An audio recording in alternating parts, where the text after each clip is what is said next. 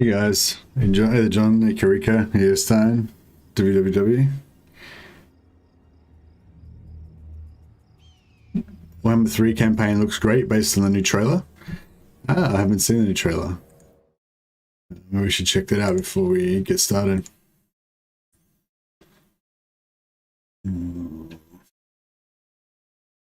Just look it up.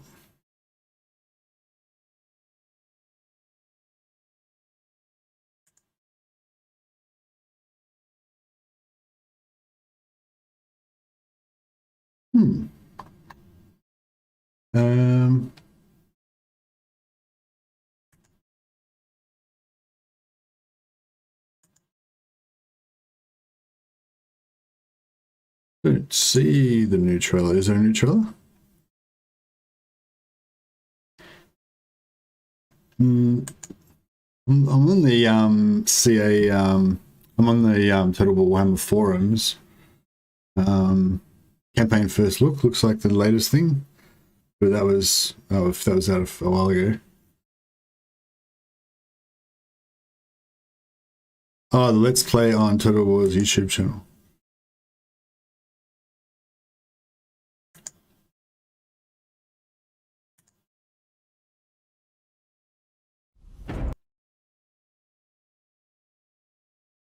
January 12th. Oh yeah, this will be it.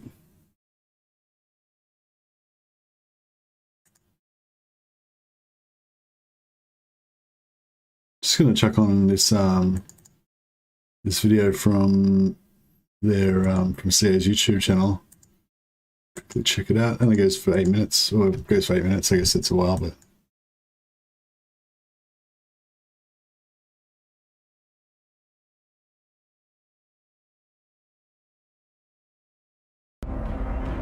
For centuries, the great Bastion has stood firm. Through Nothing's sacrifice and revolution stone-focused determination, the celestial dragon emperor and his children have staved off corruption time and time again. In the northern provinces, Miao Ying, the storm dragon, contends with the ever-looming threat of invasion, and worse, traitors amongst her own subjects. The great Bastion cannot abide a fractured defender, so our first task is to consolidate Gunpowder Road. Gunpowder Road. Is Gunpowder at the Silk Road? Puts us at an immediate advantage and sandwiches the rebels between our cavalry and the bulk of our forces. Thanks to our sky junk and superior ranged capabilities, the rebels are easily dispatched and subsequently executed. The defense effort has need. The only way through the Bastion is 3 key gates. When Chaos invasions come, it's these locations that take the brunt of the attacks. We'll need to secure Snakegate and ensure our allies are strong enough to shoulder their own burdens. I feel like the colors look a little bit too over taking care of the rest of the rebels. Like over like yeah, it looks weird. Yeah, the UI looks weird. Yeah, that's another way of saying it. Yeah, no, you know what I mean. Just like the red and the green and everything looks kind of too bright and full on. We'll need to pay close attention to our harmony. We'll build a labor conscription bureau and a conscription office. Saturated. Yeah, it looks a bit too saturated. And bonuses to our young. With hey, Big Road returned to order and more potential rivals discovered in the west, we'll turn our focus to Snakegate and fortifying the Bastion. We'll begin by issuing the Storm Dragon's Edict commandment, lowering corruption, bolstering defense, and decreasing our enemy's movement range. Unfortunately, whilst we were distracted with internal affairs, a Chaos warband entered Grand Cathay through the demolished Snake Gate. We'll need to face them head-on. Before more conflict is had, we'll want additional funds to maintain our growing army. Making use of the Ivory Road, we'll dispatch a caravan to trade with distant cultures. Oh, okay, this is the caravan mechanic. Risk, but the potential rewards are more than worth it. So what are those, they're like little roads? Like, I might have to go, I can watch some of this again. Driving them away. We'll colonize Snakegate, ensuring that future invasions are not so easy. Here we turn Miao Ying to her true purpose, the unyielding protection of Grand Cathay. To aid in our defense of the Bastion, we'll align the Wujing compass to match our current goals. Isn't that Dowie? No, we'll get to the Dowie soon. Hey, Bearings. Just, this new video came out from CA, so I thought we'd check this out first. Northwest to hasten their recovery. We'll also set the Western Great Bastion's commandment to the Bastion Restored for the added casualty replenishment rate. Turmoil as our caravan is ambushed and held under threat of violence. We'll refuse to negotiate with ogres and order the caravan to protect itself. That's a cool ogre lord model. Is that a new model?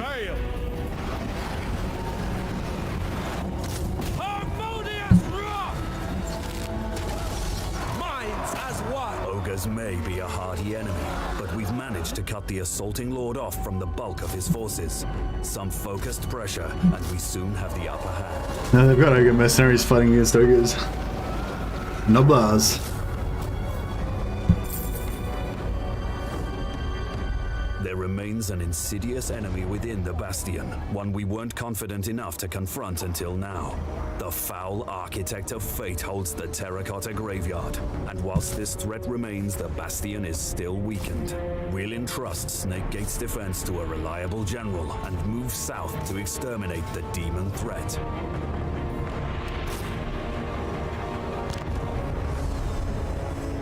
Master of Tempest.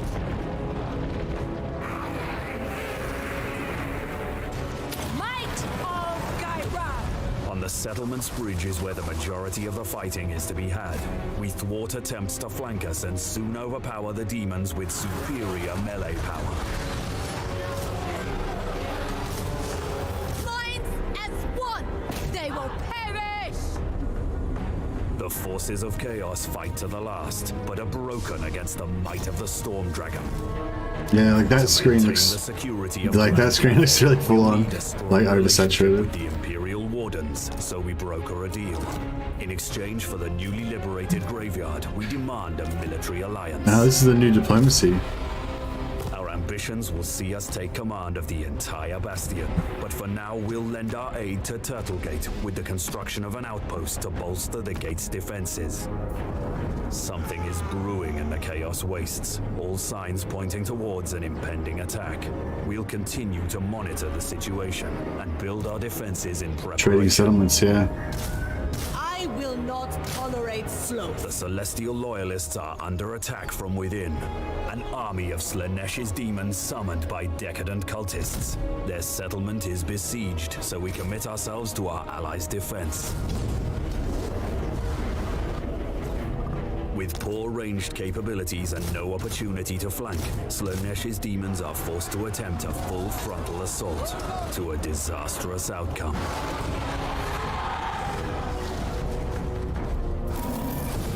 Slaanesh's forces are a trifling thing this time, and they're easily dealt with. But whilst we were distracted, a Tzeentch host amassed outside of Snake That Gate. Lord, that Tzeentch, I mean, that Slaanesh Lord looked really cool. The journey across Cathay is long, but we arrive in time to face the demons. Kairos Fateweaver marches on Snakegate, intent on breaching the Bastion and laying waste to Cathay beyond. The ruinous powers knock upon our gates, but these guests are not welcome! Send them from our threshold with the steel in your hands and in your hearts.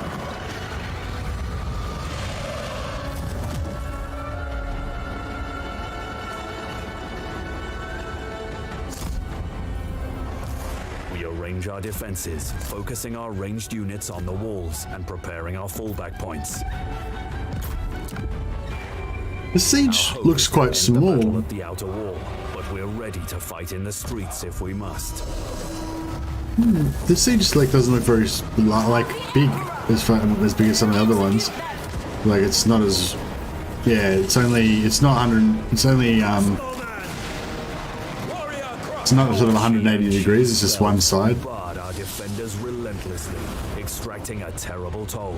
Looks about the same size as a normal. Looks even smaller than a normal siege. Against the might of the Storm Dragon. Like the walls only got 4 towers. Oh, maybe it's 6. Is it 6 towers? The invasion invasion is repelled. The Great Bastion still stands, and the northern provinces' continued survival is ensured. For now. But where we set our eyes northward, we failed to monitor the situation to the west. Whilst our back was turned, invaders from the Mountains of Morn annihilated the dissenter lords of Jin Shin. The dwindling taste of victory turns sour as Miao Ying realizes bitterly that her campaign to protect Cathay's version of Empire Forts. Yeah, maybe. Well, that was actually pretty interesting. There's a few pretty interesting parts in that. I thought the trade part was really interesting. I don't know if we can find it now.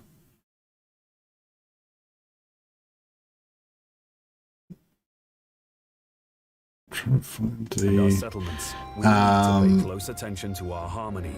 We'll build a labor conscription. I think it only flashed up for a little while, but there was like a with distant cultures. Caravans come with plenty of risk. Yeah, this part. Potential distant culture growing army. Want additional funds to maintain our growing army, making use of the Ivory Road. So there's these little to trade with distant cultures. like roads, I Caravans come with guess. plenty of risk, but the potential rewards are more than worth it. With our army bolstered and extra funds income of the Ivory Road, we'll dispatch a caravan to trade with distant cultures. Caravans come with plenty of risk, but the potential rewards Yeah, are so it looks like there's roads, but you can't see all of the road. Like maybe there's stuff hidden in between that. Will caravans like explore that as they go, or what's going on? And those little sword fights, like, does that mean you're definitely going to get into a battle on the way in between there, or like that? Is that like an encounter on the road or something like that? Geomantic Web version 2. Oh yeah, I guess it's kind of like that. Wow, that's pretty interesting. Ensuring that caravan to trade. Army bolstered and extra funds incoming. We'll assault the invaders, driving them away. Chaos Rebels. Oh yeah, so there's Chaos Rebels here. Oh no, this is like I don't know, are they rebels or are they, is that like a rogue army type thing? Like the banner looks like a rogue army with the chaos symbol. Wonder how many of these mechanics translate to Mortal Empire's campaign. Yeah, me too. Well, I feel like anything that's unique to the faction, I think they would still have it. You know, they would still have it. Future invasions are not Hostile army military. Kurgan Warband and the dreaded Woe. There's an alliance between these guys, the Kurgan Warband and the dreaded Woe. It's interesting. Not so easy. Here we turn Miao Ying to her true purpose, the unyielding protection of Grand Cathay. To aid in our defense of the Bastion, we'll align the Wujing compass to match our current goals. And then there was also that diplomacy. To Turtlegate with the command under military alliance. Our ambitions will see us take command of the entire Bastion, but for now we'll lend our aid to Turtlegate with the construction of an outpost to bolster the gate's defenses. Something is brewing in the Chaos Wastes. All signs point to where the majority What the fuck's going on there? So the last, but are broken against the might of the Storm Dragon. To maintain the security of Grand. So this is diplomacy screen. Yeah, so diplomacy screen got quick deal. So that's the same. That's that same thing from Three Kingdoms, where it'll just, you know, tell you how much money you need to spend to get it. This kind of looks normalish.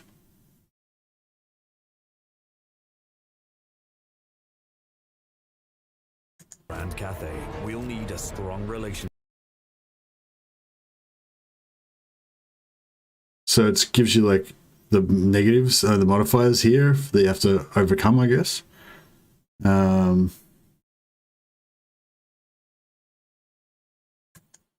With the Imperial Trade settlements. Wardens, so we broker a deal. Yeah, this shows you how much positive you've got, so I guess we could ask for money or whatever. Exchange for the newly liberated graveyard. Okay. Oh yeah, it's got this 15.2 down here, which is like how likely they are to accept it, I guess. Demand a military alliance. Oh, they accept it. Our ambitions will see us take command of the entire battle. Oh yeah, so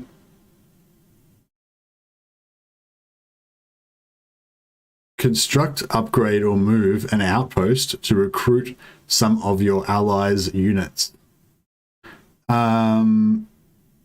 What? Is that... So... Is that only for... Is that only for allies that are the same race, or can you just do that with any race? That's pretty crazy. Bastion, but for Recruitable units. Okay, so it's sort of certain units that you can request from allies. Mercs, in other words, then yeah, I guess, okay. now we'll lend our aid to Turtlegate with the construction of an outpost to bolster the gate's defenses. Something is brewing in the Chaos Wastes, all signs pointing towards an impending attack. We'll continue to monitor the situation and build our defenses in preparation. I will not tolerate sloth. The Celestial Loyalists are under attack The from recruitment within. just look like kind of An normal. army of Slaanesh's This demons model of this summoned by Slaanesh decadent lord looks pretty cultists. cool. Their settlement is besieged, so we commit ourselves to our allies' defense. Looks like the vassal system from Rome too. Yeah, that's what I was thinking, like the vassal system from Attila. That's kind of like I first thought as well. They're kind of cool. To a disastrous Like your army, if you had your army in like allied territory, you could recruit their stuff. Slaanesh's forces are a trifling thing this time, and they're easy. Some quick flank frequently executed attacks. But first, we'll be taking care of the rest of the rebels. Snakegate and ensure our allies are strong enough to shoulder their own burdens. But first, we'll be taking care of the rest of the rebels. Close attention both for the growth, control, and bonuses to our young. With Gunpowder Road returned to order. Oh, so Gunpowder Road is just a normal province. In the west, we'll turn Ivory our Road's focus to the... Snakegate. Dragon's Edict commandment. Whilst we were distracted, we'll need to face them head-on. Before more conflict is had, we'll want additional funds to maintain our growing army. Making use of the Ivory Road, we'll dispatch a caravan to trade with distant cultures. Caravans come with plenty of risk, but the potential rewards are more than worth it. With our army bolstered and extras driving them away. Snake Gate, we turn Miao Ying of Grand Cathay Bastion with goals. Each of the four directions suffered from. We'll also set the Western Great Bastion's command. It kind of just overall it feels like from this video anyway, it feels like Cathay has like a lot of stuff to do on the campaign map. As our caravan is ambushed and held under threat of violence. Oil as our caravan. Caravan encounter hungry ogres.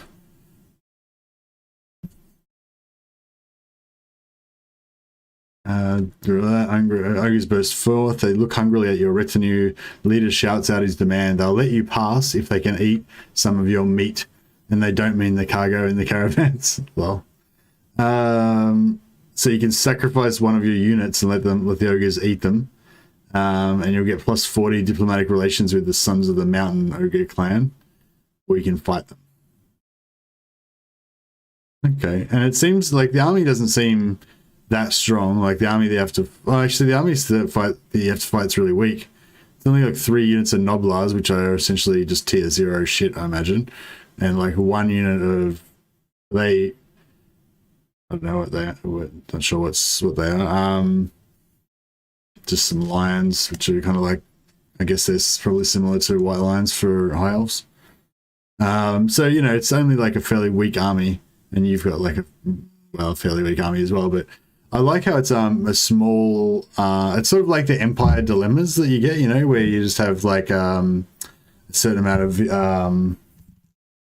have a certain amount of like a small force versus a small force of theirs. You know, kind of like the Empire dilemmas where you defend the settlements. I think there's a tech to get better caravan armies. Yeah, that sounds right. Yeah, it looks like ogre man-eater pistols. Yeah. Turmoil as our caravan is ambushed and held under threat of violence and to protect itself. Yeah, this looks like a new ogre general model. I don't know if we've seen him before. He looks pretty cool. Threat of violence. We'll refuse to negotiate with ogres and order the caravan to protect itself. Move in harmony, and we shall. Minds as one. Ogres may be a hardy enemy, but we've managed to cut the assaulting lord off from the bulk of his forces. Oh, there's some iron guts I saw there. And we soon have the upper hand. Oh, maybe there's... I don't know what's going on there. Remains the foul architect threat remains south to exterminate the demon threat. Tempest. Cathay is looking pretty interesting. Is where the majority of the fight happens with superior melee power. Might of the Storm Dragon. I hope that the I hope the Chaos factions feel as fleshed out as this. A strong relationship with the Imperial Wardens, so we broker a deal. In exchange for the Map kind of looks like a pretty big area that she's controlling here. Yeah. Our ambitions will see us take command. Infantry's looking so sick, better and better as time goes on. Now we'll lend our aid to Turtlegate with the construction of an outpost to bolster the gate's Yeah, defenses. I'm not really sure what Something is they mean by construction of an outpost. We'll lend our aid to Turtlegate with the construction of an alliance. Is an outpost like just a settlement? Or we demand a military alliance. like what do they mean by building an outpost? Will see us take command of the entire Bastion, but for now. So is an outpost like a new thing? Allied settlement. Right, so oh shit. So they retain ownership of it because it's an allied settlement, but we can build an outpost in their settlement? Is that what's going on? Assuming an outpost just means you can recruit units from that region. Maybe. I don't know. It sounded like they said they were building an outpost, or maybe they just mean... Our ambitions will see us take command of the entire Bastion, but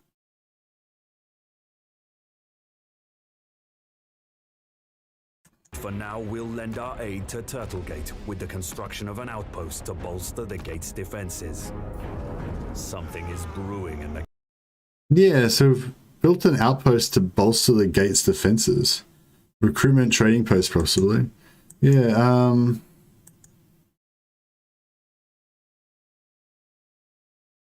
construct outposts. This will provide recruitment of the listed units from your ally using their allegiances, and will provide the settlement's garrisons with additional units.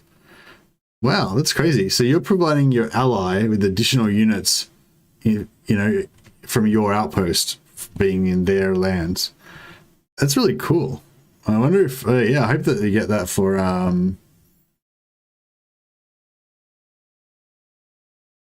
the gate's defenses.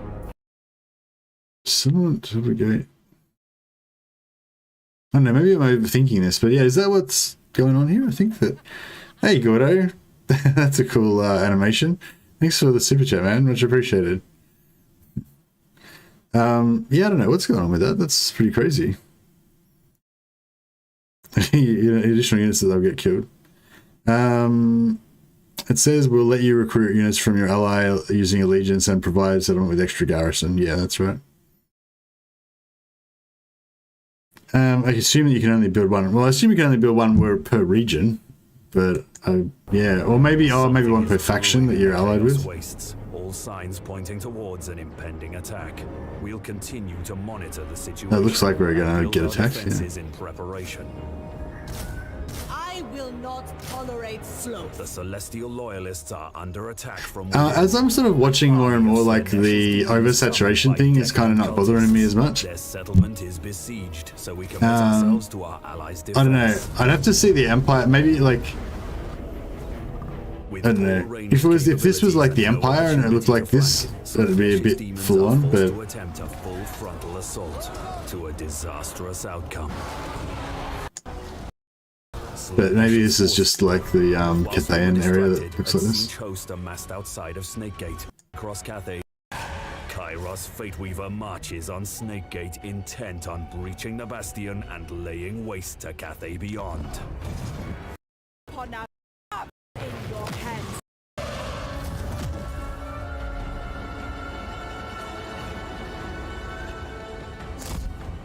Are you sure you're just not used to your dark reshader? No. My reshader makes the colors more vibrant. The regular game is less saturated than my game. Like I actually make my game more saturated, and this is more saturated again than mine. See, that doesn't look too saturated, whereas this does. Depends, like, yeah, which viewpoint. They could be just using something to like reset to oversaturate this video. It might not be how it actually is in game. Because like that doesn't look too oversaturated. Like the buildings and stuff.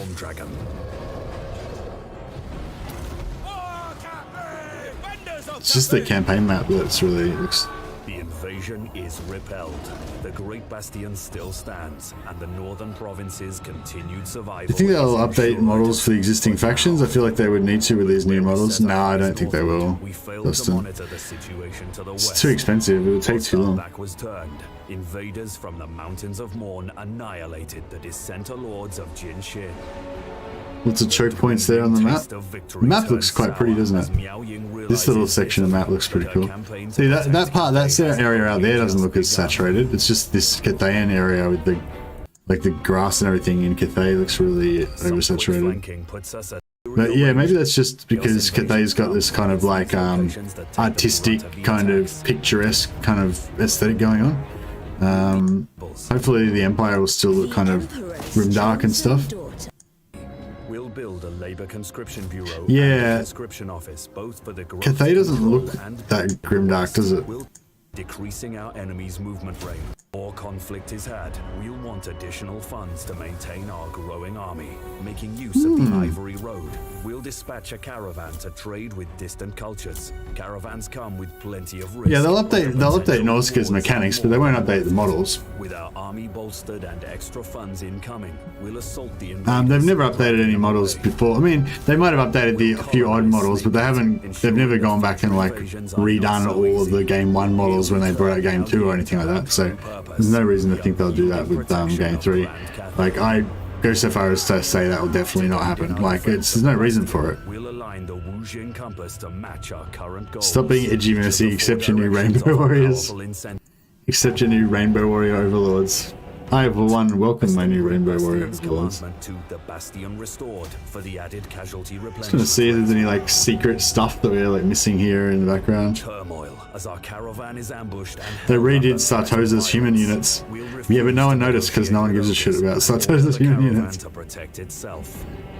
No, that's a good example of what I was saying, Nicholas. There's a few odd units that they've gone back and redone, but they didn't do that because a new game came out, you know.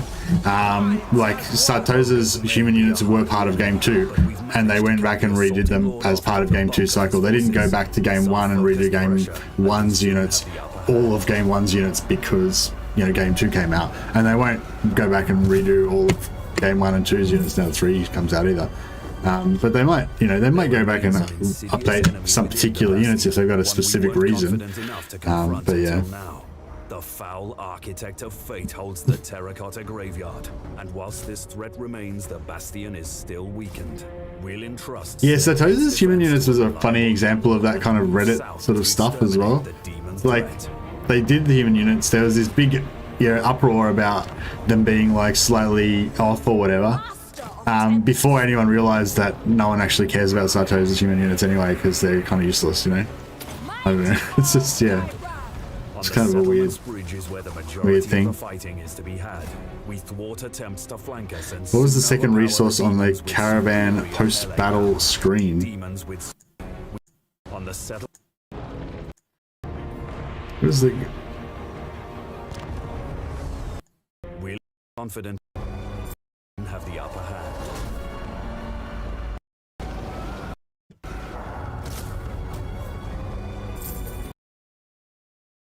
Second resource? Where? What? This plus 1550? Oh, yeah, I don't know. So Toza has human units? Question mark? Yeah, exactly, see? 1k plus things star resource. Yeah, I don't know. It looks like maybe there's like a little beer. I don't know. There's some like item in the middle of the star.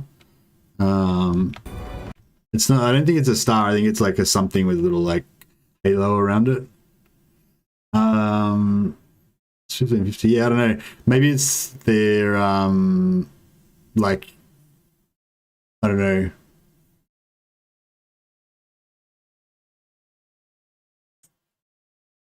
Oh yeah, it is slightly zoomed in. Thanks.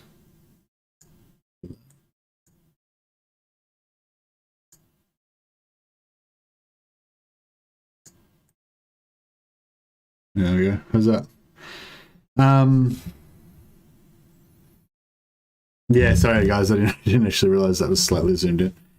Yeah, this I don't know what this mechanic is, but it'll be yeah, it'll be some sort of faction specific thing that Cathay gets, I think.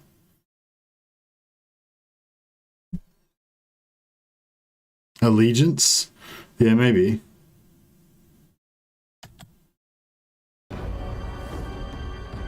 There remains an insidious enemy within the Bastion, one we weren't confident enough to confront until now.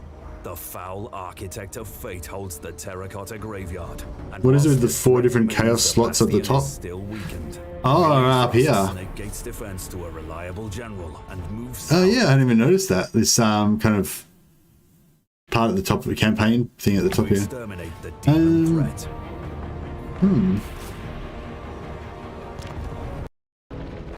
On the forces So, of see, Fate's look at defense another of those.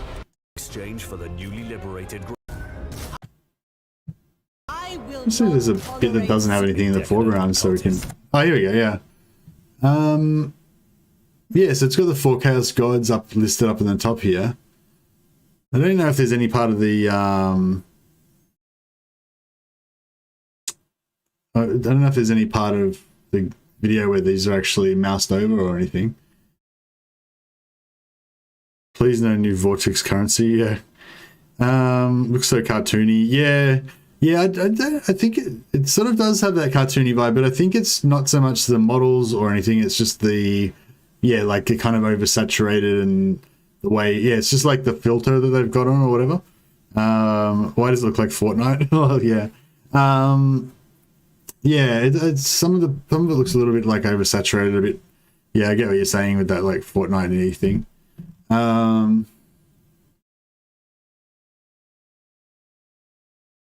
How dope is the Outpost feature? Yeah, I'm interested to see how it will be. I don't know. At the same time, I'm kind of worried that, you know, it'll be exploitable and not good. But I don't know.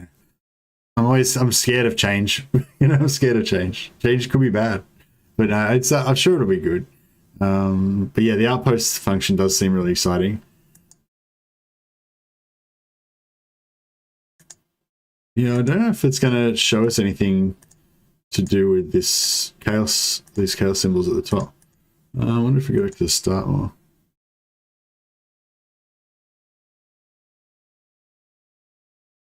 So here it's not showing anything of the chaos at the top. Not showing anything here. Maybe, yeah, maybe there's like an overarching campaign mechanic in the game about chaos invading and different factions of chaos becoming stronger and stuff like that, regardless, even if you're not playing as chaos, that still affects you. I'm guessing that must be what's going on. Like it, maybe it's like it might just be like global corruption, because all the Chaos factions have a mechanic that interacts with their global corruption, which I think is just like how much corruption they've got in the whole world combined, like all the different regions or whatever. So yeah, so I'm guessing it's, yeah, maybe they start as dormant. Yeah, that could be it. Maybe they sort of pop up. What's this, turn 18? We'll see if like later in the campaign when you see, here we go. So yeah, turn 18, it's covered up. Turn 25, you can actually see it. Wonder if it's actually tied to the Bastion mechanics, so you know which factions are about to invade. Oh, okay, maybe, yeah, maybe it's like got a little, if you mouse over it, it gives you like a timer of how long till they attack or something like that.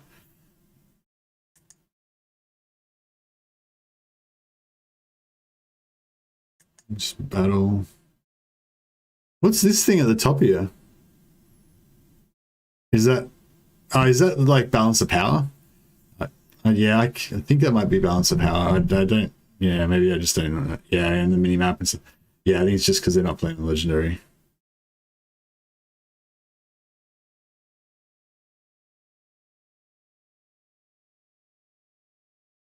Yeah, like that does look, it looks pretty oversaturated and just like weird kind of cartoony, like an anime or something, doesn't it? But yeah, I kind of feel like it's partly it's these interface option things that kind of look a bit too bright or something. But also just I just think this flora and fauna is just the Cathayan art style. Like that's just what Cathay looks like. Whereas I think if you're in Empire or you're in like, you know, the Khemri like desert lands or whatever, I think it would not look as bright and colorful as this. You know, either that or it's just like a shader that's over the top of it, and you know, it may not look the same on your game. So yeah, I don't know if that whole like oversaturation thing will be as bad as we think. So it sort of doesn't look too bad on this screen.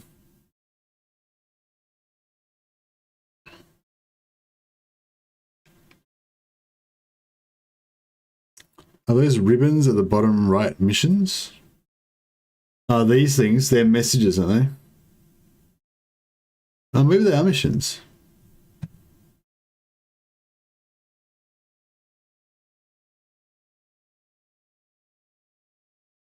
Yeah. Wait, so it looks like they've got that highlighted and that highlighted. See that they have like two things highlighted? So maybe...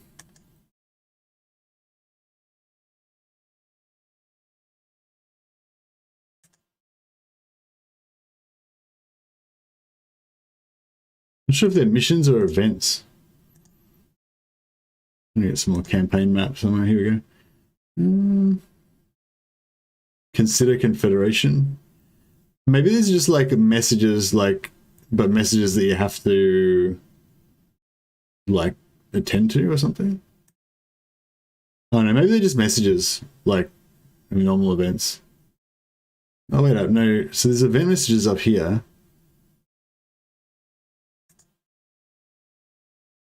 What's that? Let's look at that.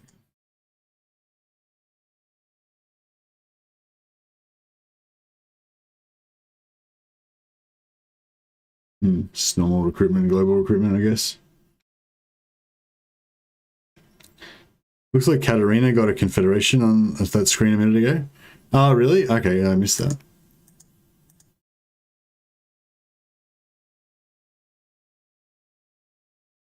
Yeah, just checking out these. So these are world events. So this one doesn't have... Oh, no, it does. I think underneath there you can see those banners and things are still... Those ribbons are still there.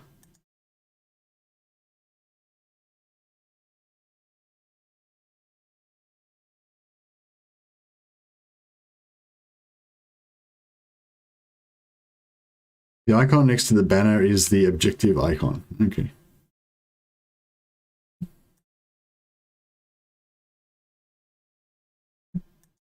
Trying to get away from all these cinematic battles so we can see the actual mechanics. The tome wakes.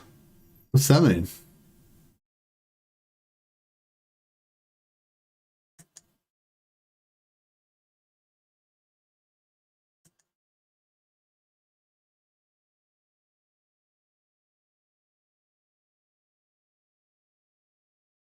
Yeah, I think these must be missions.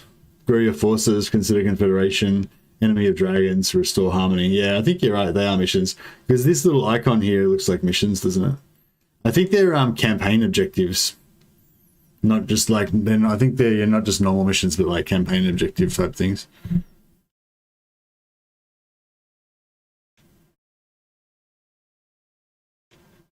Oh right, yeah, you can see down the bottom here. Yeah, good eyes, Monkey Man Fu. So yeah, you can see down here it's saying there's 4 campaign objectives, and there's the 4 campaign objectives listed there. So it's kind of what the game's telling you got to do at this time or whatever. Tutorial stuff, yeah, it's sort of like the in-game tutorial / campaign missions in the early game to kind of get you on the right path, I guess. I wonder if they'll have like laughable rewards that you can just ignore, like the ones in the current game. Actually, the campaign objectives aren't too bad. It's the random missions that are usually pretty ignorable.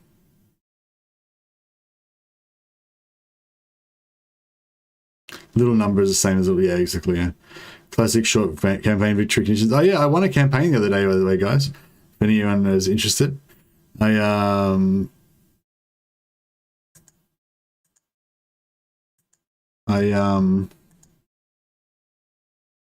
yeah, accidentally won a Warhammer 2 campaign. It's my first one ever because I never usually go for the campaign victory.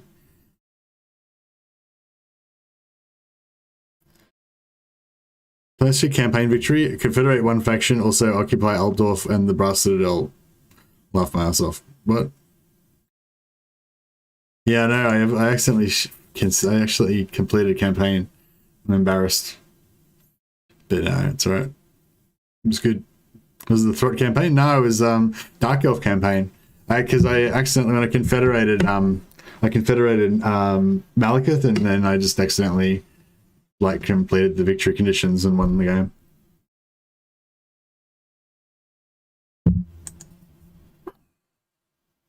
And it's only like turn 71 or turn, I'm not sure, it's fairly early anyway. I played other campaigns where I've gone up to like turn 100 and over 150 and not completed the campaign. Yeah, it's a Lockyer campaign. But yeah, I don't know, this is all pretty interesting. Was there anything else that let's have a quick look through chat and see was there anything else that anyone noticed that we should check out? Oh yeah, Katarina got a confederation. I was interested in that. I feel like, I don't know, what do you guys think? I kind of feel like I've been saying a bit that like with the new game, I feel like the factions aren't going to be quite as complete, as the ones that we're used to. So I'm gonna feel a bit like it's not like my proper ultimate campaign when I go to play these factions, because I know there'll be another couple of DLCs before we actually get their full rosters and all that kind of stuff. But having said that, like just as a standalone game, I feel like there's a lot of stuff to play around with here, a lot of new mechanics and stuff like that. So yeah, I think it'll be definitely enough to keep us interested, keep us occupied.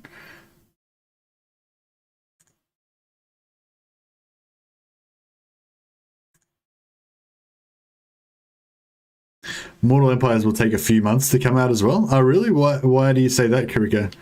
I think it only took 1 month to come out last time.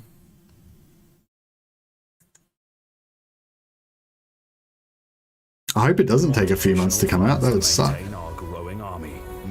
Of the Ivory Road. To be fair, Warhammer 3 seems to have a lot more going on at release than Warhammer 2 did. Plenty of risk, but the true. potential rewards are more than worth it. With our army bolstered and extra funds incoming, we'll assault the invaders. I think they said it would take longer this time. Oh, do you know where? Have you got a source for that, Karika? Do you know where they said that? And did they say anything about it?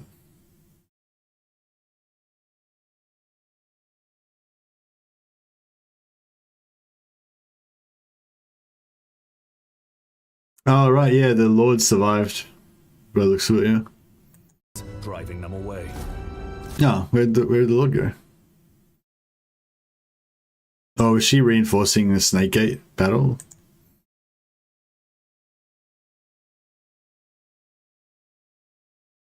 No. driving them away. Don't know. All the losing armies seem to be surviving. Okay. Maybe it's just a weird way to displays. Colonize Snakegate, ensuring that future invasions are not so easy. Here we turn Miao Ying to her true purpose, the unyielding protection of Grand Cathay. To aid in our defense of the Bastion, we'll align the Wujing compass to match our current goals. Each of the 4 directions of a powerful Fuck, I hope it's not a few but our months. Fuck, that's turn the bullshit. compass northwest to hasten. We'll also set the Western Great Bastion's commandment to the Bastion Restored for the added punishment rate. New model for the Chaos Lord? No, I didn't see any new model for Chaos Caravan Lord. is ambushed and held under threat of violence. We'll refuse to negotiate with That's a good others. point though. Like, I'm interested in Caravan all of the protect Chaos itself. parts because, like, yeah, I feel like Chaos is going to get a rework. But the Like, they basically, Chaos is going to do day 1 rework, so I don't know if they're actually going to be playable yet. Suspect that the surprise is going to be that Bellicor or somebody is the 9th playable lord for Warriors of Chaos. Maybe it is. Additional funds to maintain Maybe it's a new it doesn't look like a new model to me, but it looks like the colorization might be slightly different, but I assume that's just because it's a the faction, like the black and red. Funds to maintain our growing army. Making use of the Ivory Road, we'll dispatch a caravan to trade with distant cultures. Yeah, we're interested in anything else for... Actually, is that a Norscan lord? Bastion, the unyielding to her true purpose, the unyielding raiders driving them away. We'll colonize Snakegate, ensuring that See, like, this guy here looks kind of like a Norscan lord. But he's got the same kind of Chaos Rebels type symbol. These could be all... it's possible these guys are all different factions. But they're... I mean, they got the same banner. Oh, I think... Yeah.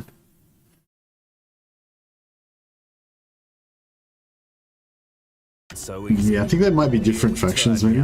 To her true purpose, the unyielding protection of Grand Cathay. Yeah, so is that guy just a normal Norscan Lord model, I think? To aid in our defense of the Bastion, we'll align the Wujing compass to match our current Hey, Click Monkey. goals. Each of the 4 directions offer power in their recovery. Yeah, I'd like to see if there's any like hints about Chaos like occupying. If anyone can see any territories that are occupied by Chaos or any interesting Chaos models or anything, like Chaos Undivided type guys.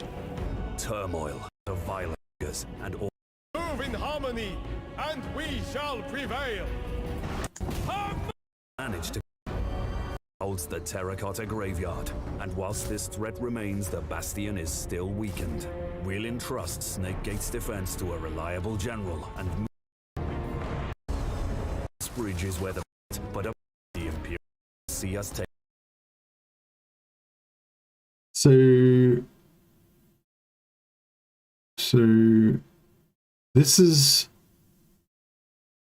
this territory is occupied by some Chaos faction. This one's occupied by... Oh, they're all Chaos factions. Oh, yeah, right. So the shield with the corner cut out is the Chaos Undivided or Warriors of Chaos symbol. So all these territories are held by Chaos at the moment. Yeah, exactly what Dash Dash said as well, yeah. All of these look like they're occupied by Warriors of Chaos. But the army symbol looks different to that, and none of these, like, even though these are occupied by these factions, I don't see any armies on the map. Oh no, there's one actually. This army here, that looks like it's... So this army here belongs to that faction that owns that settlement, but these guys don't have any armies, and these armies don't belong to the same factions that own any of those. So that's interesting.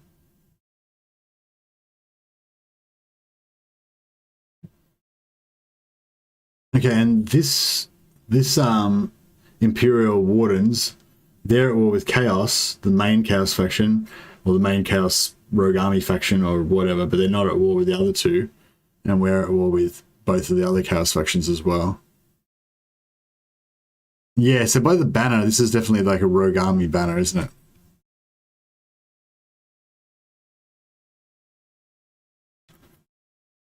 Looks like the no supply lines.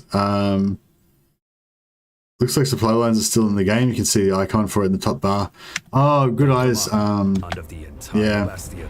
But for now, we'll lend our aid to Turtlegate. Well, that settles that then. Yeah, I was. Yeah, just recently, even though I've still been talking about it, like the idea of them possibly putting in administration and getting rid of supply lines. At the same time as I was saying that, I was kind of thinking, yeah, they're probably just going to keep supply lines because they've got too much going on at the moment to go and try and figure out a new system of doing supply lines. Like the administration system that they've got in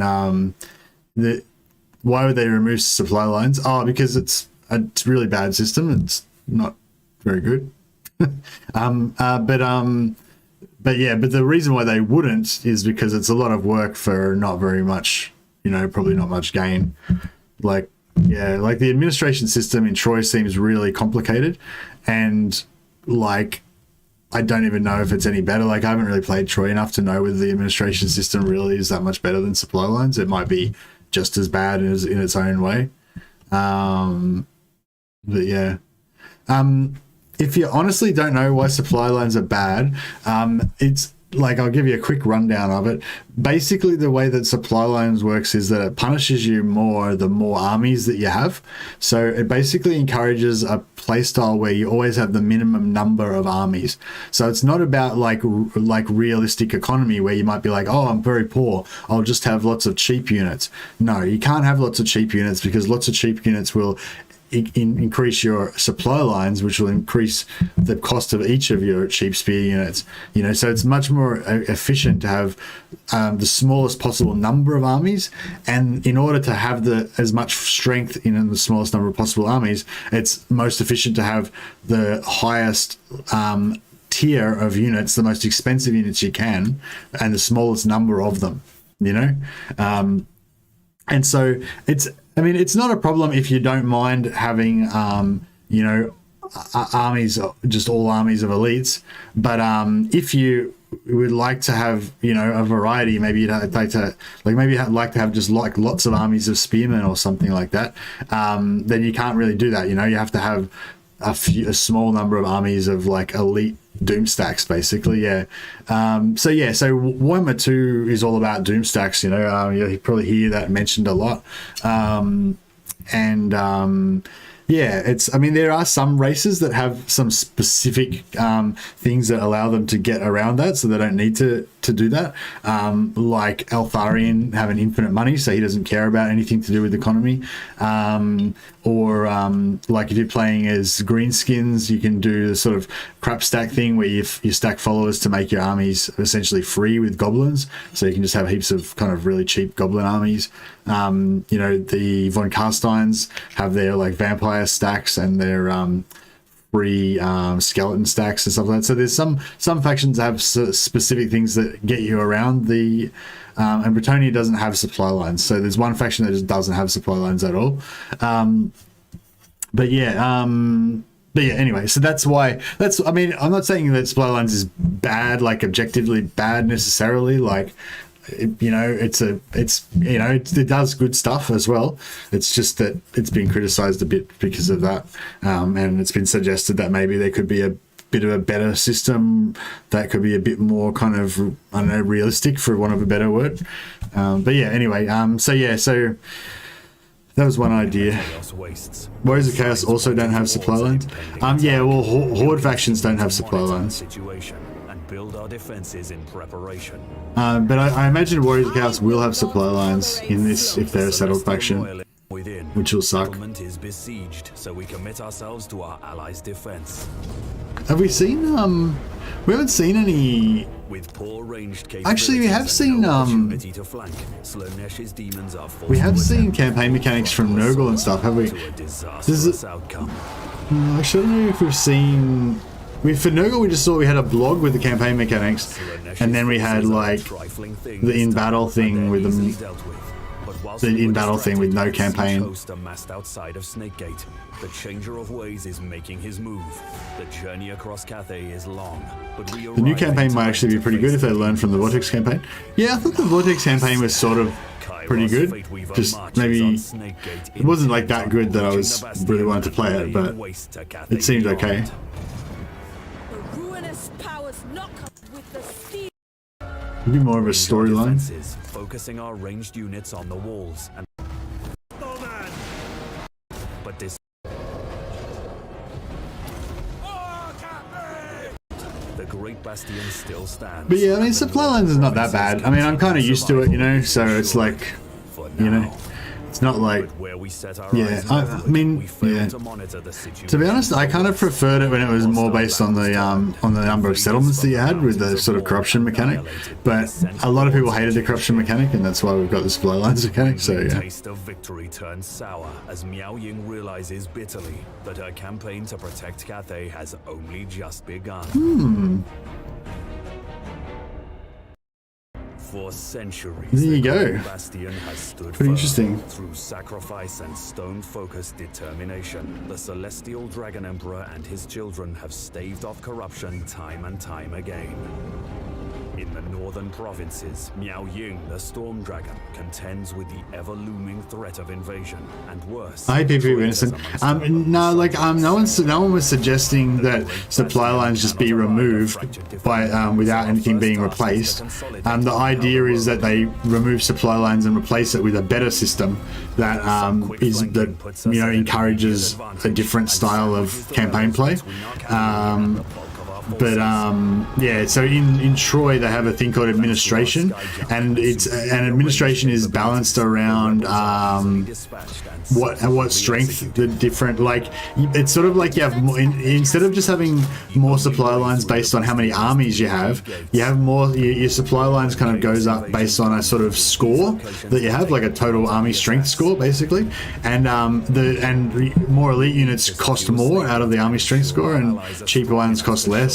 And also settlements, I think, count towards it, and also like lords and stuff like that. So basically, it's kind of combines kind of corruption with the supply lines mechanic, but it also accounts for elites and stuff like that. So it's sort of, yeah, I don't know, better somehow. What was that little thing we saw there? Oh, right, this is just, you got like an overall. There's harmony here, but then there's also this like thing that's between like a castle on one side and chaos on the other side. I guess that's like how close you are to losing or something, to chaos like taking over or something. Oh, maybe that's the bar before this starts up. If we fast forward afterwards.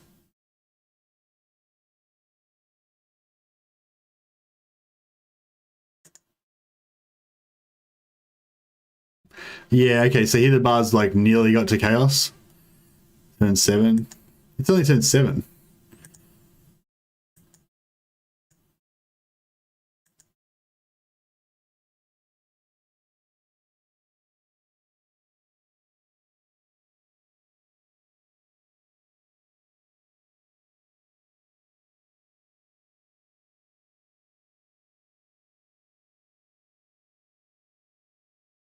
Oh, okay. So this is turn 18, and this chaos symbol's lighting up, and there's a little alarm symbol here. In the chaos wastes, all signs pointing towards an. Oh, here we go. Attack on the Great Bastion has started. Additional chaos reinforcements will arrive while the threat remains full. Oh, okay. So there's like waves of chaos invade. So, oh, okay. So it looks like this is like one of the Cathay's like unique mechanics. So they have like waves of chaos attacking them in their waves of chaos attacking them in their campaign. Lexi says, I believe Norska needs a mechanic that can get rid of supply lines for each army for conquering stuff and doing some deeds like vows. Hey Alexi. Yeah, sure.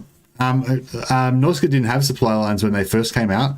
they actually added supply lines to Norska after they got released, which really sucked because Norska was actually pretty cool before they got supply lines, but yeah, once they got supply lines, they were screwed.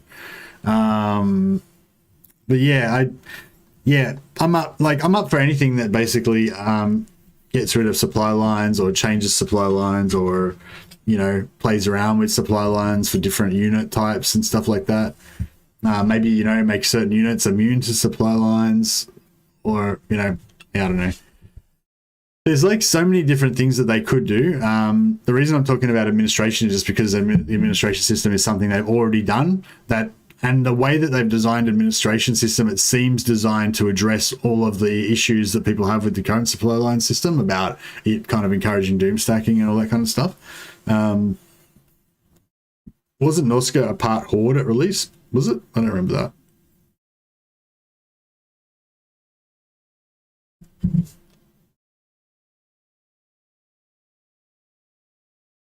Wolfheart mechanic? Which mechanic is that? It's the Imperial Suppliers. An impending attack. We'll continue to monitor the situation and build our defenses in preparation. I will not. It's still impending attack. Okay, so now we're on turn 25. Still saying that the Bastion's under attack, but now we've got the chaos symbols. Yeah, I don't know. Not sure what's going on with that.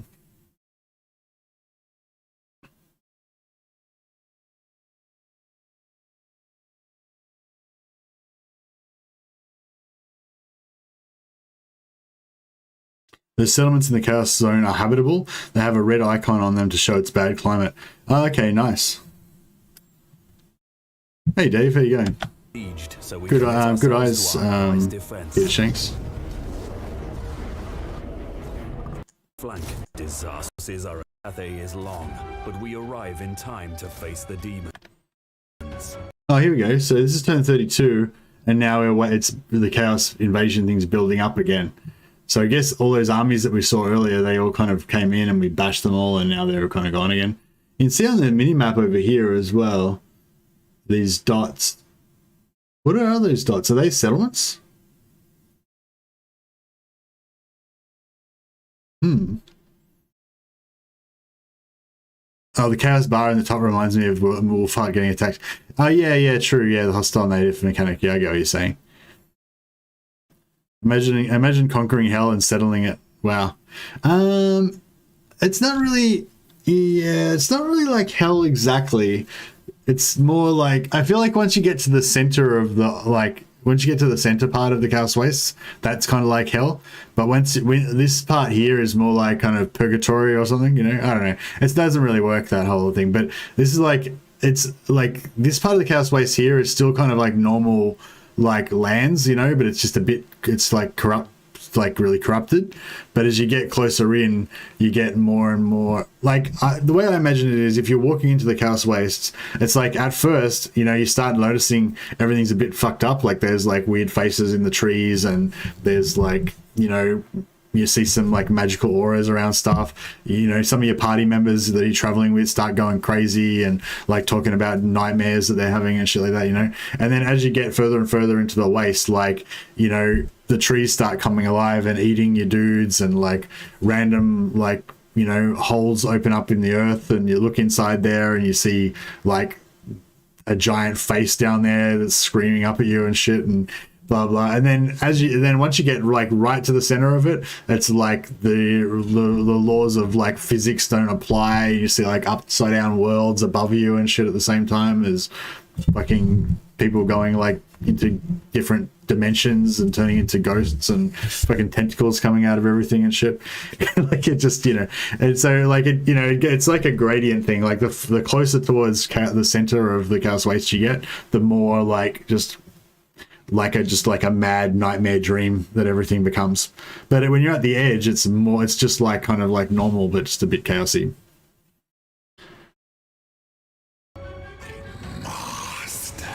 Kairos Fateweaver marches on.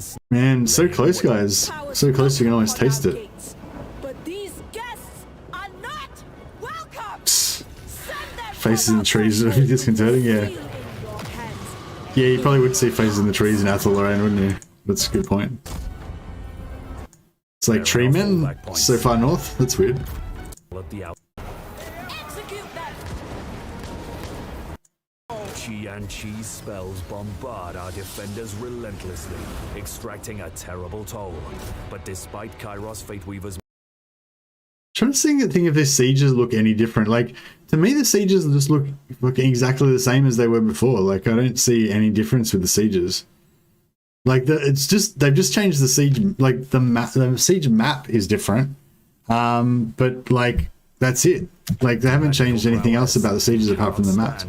Oh wait, sorry. Like, they've added in the supplies mechanic and all that kind of shit. But like, yeah, do you know what I mean? It's like they added in this extra stuff. Like they got new maps. They added in supplies. You can build towers and barricades and stuff like that. But like they just like added stuff. You know, they didn't address any of the issues with the walls and stuff. Well, yeah, maybe saying they didn't address anything is a bit incorrect. But I guess the biggest thing for me with sieges is that walls don't seem to work. You know, like. It's pretty basic, but like traditionally in a siege, the most important part of a siege is like the walls, you know? It's like the whole, like people have been building walls around their settlements since fucking day one, you know? Because it's really effective at stopping people from coming in and killing you. But yeah, in this game, it's like the walls just don't work. How cool is this? I love this little, like when I look at Cathay and I see all these little things, like this little what do you call those things? They have them in the mountains, like ski lift type things. Gondola, or no, that's not the one. Yeah, whatever. You know, it just makes me think of like this, like Princess Mononoke type, like anime, you know, world. Even though anime is Japanese, but yeah, you get the idea. The Storm Dragon contends with the evolution. Matt, did you see the recruitment panel? Yeah, I've seen heaps of recruitment panels. It was showing that the peasant units had increased upkeep and the others had lowered upkeep or something. Oh, okay. That's interesting. I wonder if maybe they have changed the supply lines, just they haven't changed like the symbol for it. Maybe they just haven't made a big deal out of it. They're just keeping it low key. I'll try and find a recruitment panel. Maybe I need to go back to the start again. And stone-focused determination, the Celestial Dragon Emperor and his children have staved off corruption time and time again. In the northern provinces, Miao Ying, the Storm Dragon, contends with the ever-looming threat of invasion, and worse, traitors amongst her own subjects. People have been building walls since day one. Alright, well, not literally since day one, but, you know. Emperor's chosen daughter.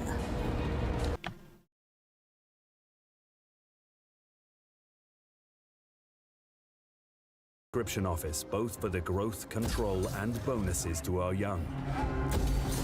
With Gunpowder Road returned to order and towers and keeps are the most important part of a defense. No, I don't think that's true, Cloak Monkey.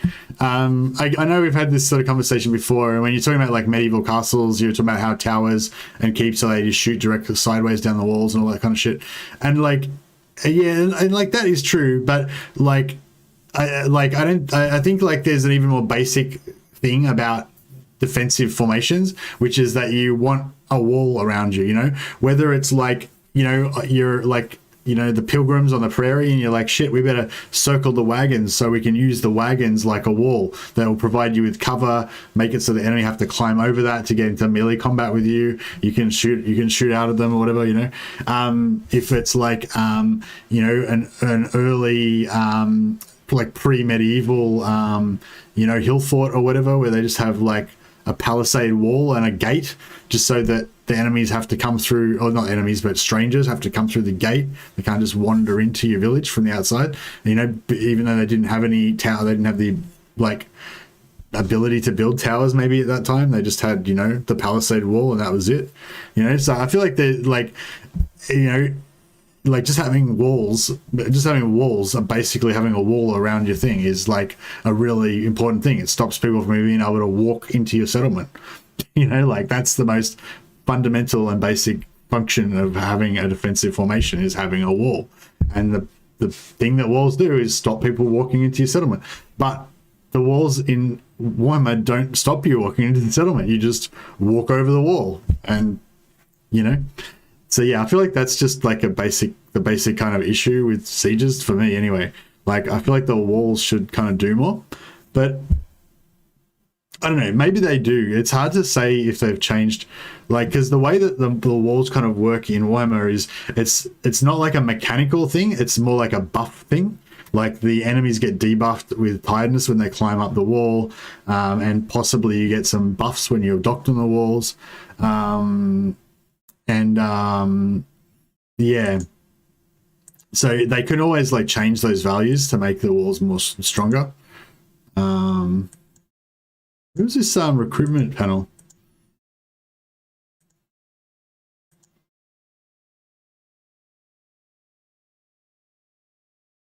I feel like I passed it already. Added casualty replenishment rate.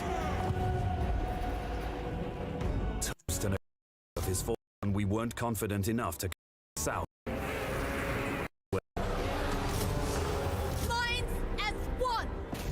I like what you're saying, but walls are harmless. You just take a ladder out of your butt and climb over it. Yeah, exactly. Removing the magical spawning ladders would work. Yeah, I thought it was really immersive and cool, like in medieval, how, you know, your dudes had to carry ladders up and push them up onto the walls, and if you like if you killed that unit that was holding the ladders, like another unit had to come and try and grab the same ladder, and you know, it kind of just has that real like kind of desperation of a real siege kind of vibe.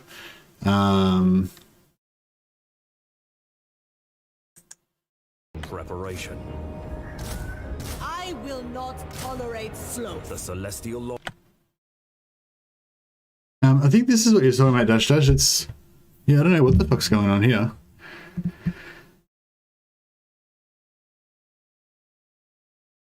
So, I guess it's just simple. It's just that you've got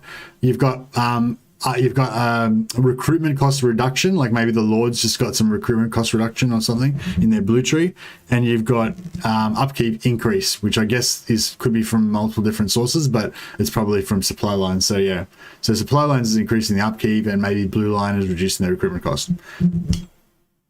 That one is different. Oh, this is not the one you're talking about. Was it one from right at the early recruitment before the final battle? Okay.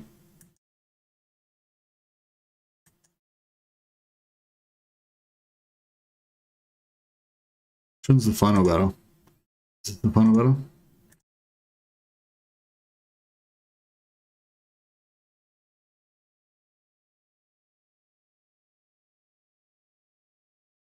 Oh, here we go.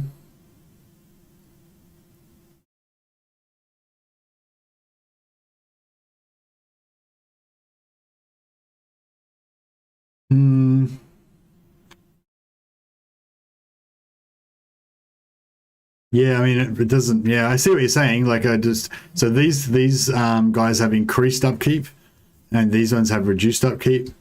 It seems like all the yin,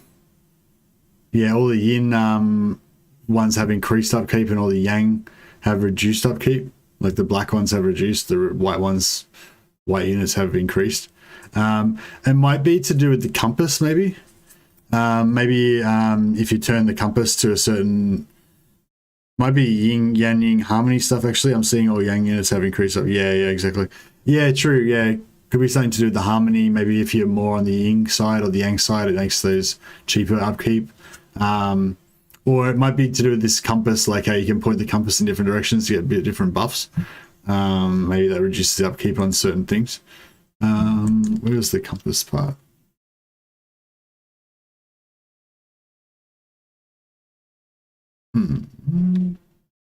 Celestial Dragon provinces of invasion defender, so our first time cavalry and the bulk of our forces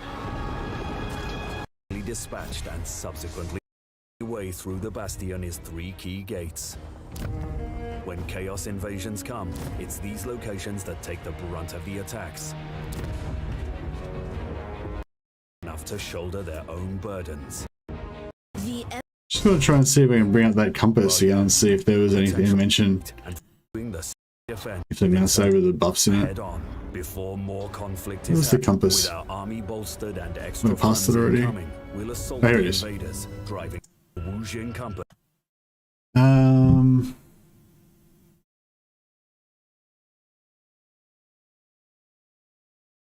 No, it's not.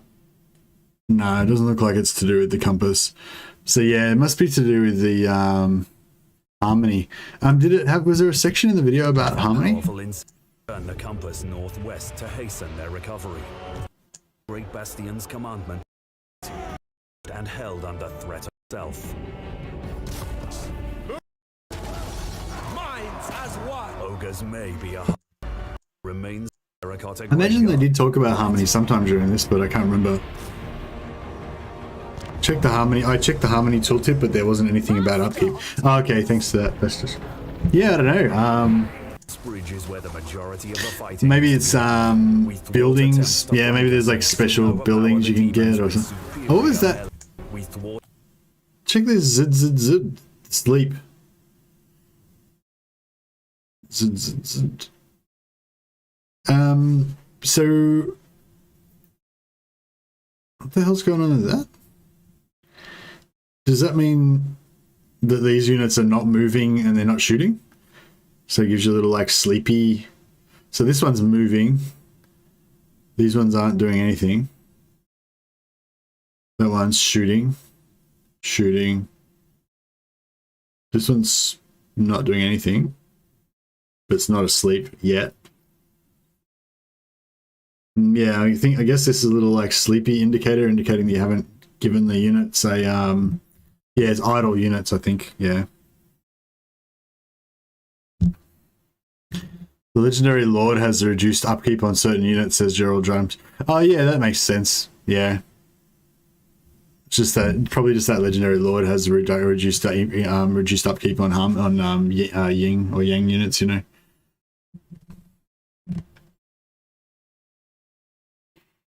The left ones are fighting there. Oh yeah, these ones are actually in combat. So what's the zizzing about? Shh, they're taking a siesta, yeah. what attempts to flank us and soon overpower the demons. I don't know with what's going on with that. melee power. Yeah, yeah. Maybe. Minds as one. They will perish. Sweetest.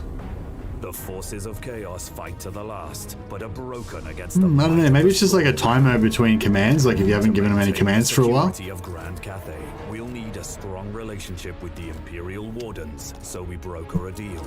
In exchange for the newly liberated graveyard, we demand a military alliance. Maybe no attack order given. Yeah, maybe it's just no orders have been given to that unit for a certain amount of time.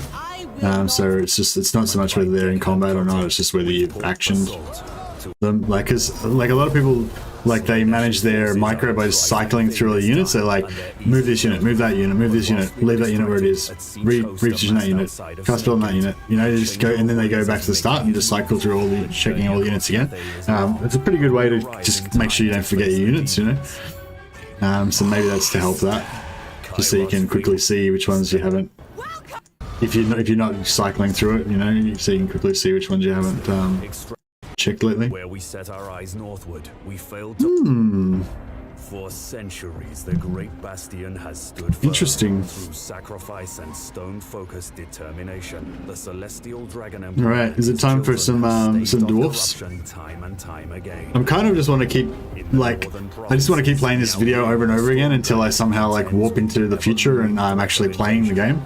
You know, but I've gotten old enough to know that even though emotionally I have that feeling that if I just keep playing the video over and over again, I'll be playing the game. I know that in reality I won't. I'll just be still frustrated that I can't play the game. You know, like at the end of that. Immediate advantage and sandwiches the rebels between our cavalry and the bulk of our forces.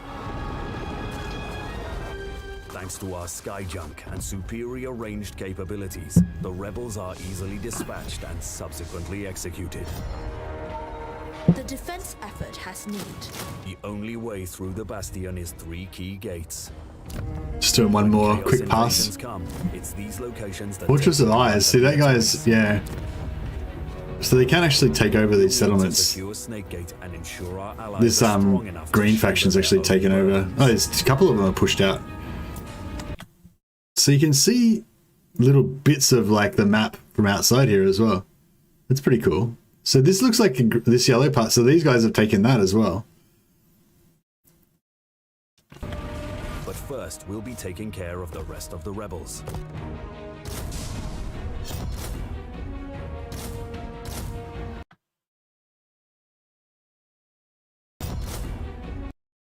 Yeah, so here you can see everything's default because they don't have any supply lines yet, except for these two are reduced because she's got this legendary lord has got a reduction for Yang. So she's got the different reduction. The other one was the other way around, I think, wasn't it?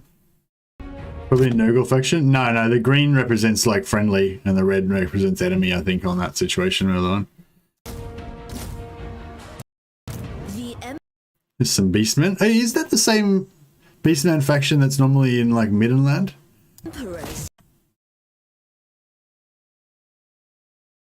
Chosen daughter.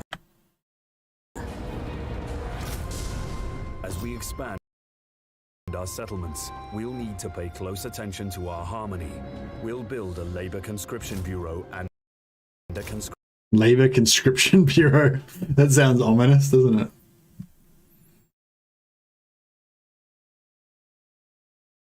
Military alliance negotiated with Kurgan Warband. See, I don't know. It's weird. That symbol looks like it's a rogue army symbol for the chaos, but then it's sort of, I don't know. Conscription office, both for the growth, control, and bonuses to our young. With Gunpowder Road returned to order and more potential rivals discovered in the west, we'll turn our focus to Snake. Oh yeah, see that? They got Skaven corruption on the rise. Really high. So there's a hidden Skaven faction. Was there ruins somewhere? Settlements. We'll need to see pay any close ruins? Attention to our harmony. We'll where are these Skaven hiding out? I didn't see any ruins. The conscription office, both for the growth, control, and something Horn Tribe. Yeah, that's right. Yeah. With Gunpowder Road returned to order and more. Oh yeah, there's ruins. Tai Zoo. There's Skavens there because we can see the corruption. Potential rivals discovered in the west. We'll turn our focus to Snakegate and fortifying the Bastion. We'll begin by issuing the Storm Dragon's Edict commandment, lowering corruption, bolstering defense, and decreasing our enemy's movement. New growth indicator looks pretty sexy.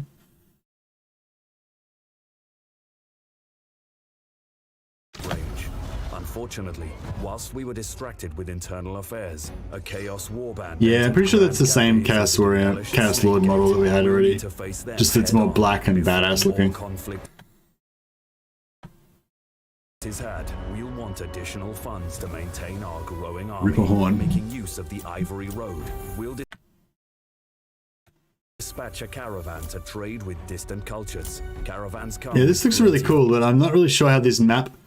Like, the map, I don't really get how this map interacts with the real map. Like, risk, but the potential rewards are more than worth it. With our army bolstered and maybe if it was later in the campaign and we had more of the map uncovered, it would be a bit more. We'll colonize Snakegate, ensuring that future invasions are not so easy. Here we turn Meow. Oh, so the bastions can have four. The bastions, like minor settlements, can have 4 different things in them. They're not just single province things. The single settlement things, like the fortresses that we have in Warhammer 2. I wonder if they'll actually change the fortresses to be like 4 things like this, or if it'll only be the Great Bastion. That'd be cool if they went back into the old world parts of the map and upgraded them as well. To aid in our defense of the Bastion, we'll align the Wuxing company. I'm trying to think how much of this will like not be in Mortal Empires. So I'd say that the whole like this thing at the top with the Great Bastion being attacked and everything, I'd say that won't be in the base game. Oops. Yeah, like this attack indicator and whatever, I guess that won't be in Mortal Empires. For the added casualty replenishment rate. Turmoil as our caravan is ambushed and held under threat of violence. We'll refuse to negotiate with ogres and order the...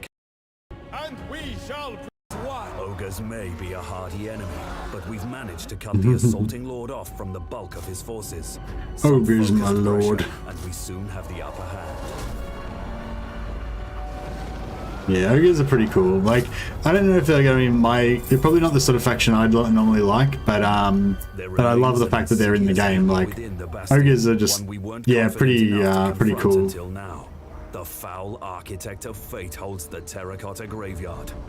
Trust Snakegate's defense to like, I need ogres in my Warhammer Fantasy world, you know. The demon threat. We've seen all these units before, haven't we? Yeah. Master of Tempest. Looks a bit more like Troy. Yeah. Yeah, it definitely looks a bit more, is it going to be double action? Yeah, I'm just about to start. I was just doing like one more run through, but I think we've pretty much covered everything in the video now. I think we can keep, like, you know, you guys can keep chatting about it in the as we continue on with the campaign. Kairos Fateweaver marches on. Magical is repelled. Interesting. The Great Bastion still stands, and the northern province's continued survival is ensured. For all right. Well, that's that. Thanks for you know, all your comments and stuff on that. That was pretty interesting. You summoned me. Right. We just got a rune bearer last turn. So I'm just going to put that on this guy. And Thorek. So he's got the increased movement speed. Finally. I'm trying to get that the whole game.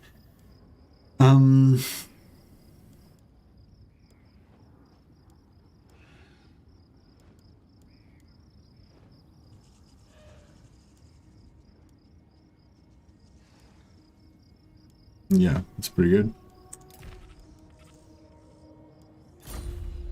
Yeah, so basically we're on a bit of a rampage at the moment. We just smashed up the Misty Mountain goblins, and now we're gonna head over here. We might just underway over to there. Yeah, nice. We'll assault Karak Zron next. Karak, sorry. We'll start some shit with these Crooked Moon mutinous gits. We fear them not. Getting on with what's important, that's right.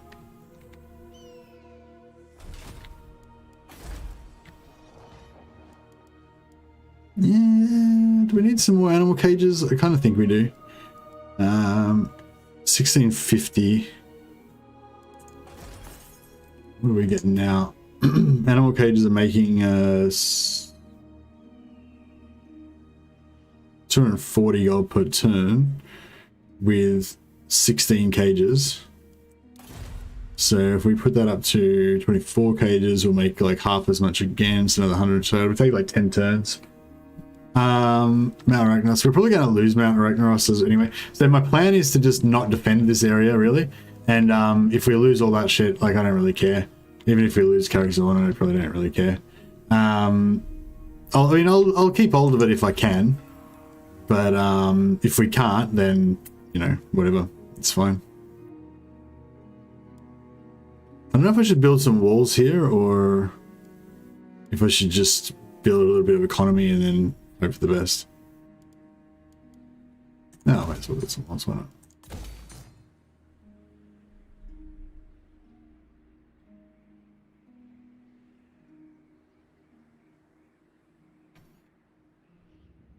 Yes. Yeah, we'll put him inside the oh yeah, see, you have to choose between either scouting to increase the chances of getting a magic item or sharpen weapons. So yeah, it's kind of shit. Agreed. I've cast the runes. That's what I was talking about. But I think if you upgrade it like without like leaving the army, so somebody gave me bad advice. They said that was not the case, but it is the case. But yeah, so you only get either scouting, hardened armor, or sharpened weapons. You can't get all three. I mean, you can't get two of them. But I think if you level this up while you're in the army, then you do get it. And unless maybe over the end turn it'll come on. But I don't think so.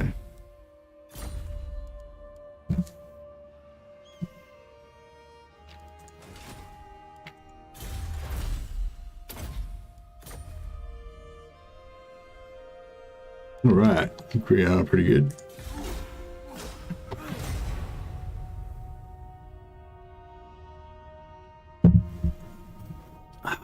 Our last defenders went to war with Court of Liberus.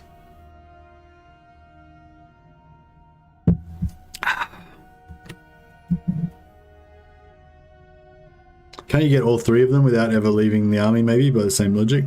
Don't know. Maybe. You go to exit army, re-enter, and choose the hero's function. Yeah, that's what I just did.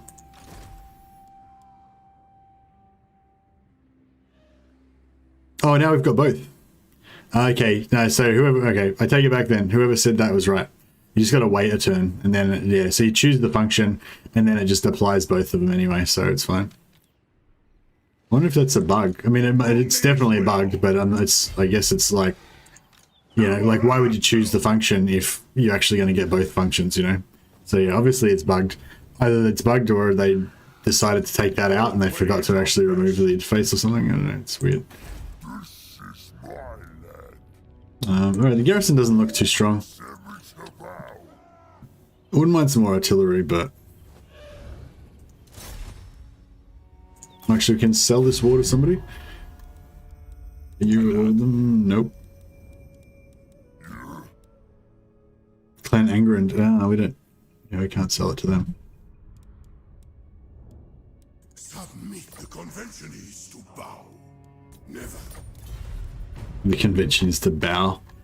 That's right. Dwarves are already so close to the ground, there's like no reason to bow.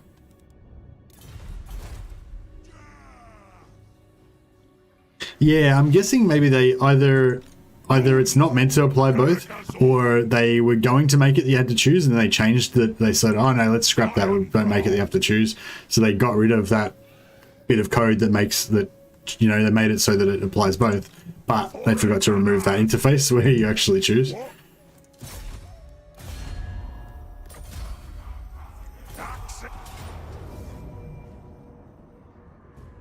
Oh wow, it says hi, but we can actually do it. I don't know, we would lose the warriors.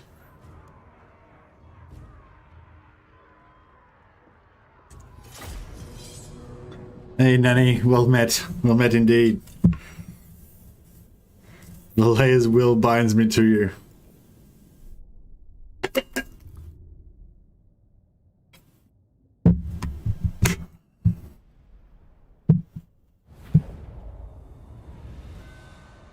No, I don't want to meet them now, Dash because I haven't got the High King's Authority technology researched yet. I want to wait till I get the High King's Authority so I can start off with the +30 relations. Otherwise it'll just take like a few, it'll take like 5 turns or more to actually tick up in relations. From the, yeah, anyway, it probably wasn't a serious suggestion, so I'll stop talking about it.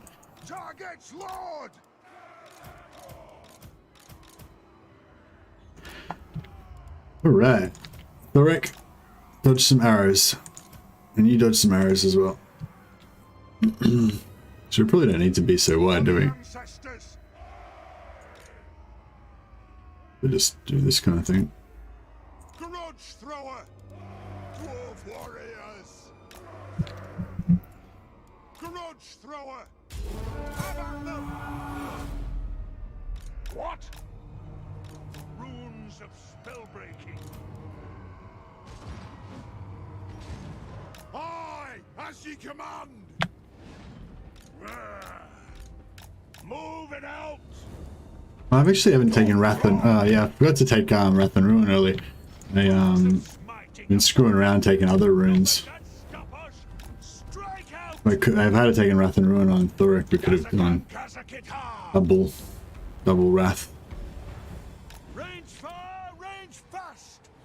Where are the archers? Oh, they got them all in weird spots. Well. Good moving.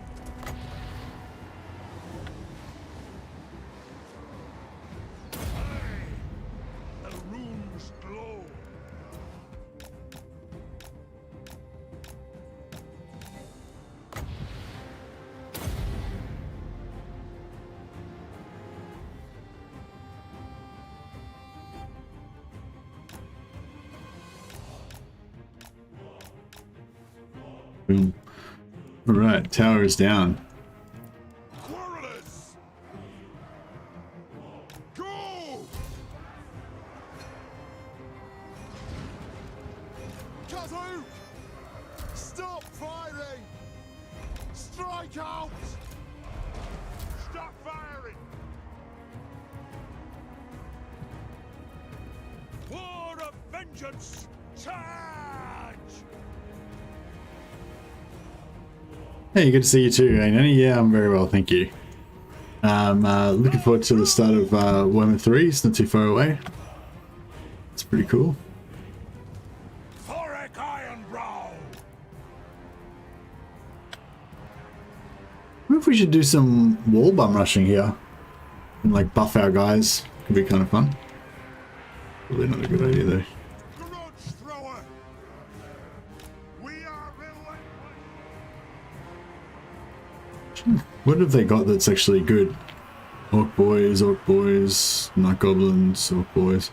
Have they got any biggins or anything? Orc boys. Boar boy biggins.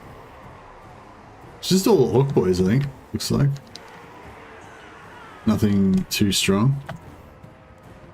For the ancestor gods! See if we can delete their lord. Pretty cool. We'll guard it! Charge! Yep. Alright, see you later, lord. He's pretty done. Bring them down! These guys are facing backwards, so they shouldn't... Their shields shouldn't be too much of a problem. There's those arrows, they're hitting the...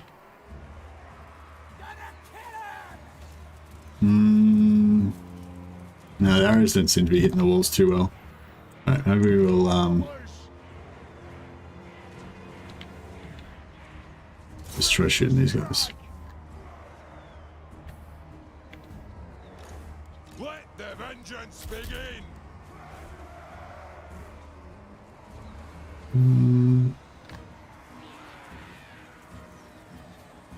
No, that's actually hitting these guys better than when I was targeting them. Thorek's Quarrelers do a disgusting amount of DPS. Yeah, they're pretty good. They do get blocked by shields though. I'd like to be able to shoot some of these guys in the back, but it's a bit... Yeah, we can't really...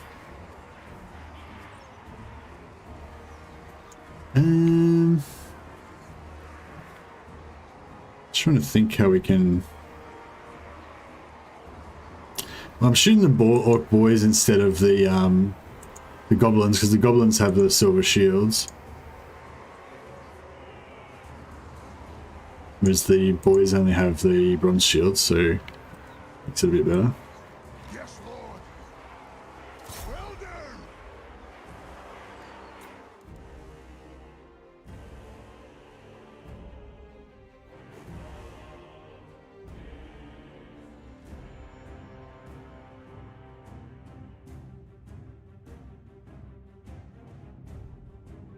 Might be more efficient if I...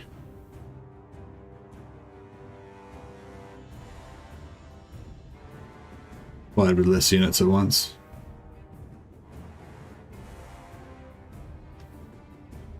Fire at the foe! Indeed. Quarrelers! Move now!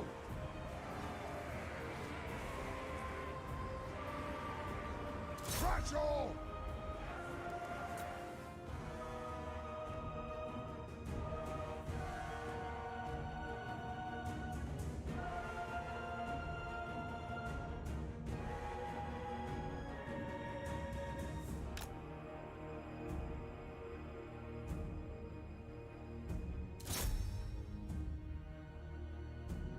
Alright, this seems to be working pretty well.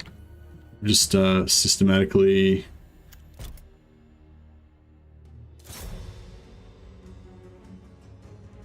Are they coming out? Oh, we got contact. Axes out! Oath and steel! Is that going to hit my Corliss? For the ancestors! Yep. Didn't do too much damage there.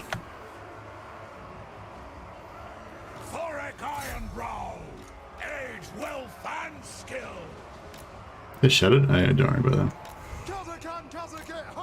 Thorek Ironbrow! Dwarf warriors!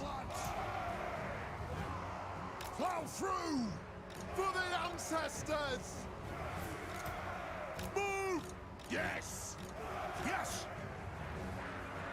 Have at them!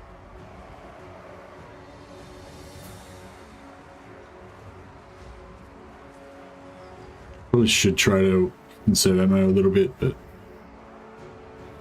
okay, I kind of want to do some bum rushing actually, but don't know how well we'll do against these orc boys. Never see the AI sally out. Yeah, they do occasionally. They like to get a bit of a sally going. We can always just like run it the whole timer and just use the Wrath and Ruin to destroy everything. That is a possibility.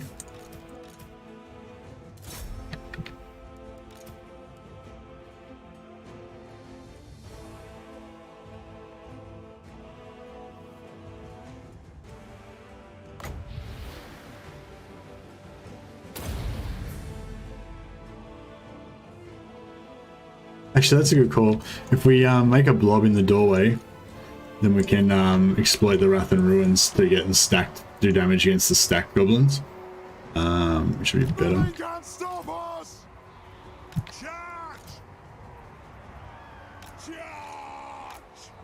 By the Layer's will.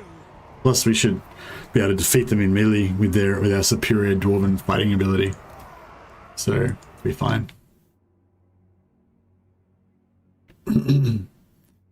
And just get a bit of an even spread of these 3 units so we spread the damage between them, is my thinking.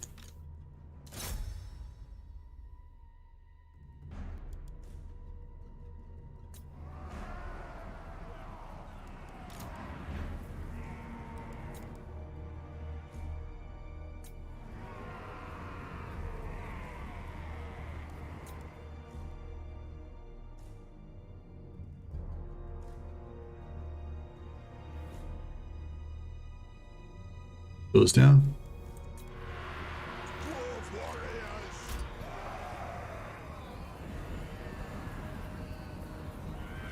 There we go.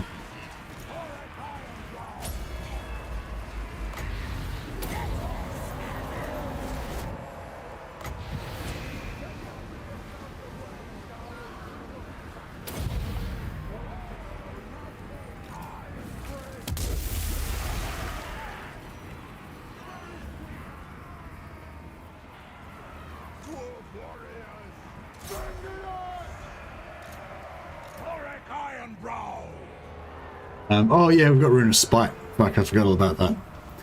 We need to get them in melee, so now that, yeah, fuck, that's all we need to do basically, just get into melee with Thorek and this guy, and then the Rune of Spite will do the rest. So, sorted. Actioned. Game over.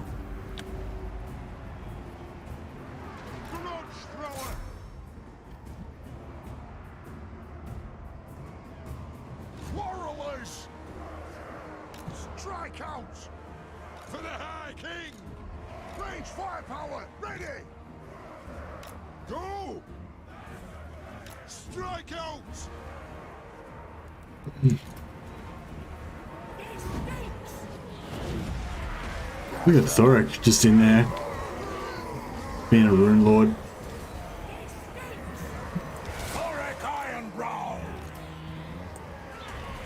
It's annoying how you can't keep them in one place. Like they always like move around.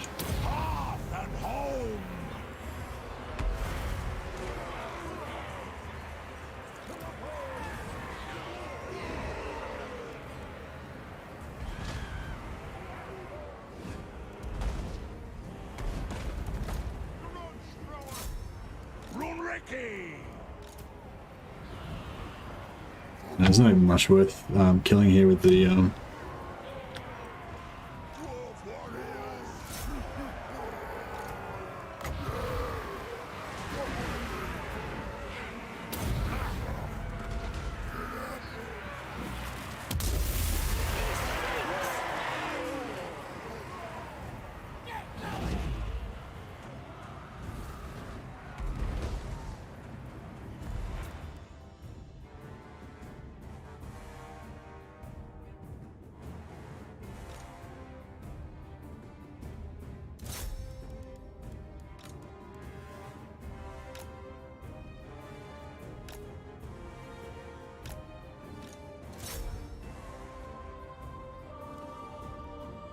Quarrel melee happening there as well. Strike the runes! Wrath and ruin! Oath and steel! Warriors! Taking aim! Dwarfs, ready axes! Thorek Ironbrow! Cathay!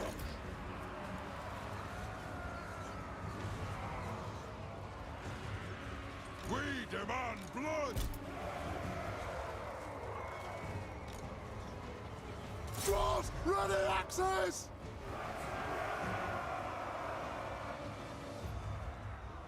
Warriors! No!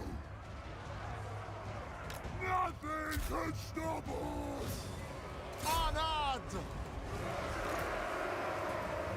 Bring the throne to the runes are cast! A little bit. We can break these dwarfs here. Also break our armor a bit. Into melee.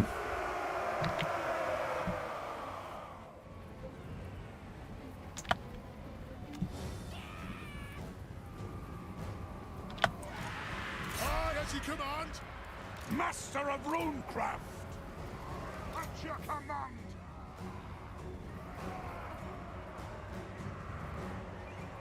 Got! On the way! Quarrelers! Escort, watch it! They have wronged us!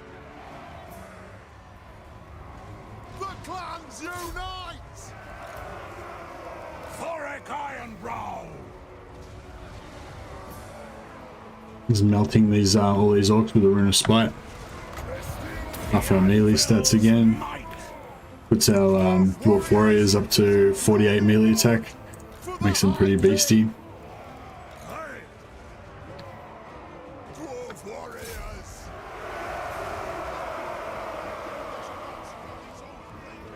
Oh yeah, and these guys get they're buff worn off now, I think, but yeah. By Gromney! Warriors! No!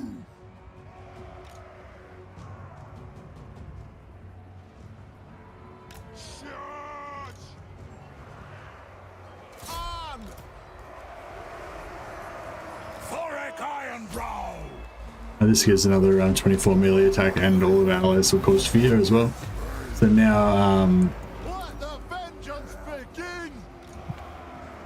yeah, like even these guys, 43 melee attack on the Quarrelers. Pretty cool. Dwarf warriors!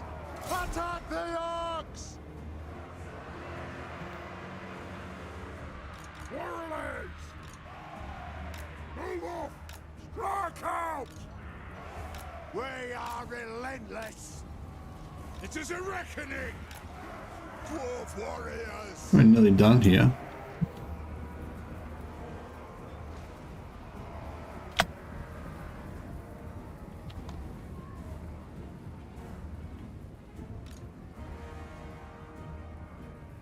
Strike out! Blow through! We are relentless! Axes out, lads! They have wronged us! Dwarf warriors!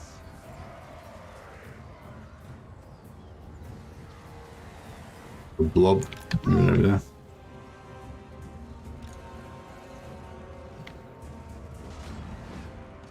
War of vengeance! Plow through!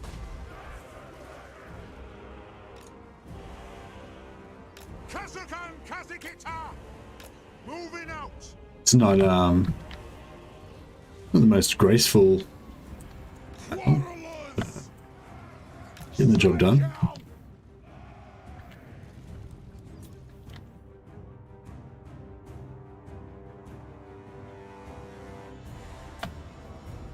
Dwarf warriors! Nothing can stop us!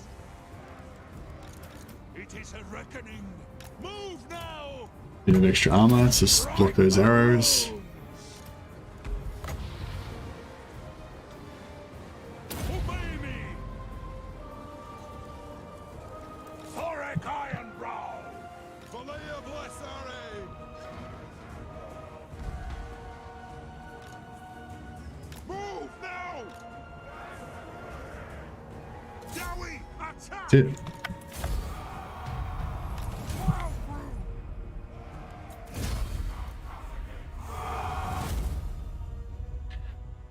They sally out if they feel stronger than you. The AI will like do a sally out battle if they feel stronger than you. Like if you siege them, they'll just attack you instead of waiting for you to siege if you wait over the end turn. If they sally out during the battle, is that because they feel stronger than you? I mean, I don't know. Maybe that's new information to me. I hadn't really thought about it. Kind of makes sense though, I guess, because it's like, yeah, I don't know. I feel like they sally out. Like it may be that they sally out if they feel stronger than you, but also it's like only in certain situations. Like if you've got troops that are close to the gate, should we occupy this? Be a little forward base for us, I guess. Yeah, it's all. Fit for the Dowie! Right half of the tongs. All right, I think we might have recovered all the parts needed to restore one of the ancient artifacts, my lord. ancient artifacts Use secured. the forge to make it whole again and harness its power. Right, we've got the A part of Thungni's tongues is ours once more. We've got the tongs. They sally out if they perceive a vulnerability they exploit, says Zanoni.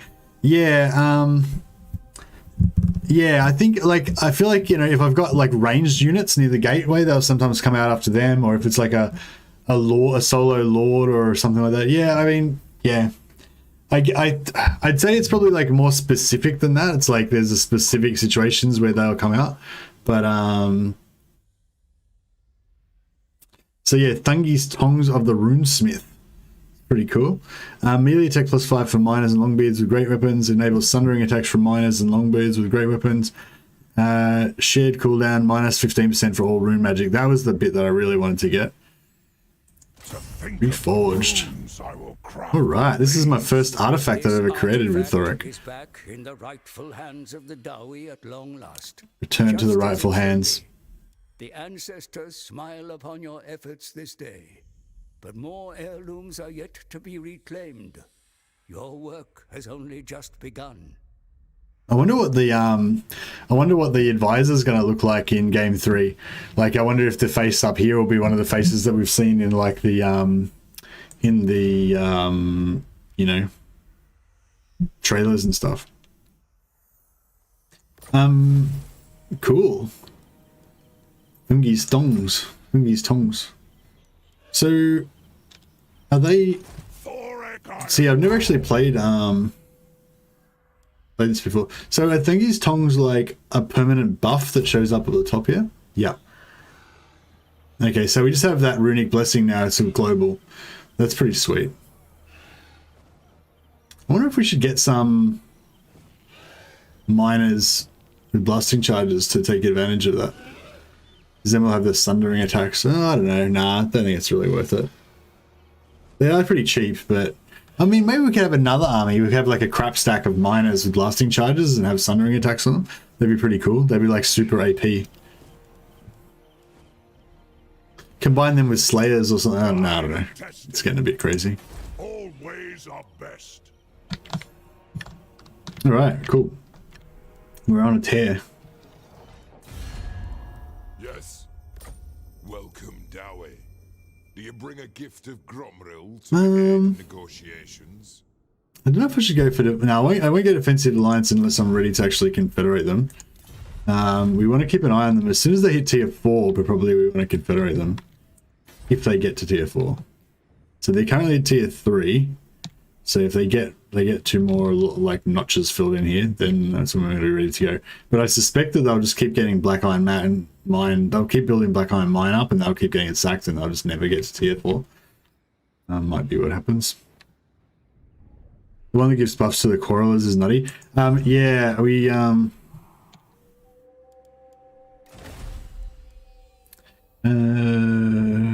this one. Ranged for Quarrelers, missile strength for Quarrelers, ammunition for Quarrelers, reload reduction for Quarrelers. So yeah, it's pretty strong. We need far too long. Charnel Valley. Okay, it's not too far away from Karak. It shall be reunited with the Dowie soon. Okay. Yeah, okay, that'll be a job for like after we confederate.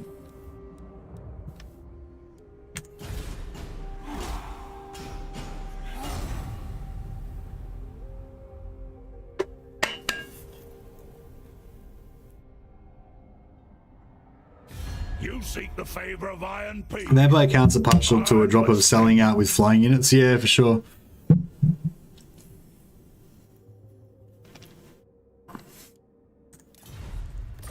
Yeah, I've definitely noticed some more selling out, like, but I feel like there's been more selling out happen lately. Like maybe the last patch or last couple of patches, the selling out happens more. I never really noticed it so much beforehand. Techwood Towers declared war on us. Alright, whatever. I don't think I'm going to bother trying to control Karak Zron. I don't think there's really any advantage for me in controlling it. I mean, it's a bit of income and stuff, which is like significant, but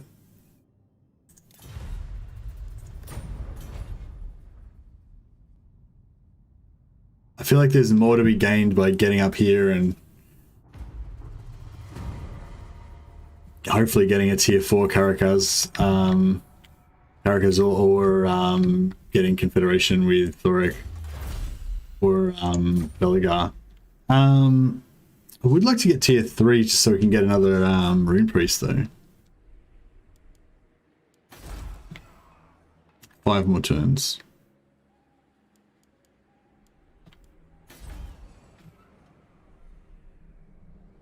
Okay, well I don't think they're going to do anything about it because they're not at war with what's the name, so Khalida, so they're probably just going to stay there and just, you know, talk a big game but not actually do anything. And I imagine that either she'll kill Krokgar or Krokgar will take her. If we do keep Karak Zron, it could be good to be able to like build a stack from there later on and attack. I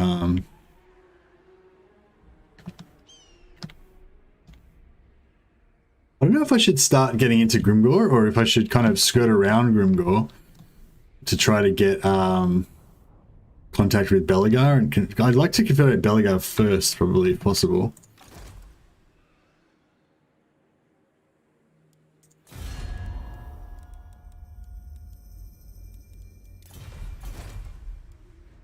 Master Rune Lord. Thorekanad. Take out Morgheim. No, I don't know if we should go straight after. I'm not really that worried about Karak Zron. Like, if Karak Zron makes it to tier 4, then they're gone already. There you go. So yeah, I was gonna say if Karak Zron made it to tier 4, then it'd be good to confederate them. If they don't make it to tier 4, then you know, confederating a shitty tier 3 Karak Zron that's in the middle of Grimgor's territory is not really that helpful to us. It was probably a bad idea taking Karakaz Skull actually, because now Grimgor will probably be more likely to declare war on us. Rune Lord of Karakazol. But I was thinking, yeah, maybe I want to just go over here, take out like Morgheim. I feel like these guys are a pretty weak faction. We can just bully them, right?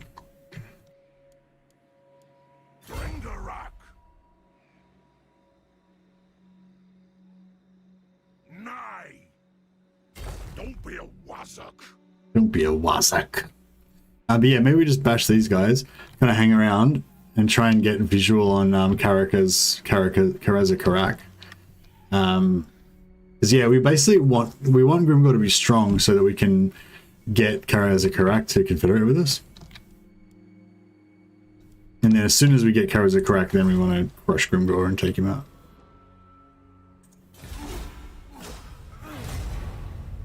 The King of Azul has that special trait. Don't let him get wiped out. His special trait's not that big of a deal, is it?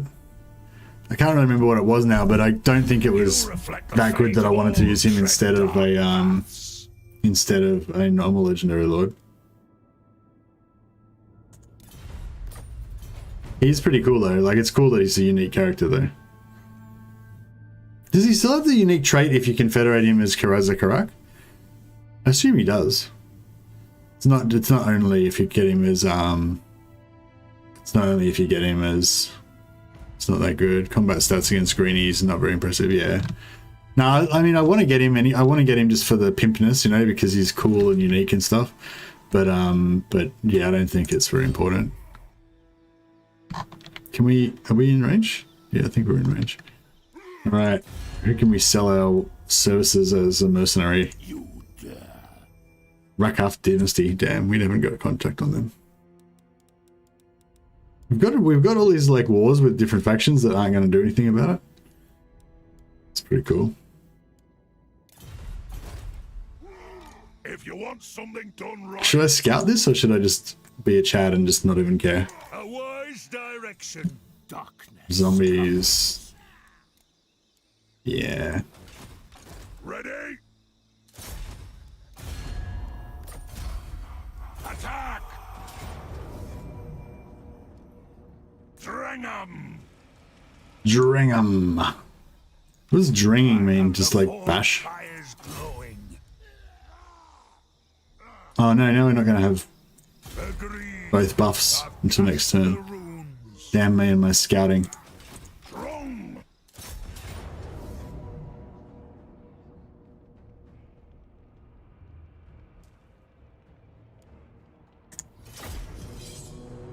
Is it me or is Mercy's beard looking immaculate today? Proper Dowie beard.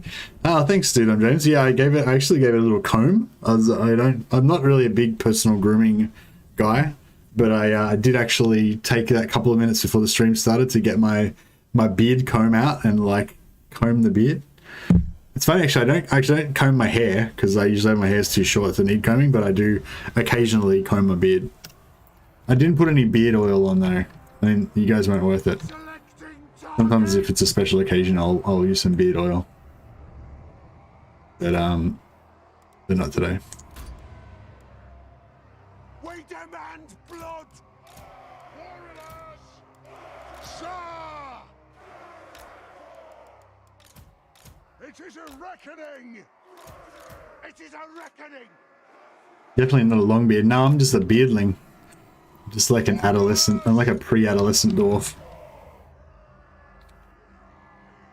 I am Rondos! Thorek Ironbrow!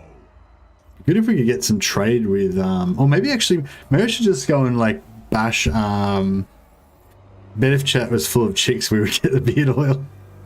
That's right, save the beard oil for Warhammer 3 series, yeah.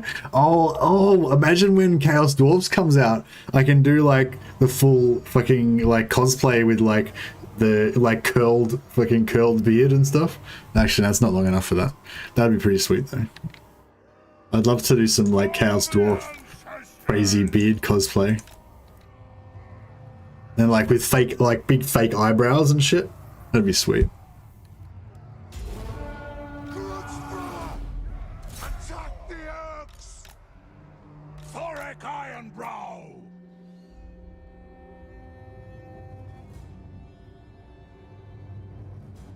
Oh, this is Stalk. Got Stalk on it. I forgot.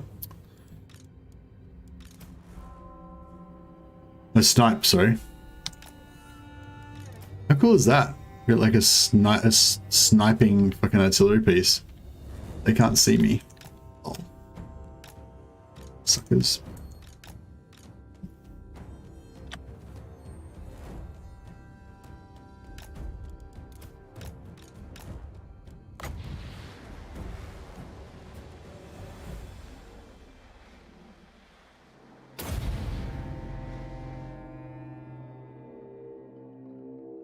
Guys are wasting all their ammo on this. Oh well, I like it. She's dying, so we'll just let him do it.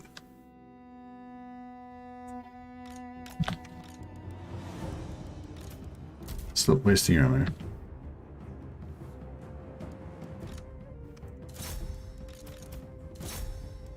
Let's see if we can just do the whole thing on +4 this time.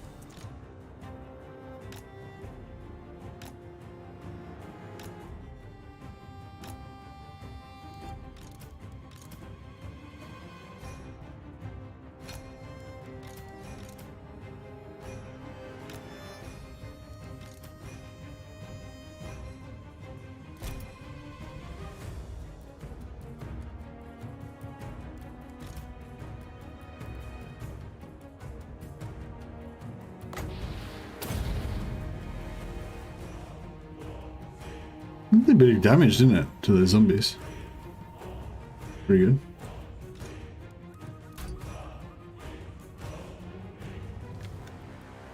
Come on, get it.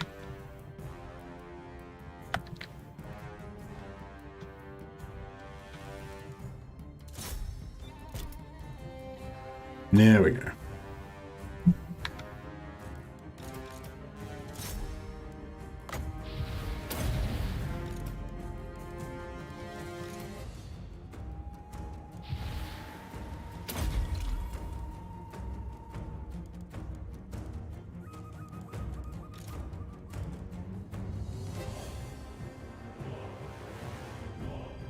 What's the story behind this vampire settlement? Why is it in the middle of the wasteland? Actually, I don't know this. I don't know the background of the settlement. That'd be interesting. Are there any lawbeards in the chat? Classic Empire captain. The beard. Yeah, I feel like Kruber is my spirit animal. For sure. Shit, I'm getting a bit too crazy with it. Put some armor on these guys. Increase their combat durability. Speed things up a bit with some more rune, Wrath and Ruin. Just getting this Rune of Spites, just wrecking everything around this whole area. It's very nice. Our Dowie, their superior fighting skill, are holding out very well. The +20 melee attack and this buff as well. And now check out our Dwarf Warriors. 72 melee attack, 87 melee attack on the Ironbreakers. Will of Iron! Beast. Casting the runes. Runesmith.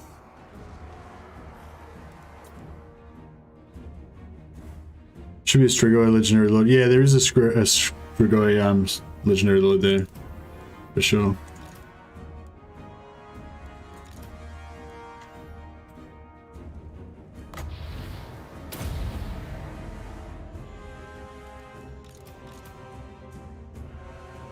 Yeah, I was thinking maybe I should go to the Border Princes and take over that settlement that has the clay, has the pottery, because that way we could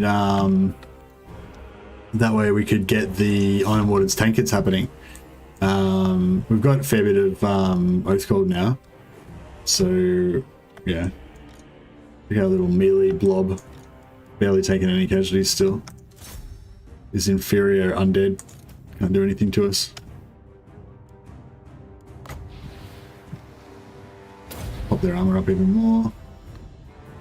The melee buff. More blob destruction with the Wrath of Ruin.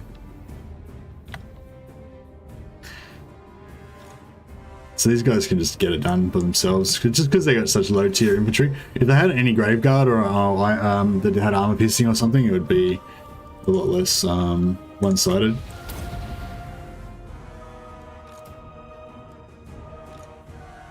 Interested to see how much of the damage actually gets done by the... Like, I wouldn't imagine the melee guys, even with all the buffs, I wouldn't imagine the melee guys are doing very much damage. It's mainly the Rune of Spite that's just ticking away, just killing everything. But I'll be interested to see what the stats are actually at the end of the battle.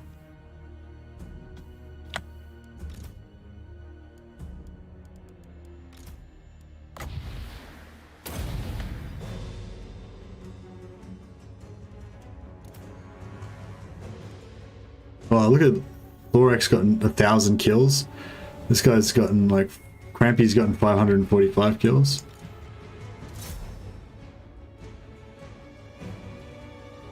They should be hitting... No, maybe not. You don't need to conquer for the pots, just get trade with them. Yeah, I can't really get trade with them though, Alaskan, because my capital is Karak Zron. Until I lose Karak Zron, then I can resettle somewhere else and make my capital, you know, somewhere closer. But for the short term, I'm not going to be able to get a trade link to them, so I'll have to conquer it. Yeah.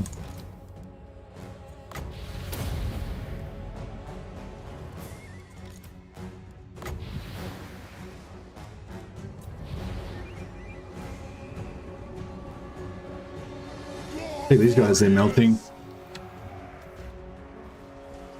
For the ancestors.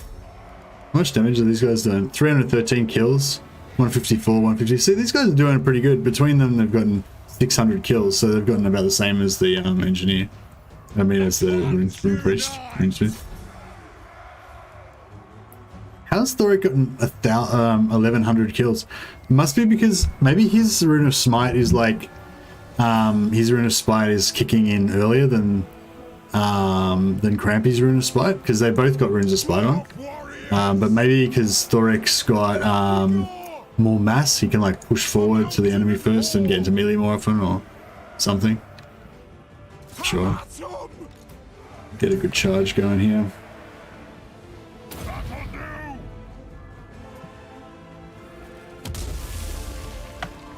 Dwarf warriors. Hearth and home. Quarrelers. Go. Yes. War of vengeance. Move. Quarrelers. Vengeance. Strike out. Cause I can't, ha! Got! Go! They have wronged us! None! War of vengeance! What? Oath and steel! The anvil's might! Dwarf warriors! Quarrelers!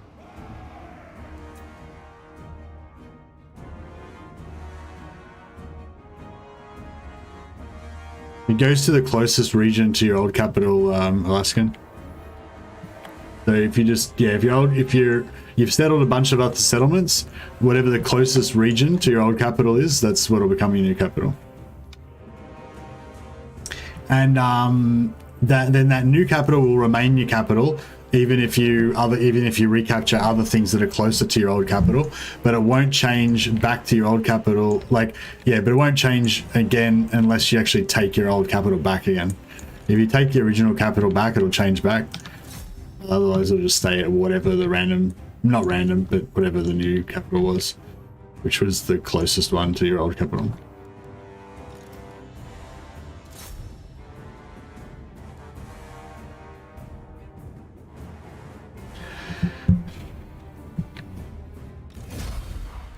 See, these other Dawi that are in Karak, they just let this undead threat prosper in the middle of their lands, or in the middle of their region. Didn't do anything about it. Took a proper purebeard dwarf Thorek to come back and sort it out. This Strigos Empire has probably been there for hundreds of years. So annoying when playing Clan England. Yeah, it is kind of annoying. But I mean, I guess it's kind of a good incentive to lose Karak Izor. Yeah, Karak Izor, but I don't know. My old theory was to, yeah, just lose Karak Izor and I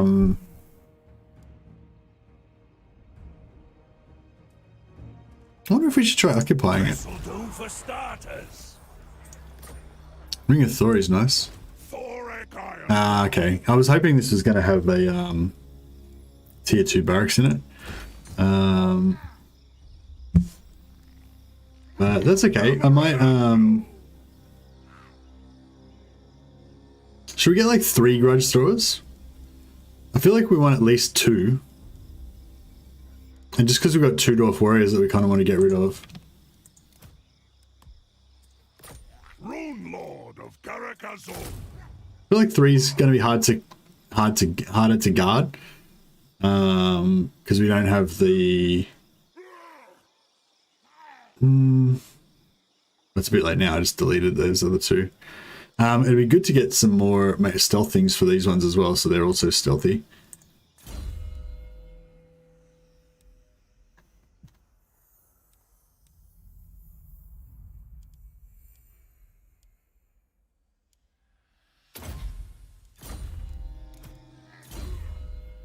Yeah, I should get Rune Wrath and Ruin, shouldn't I? So we can have double Wrath. Unbending.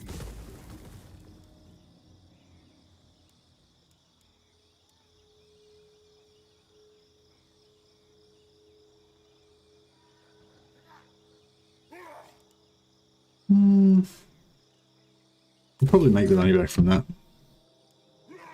All ways are best. I don't wonder if anyone's actually going to attack us. So these guys are all with us, and these guys are all with us, but I don't think either of them are going to do anything. Well, these guys are like right next to us, and there's a direct path. They all have to do is like walk from there to there. But they've been at war with us for like since like turn 2 or something, and they just never did anything about it. So I don't know. It's interesting. I wonder if I should get rid of this barracks because we don't really need it at the moment. Maybe I'll put some walls up.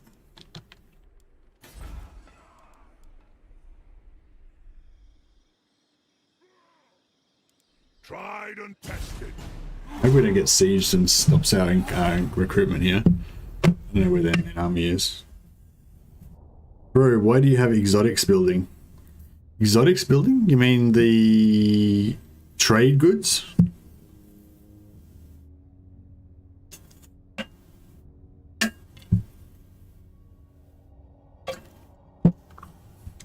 Isn't the starting province part of the short campaign?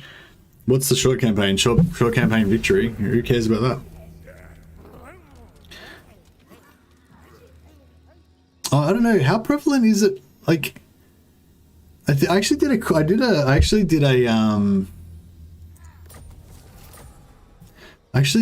poll about this, but I read all the comments from the poll, but I didn't actually pay attention to what the actual result of the poll was.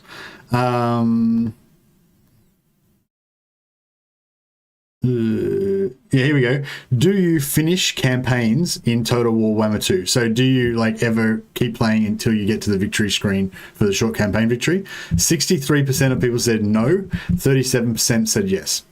So yeah, so 2/3 of people said they don't bother to actually play the game until they get to the victory screen. And I'm in that camp. I literally don't care about the victory conditions, never read them, don't care what they are, don't aim for them, you know. And surprise, surprise, as a result, I've never completed a Total War campaign until a few days ago where I accidentally completed one. I accidentally completed a Lockyer short campaign victory. So I've actually won the game now, guys. Thank you. Thank you.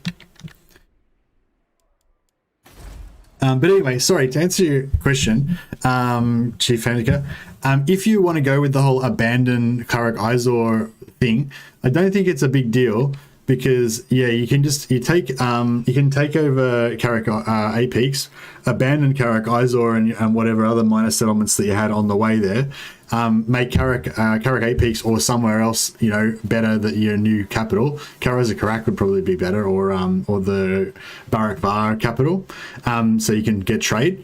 And then that's for sort of like the mid game, like around turn 30 to 80 or whatever, you know. And then once you got it's like tier 4 rolling, you got the whole steamroll happening, then you just reconquer everything, including Karak Zron. So yeah. Because you're not going to get the campaign victory till at least, you know, bit like probably turn 80 or something like that. So why do you have the exotics building? What's the exotics? This thing? Oh, exotics. I don't know. I was in case I wanted to build something with it, I guess, or something. I know. I just thought I needed it for the ingredients for something maybe. But I mean, now that you mention it, I can't imagine anything that I would actually build that would require it. Probably should just have the money there, shouldn't I? I mean, I don't know, maybe I've still got this sort of like thing in the back of my mind that having more trade goods makes people more willing to go into trade agreements with you. I don't know if that's actually true though.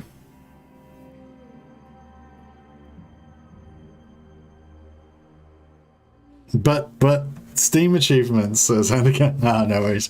Yeah, no, if you like, but yeah, like I said, if you want the Steam achievement, like you're going to be playing into the mid and late game anyway, so you just reconquer Karak Zron later on. As long as you know, like the Empire or one of the allies doesn't take it, it's no big deal.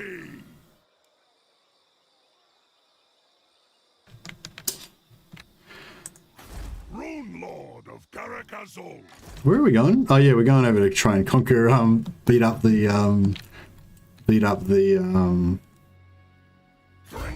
well, maybe, I don't know. I need to get Karak, but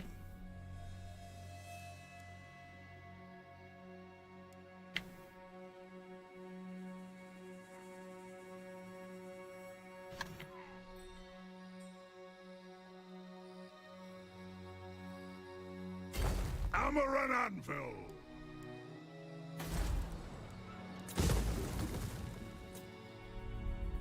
so you reckon I should get rid of this and build like trinket maker?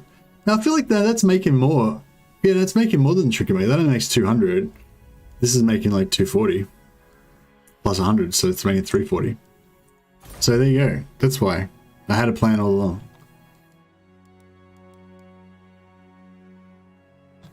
We still got Gotrek and Felix here as well. If we ever want to recruit them. I don't know if I should send the Rune Priest to go and meet Karak. I mean, it's only 2 turns since till they're going to be confederatable.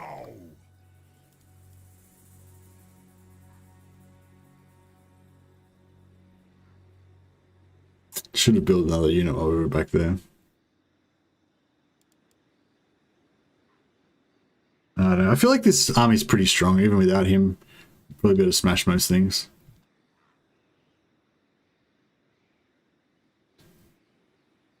Hey dude, I'm James. I posted some Dowie science for you in the Discord. You're close in this campaign to utilize it. Oh, okay, man. I'll try and have a read of it. I did check briefly before the stream, but I didn't see anything in there, so I don't know. If you want something done right,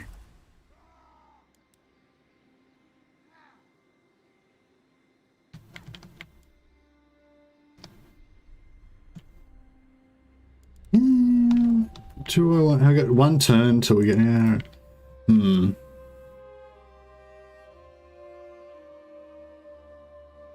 Trying to think if we can somehow get it without having to send this hero.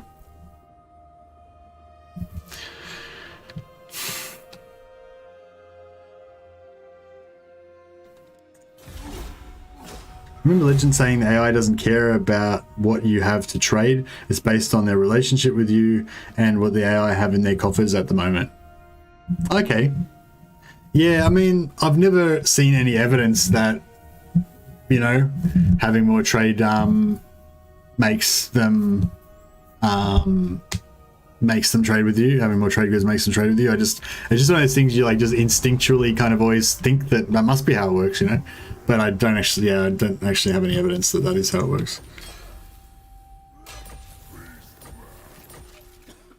Master Rune Lord.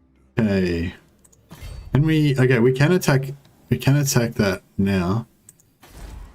Ikran is it's only tier 3 though, so it's not really that valuable to us.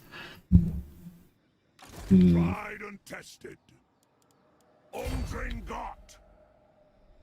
Alright, maybe I'll just jump up here and actually meet Karak.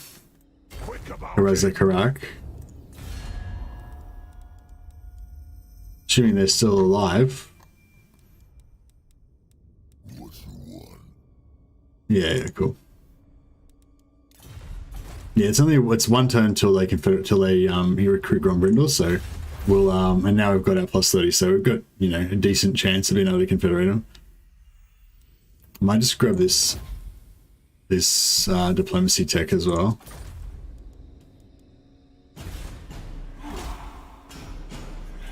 I love it just freewheeling around like this. It's like, oh, we don't care about territory.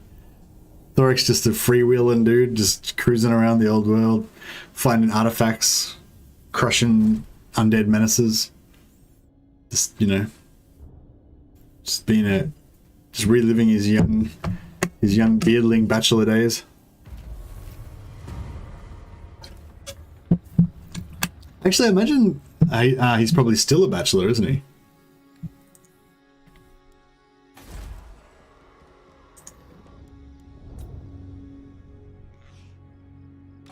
No, those Misty Mountain goblins came back and took it over.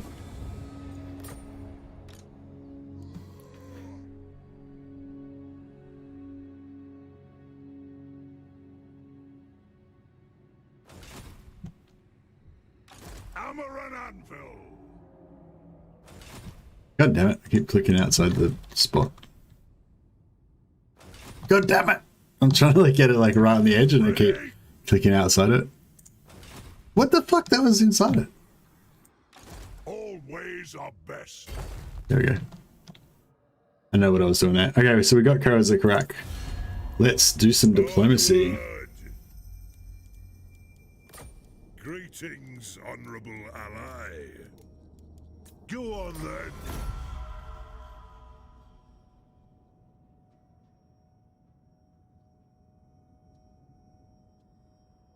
We could go up and sack on Creeping Death. That'd be pretty good. Rune Lord of Karak Zron.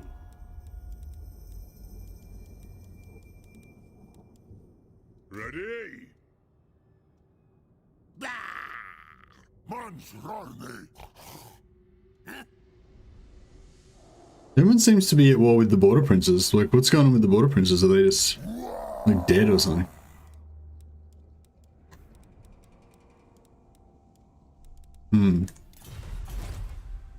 There are no dwarf women.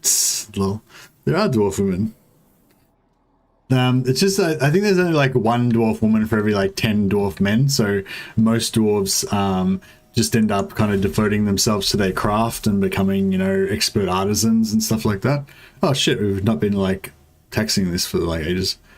I'm pretty sure it makes like fuck all money anyway, but 120, yeah, it's like 200 gold per turn.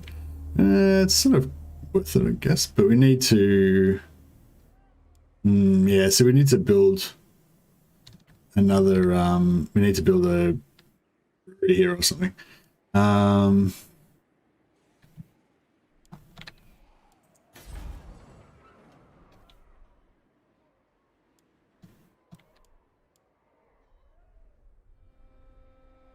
Worst fate in Warhammer lore is being a Skaven female. Yeah, the breeding cows or whatever they call it, breeding females for the Skaven faction is pretty nasty bit of lore.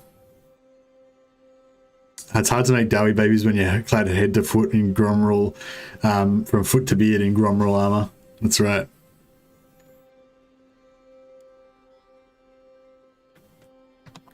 It's the ultimate Gromrule condom. The Ironbreaker condom.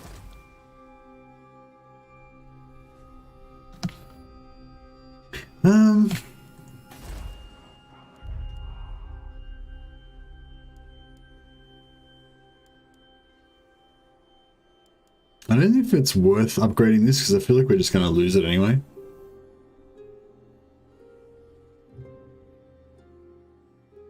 I don't know, we give it a shot, I suppose.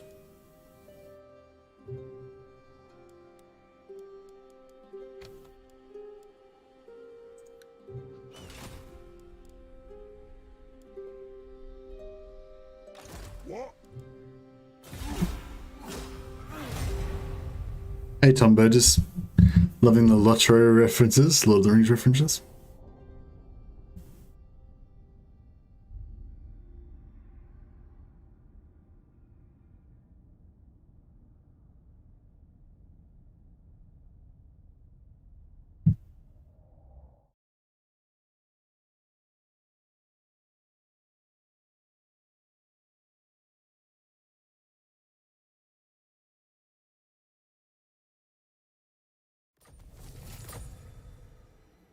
If you want something done right. Okay, so we've got that. We've got diplomatic with Karak Zron. Now we want to make diplomatic contact as early as possible with Karak Zron as well. And I'd like to set up like a tier 4 base around here somewhere, but I mean tier 3 base around here somewhere. Oh yeah, Galbaraz. What did you say about Galbaraz? Oath Gold with Runesmiths, keep recruiting them, stacking them. Gold. Oh, okay, cool. So Dudum James was saying that there's a unique landmark in Galbaraz that creates a lot of Oath Gold. And so you can basically just recruit heaps of rune priests with their plus 200% Oath Gold generation, stack them in Galbaraz, and then you get like heaps of Oath Gold per turn. But I don't know if I want to do that, James. Thanks for the idea though. That sounds like a good, sounds like an interesting strat. But I'm not sure that I want to devote that much energy to getting the Oath Gold.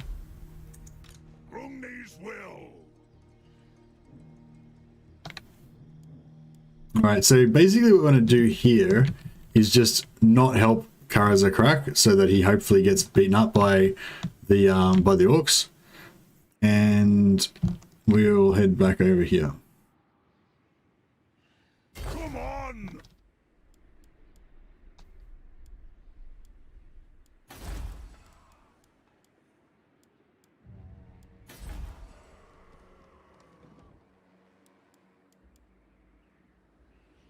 Oh yeah, we'll just pop out this guy here. Have we got any archivists yet? No, I keep forgetting to cancel the technology when we're fighting battles. That's alright. Time for a reckoning. The dwarf word for Oath Gold is Galbaraz. Lol. Mount Gumbat as well. What's that for Oath Gold farming?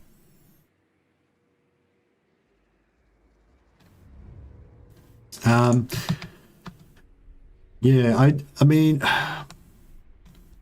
I'm not against the idea, like in theory, but I just think it's a lot of, I wonder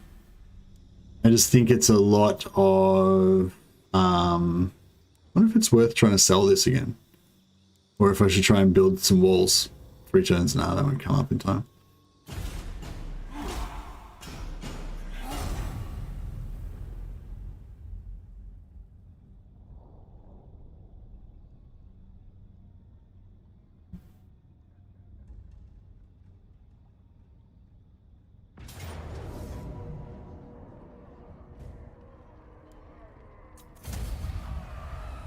Oh, what if we could have won that? That was a walled settlement.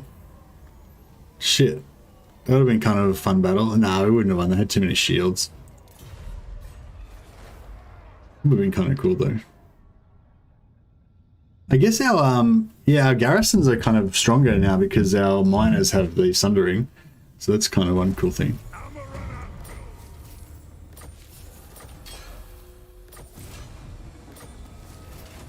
So this might look like a kind of a crazy campaign with me just like roaming around and not worrying about conquering any territory. And if like it could be bad. If we don't get the Confederation with Karak Zron, then it could be really bad. But I'm relying heavily that we are going to get the Karak Zron Confederation. So hopefully I'm right.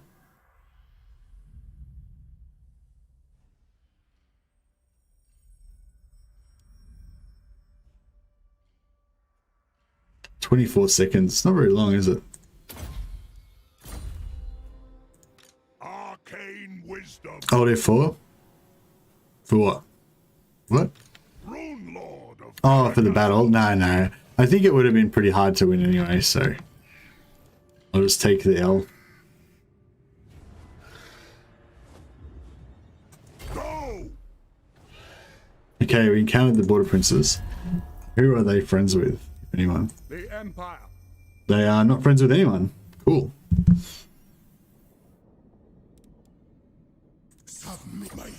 advisors, beat it that we ever.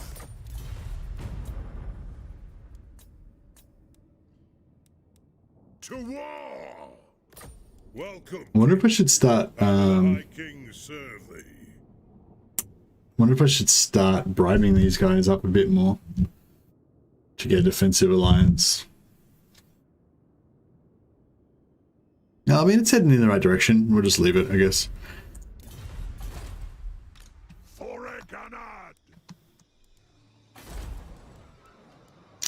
I kind of think we should have built walls here. Fuck it. I don't think it's gonna... What's the garrison look like? I don't know. If we had those walls up, we probably could have just farmed these rebels the whole time. Maybe I should put... maybe I should recruit a lord here and, like, get serious. It's kind of...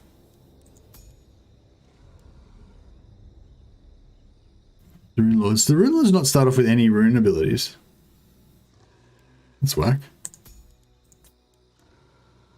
How much does it cost? It's kind of expensive.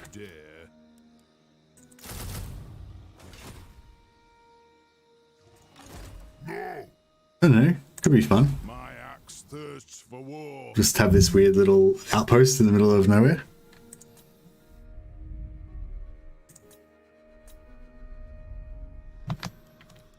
Anyway, all right, we'll go for this plus 20 again. Try and get more more friendly relations with everybody.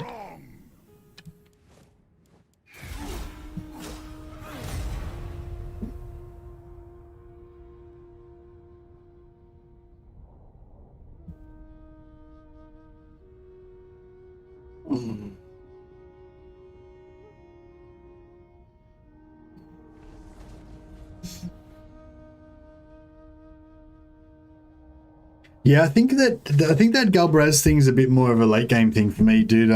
James. Thanks for suggesting it, but yeah, I think I like when I get my Runesmiths going, I think I'm gonna want to use them like actively a bit more, at least at first.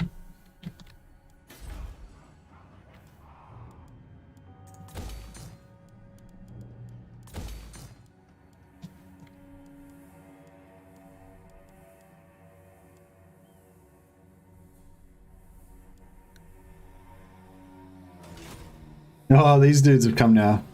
Alright, well, I guess that was a waste of time. I don't think we're going to get to... Time for a reckoning. I don't think we're going to get to survive this. But I'm going to give them a chance. I'm going to hire lots of... maybe I should hire some... Should we go all out and just hire a massive army? I'm listening. No, it probably would have been good to just save our money. But, there's the target. It's the target location. Iron will. Where's the closest yellow bit? Alright, we've made landfall. Have we got Karak Zron yet? And the reason I bring up the Oath Gold cheese is later in the campaign when you're rolling into hero stacks, it can get difficult buying a crap ton of Iron Warden's tankets. Yeah, no, I think I can see it'll be really good later on. I'm just thinking like early game, like, you know, I only need like, you know, 3 or 4 Iron Warden's tankets and I can probably cheese that just with like, you know, in the game. I don't know if I should have, like, how hard should I go on defending this? It's already like not worth it. Like I've already spent way too much. But I can't stop myself. Is that enough, do you reckon?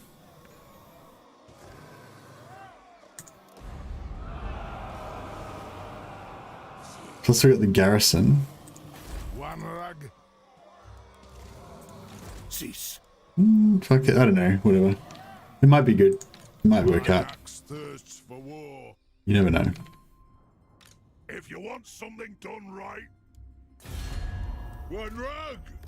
All here are honored dwarf. I don't know if I should get a defensive alliance because it might drag us into more wars, but it would get us up faster.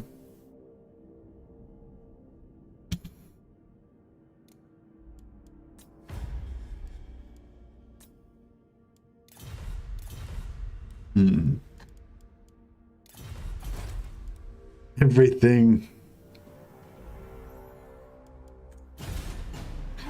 Alright. See if they're going to attack us or not. Oh yeah, we're going to get campaigner trait soon on Thorek because we're fighting well away from all of our capital. Oh well, the Barris has gone to war on Tequatora now. Teotihuacan.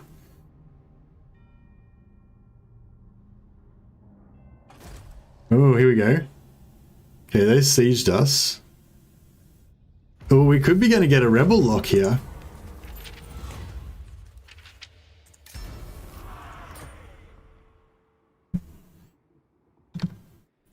This could be interesting. Are these guys still recruiting? No, they're not recruiting anymore. Okay, but if we can get another rebellion... Summon me if you dare. No. It'd be cool if we could get a rebel lock on this. What's up? I don't know, just for no reason, just so we've got one. Just to have one. Alright.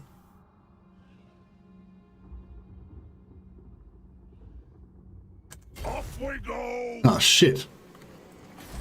Fucking's got the plague. God damn it.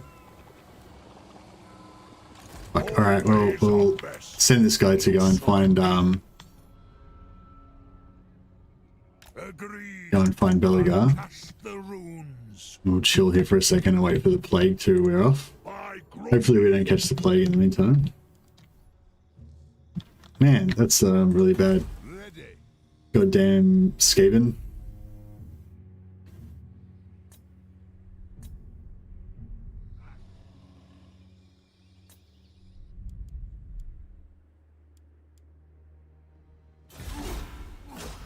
Yeah, no, thanks for that tip, Dino James. Yeah, I think I see what you mean. Like once we get established later in the campaign, I might set that up actually. I kind of wanted to try out the thing of having like heaps of runesmiths all stacked up with daughters of Valea and dwarf brides, and you know, and the other income increasing stuff, just to see if you can actually like how much income you can get out of that. I don't think it's really that, like, it's sort of the same thing as the Oath Gold thing. It's sort of not really worth it because of the amount of heroes and the amount of effort that you have to go to get them all and all that. But yeah, I still think it could be cool.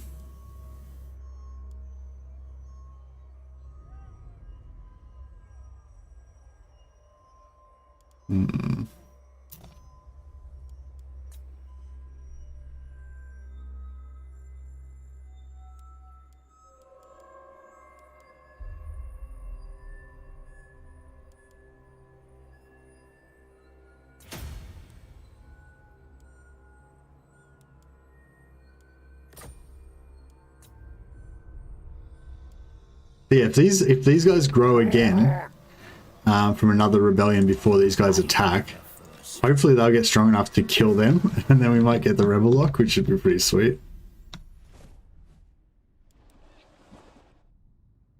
Ironbrow. Fuck. What can I do while we're waiting for these guys to piss off? Oh, we got the Karak Zron. We've met them now. Oh no, we haven't met them. What the fuck? Why don't we wait? I thought when you saw, if you see the heroes, like you should. Did they change that? I thought that when you saw the heroes, that did give you vision.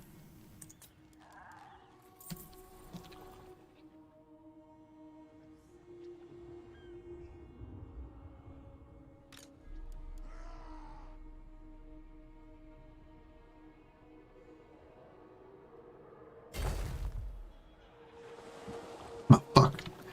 Everything's plagued. Jesus. Like a plague zombie apocalypse around this joint. Moving.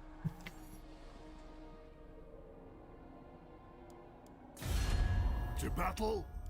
Have you come to pledge me your loyalty? I think you have to find a settlement or an army. Yeah, that makes sense. Just, yeah, I don't know. I thought two agents meet, they should be able to exchange, you know, friendly banter. Whom King welcome. Behold my greatness. You defy me? He keeps going ham. Yeah, no, he keeps going ham and fucking plaguing everything. Alright, I want to see what's going to happen here. I hope that those rebels can grow. And oh, they did grow. So the rebels have got a full stack now. I wonder if they keep recruiting, if, like, you know, because I think we've still got the rebels leaving to join the rebellion for next turn, but they've already got a full stack. So I wonder if that's going to make it so that they peace treaty. Sure, how much cash are you going to give me for it?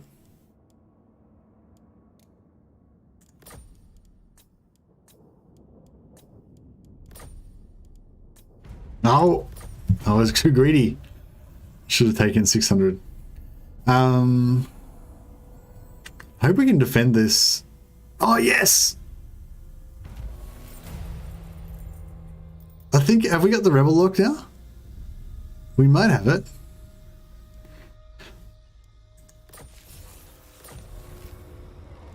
Alright, I'm gonna like hope that we've got the rebel lock, and I'm just gonna abandon this just and see if is there any way of testing. Are you here, Dash Dash? Are you still in chat? So Dash Dash and I have been looking at this. So it happened in my Loki campaign, and it happens a lot. Like basically this scenario happens. So an enemy army attacks the settlement, they siege it. Meanwhile, you've got a rebellion happening. The rebels spawn. The rebels, instead of attacking you, attack the enemy faction, and they end up kind of like this, just camped kind of on top of your settlement after they defeat the enemy faction. But sometimes you get this weird lock effect that happens where basically they can't attack the settlement for some reason. Oh no, it didn't work because they're sieging us. No, never mind.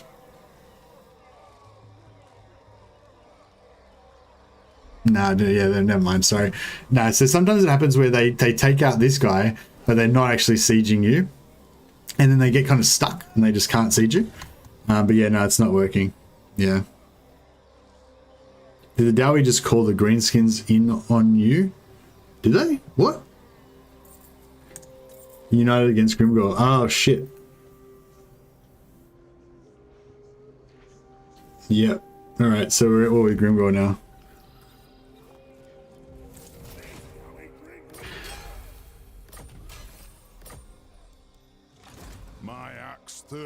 Yeah, well, all right. Well, all this was a bit of a waste of of money, but whatever.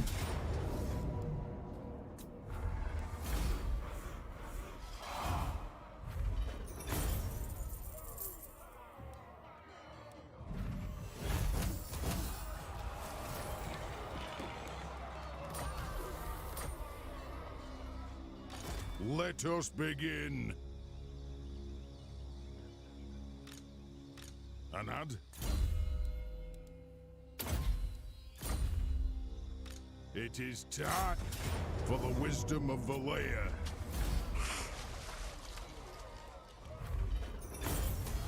Shoulder axes, lads. We move.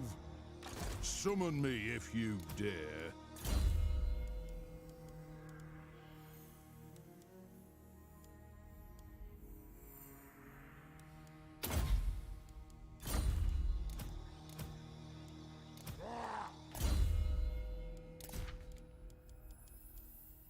Still no archivists.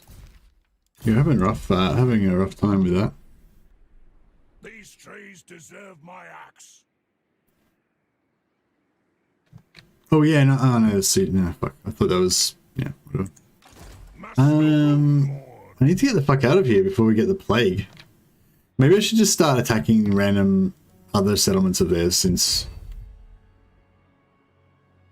Wait, how many turns till they don't have plague anymore? 3 turns. Oh shit, that's fucking ages. Alright, well maybe I'll just attack this random other settlement, and then we'll just use that to, you know, level up on a bit.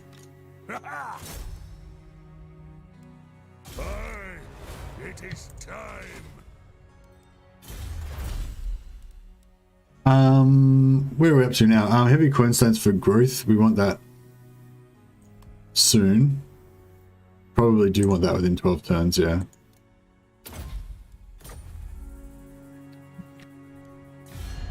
Grudge bearer, have you come to pledge me your loyalty? Ha! Welcome, kin. How may the High King serve thee? No.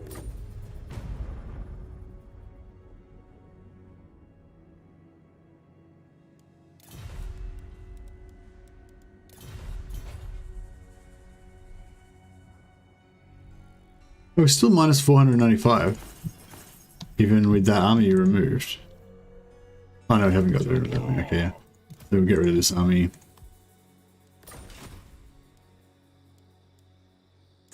Looking a bit healthier.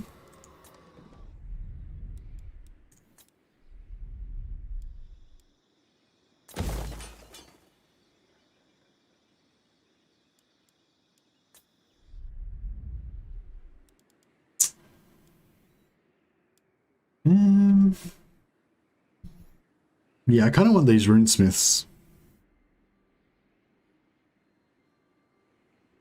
Where's the extra ammo and reload though? In the tech tree? Yeah, I know, but...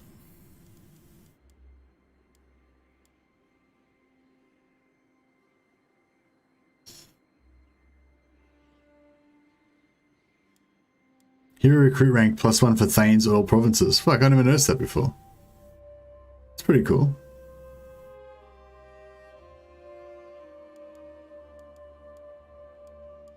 Oh, we could get an engineer.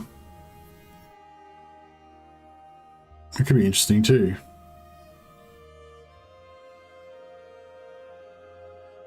Maybe we should wait, get an engineer first, and then get the get them. But I don't know. Nah, I probably should just get the Thanes. Yeah, sorry, the Thanes. The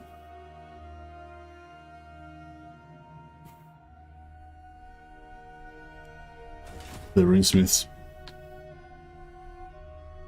This is kind of a crazy campaign. I wonder if it's going to work out. It's all dependent on whether we get those confederations.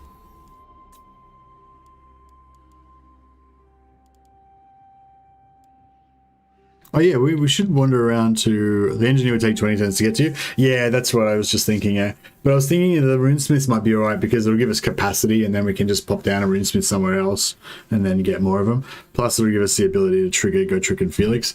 Although, again, Gotrek and Felix is kind of not really useful unless I want to launch a second campaign down south, which will be led by Gotrek and Felix, which would sort of suck. Tried and tested.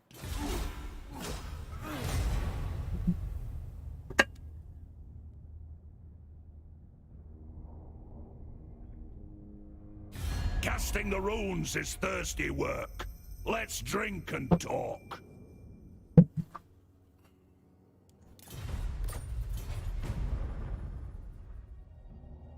Faction encountered last defenders. I wonder how long it'll be before they declare war on us.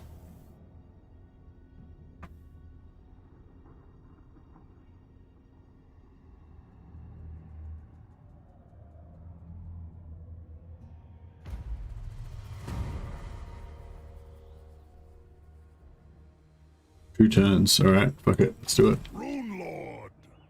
Get some rebellions. I mean, get some battle happening.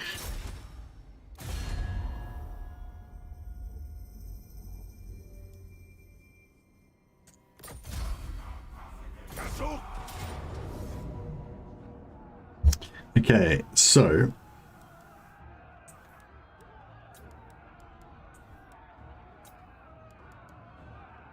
Basically, I've made these... The three of these guys into our like melee tanks.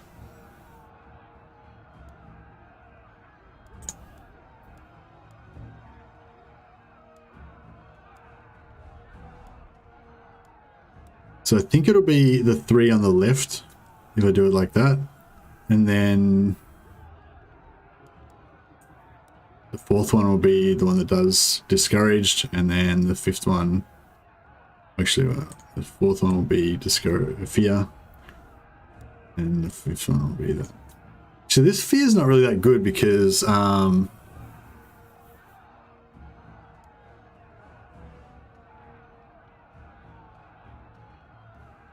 Yeah, whatever.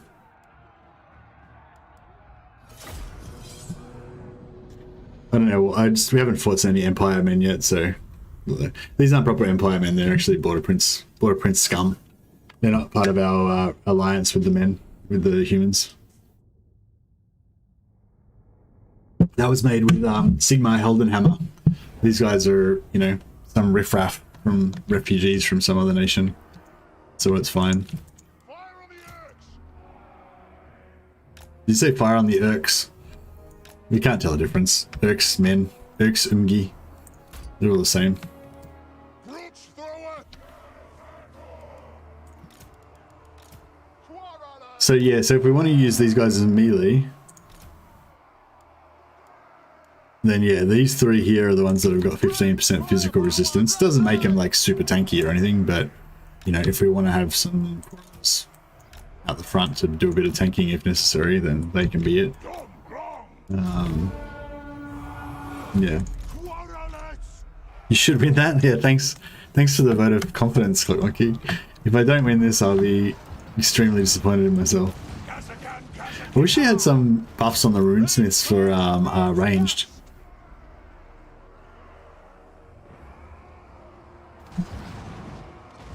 Nah, Reichland can't confederate border princes. They're a different race. Even though it's a placeholder that uses all the Empire buff, they're not counted as being the same race in the game for confederations, so that won't happen. Brooch thrower! Yes, yes! Oh, they're outranging us.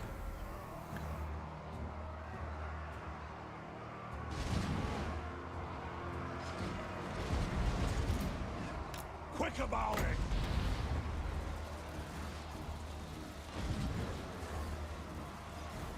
Strike the runes! It is an order! Thorek Ironbrow!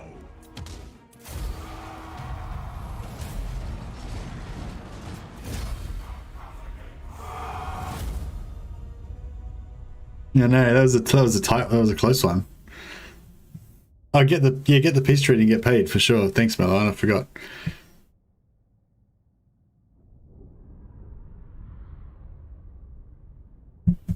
Wood elves, high elves, dark elves. Yeah, it's kind of like that, except for like it's weirder because they actually use the Empire, all the Empire units, but they're not actually counted as being the same race in the game. Oh, I could sack this for some fat cash. Make 'em pay!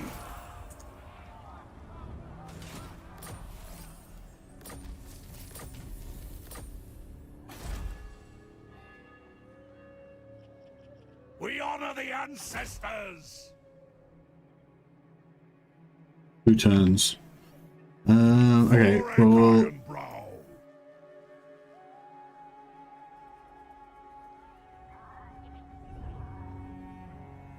On we go!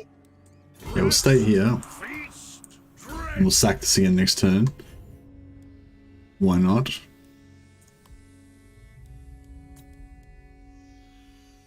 Whatever, just hit for 1 point and everything. Oh yeah, is there anything here that I really want to get? Well, I guess I want to reduce the cooldown on Wrath and Ruin.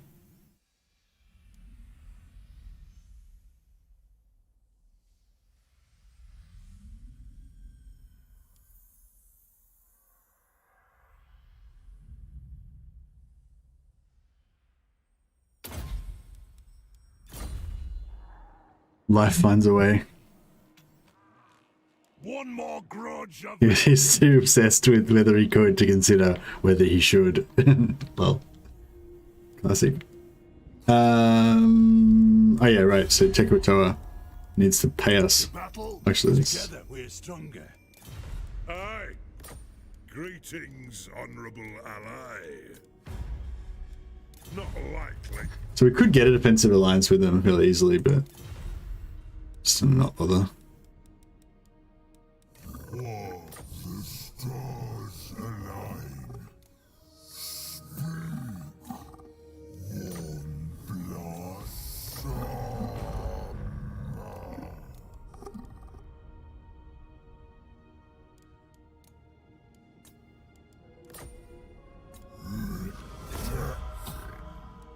That's gonna make Court of Labaris not like us as much.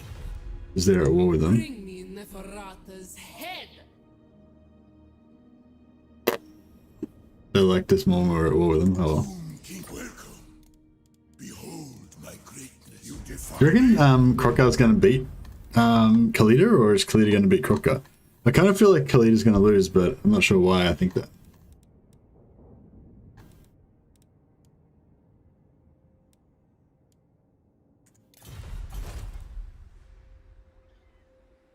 The Anvil bombardment thingy? Okay, I'll check into that. Oh cool, Mogheim's gonna get another rebellion again, so we can keep farming rebellions with our walls. Should be alright.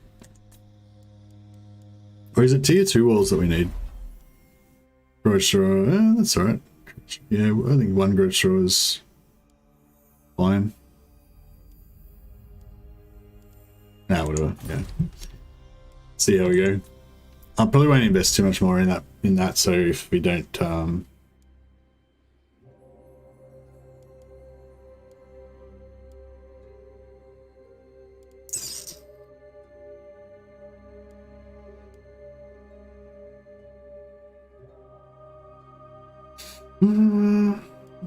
I don't want this, but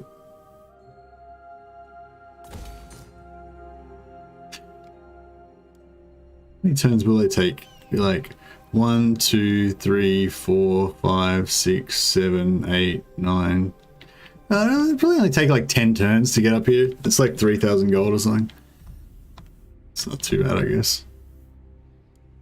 I wouldn't mind getting like 1 more rune priest just so that he could have 2 apprentices in his army.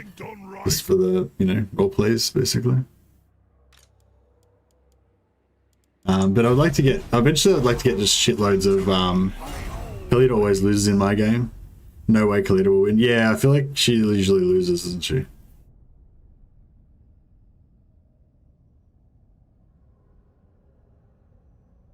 From playing like Imrek and stuff.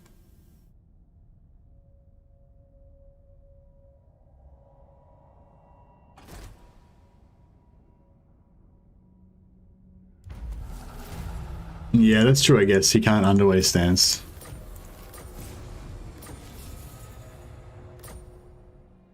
Rune Lord of Karak Zron. So it's war. Good. So it's war. Good. I'll teach 'em. I'll teach him. I forgot to cancel my technology. How's this turn 38? I still haven't got a single archivist. I haven't been very good at my cancelling my technology. But to be fair, I haven't got many heroes, so it's like pretty hard to get archivists when you don't have any heroes. Okay, we're gonna have to move it forward, a bit more forward. Seeking knowledge. Come on. We might go a bit sneaky on it, go ambush mode. This army.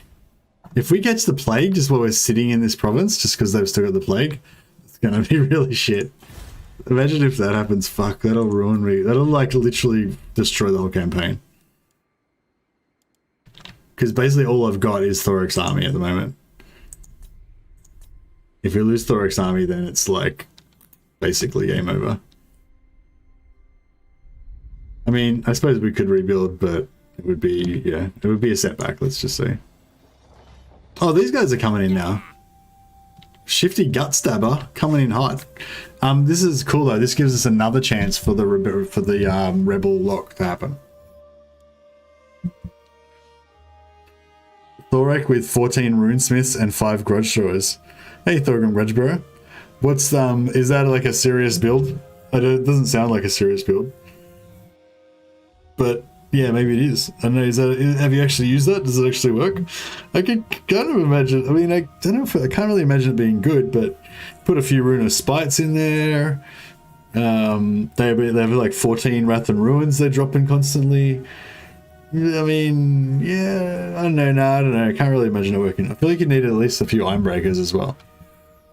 Or maybe if you could make the, if you could make all of the Grudge Throwers invisible, if you could have 5 snipe and Grudge Throwers, might work. Maybe.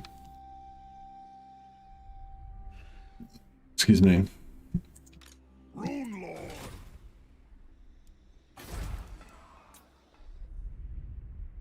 I'm enjoying this campaign. It's kind of fun. I'm especially enjoying this kind of crazy, just abandon your start position and wander around the map with no settlements thing. I feel like it's adding an element. Just one sniping flame cannon. Oh yeah, flame cannons. We have to wait till we like actually settle somewhere and build some buildings to get the flame cannons. So unless we can just confederate, hopefully we can just confederate somebody. I think I might need to start trying to go for some bigger sacks. To get more money. Okay. Oh, we got them. They're fucking lining up to fight us now. Ambush failed. Okay.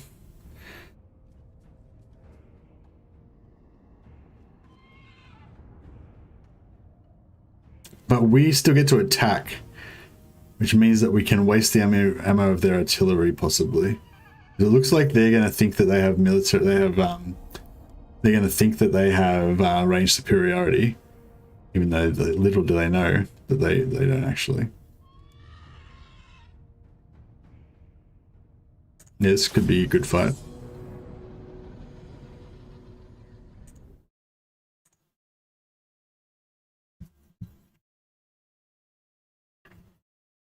Cup of tea's gone for now.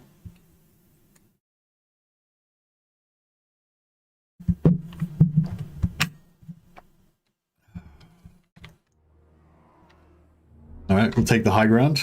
Like, slightly higher. No, it's not even that high, really. For the High King!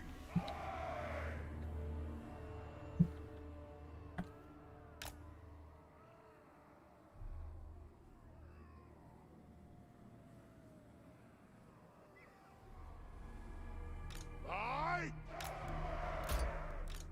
Get some sweet corner camping going on. Get our 3 physical resistance tank correlers.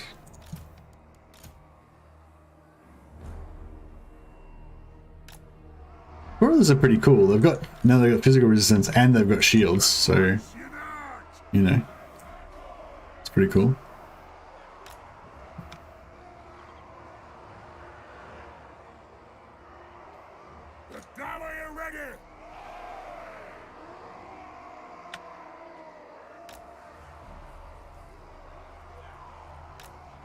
Warriors for the Caravan Corps! Runriki!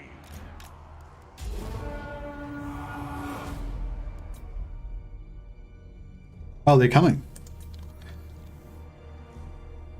Are they coming? I think they are coming. Yep, I think they're coming. Okay, change plans. We'll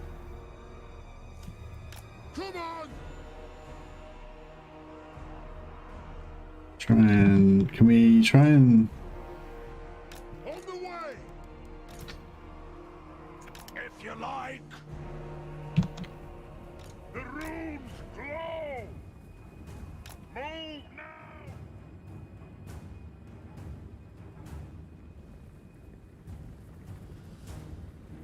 It is a reckoning. Roots thrower. For the Terror's anchor. shit, I'm not sure if I feel that confident anymore, actually. For the High King. Be it ready. Now. Kill them. Thorek Ironbrow. Hit them. Nothing can stop us. Plow through. Put those dwarfen legs. Move. Alea's blessing on us. Quarrelers. Rune of smiting upon them.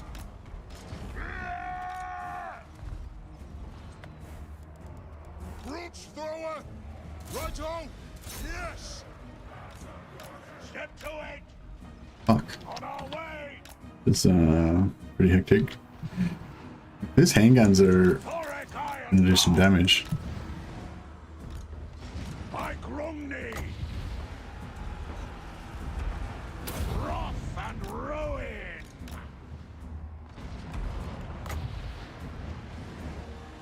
Strike the runes!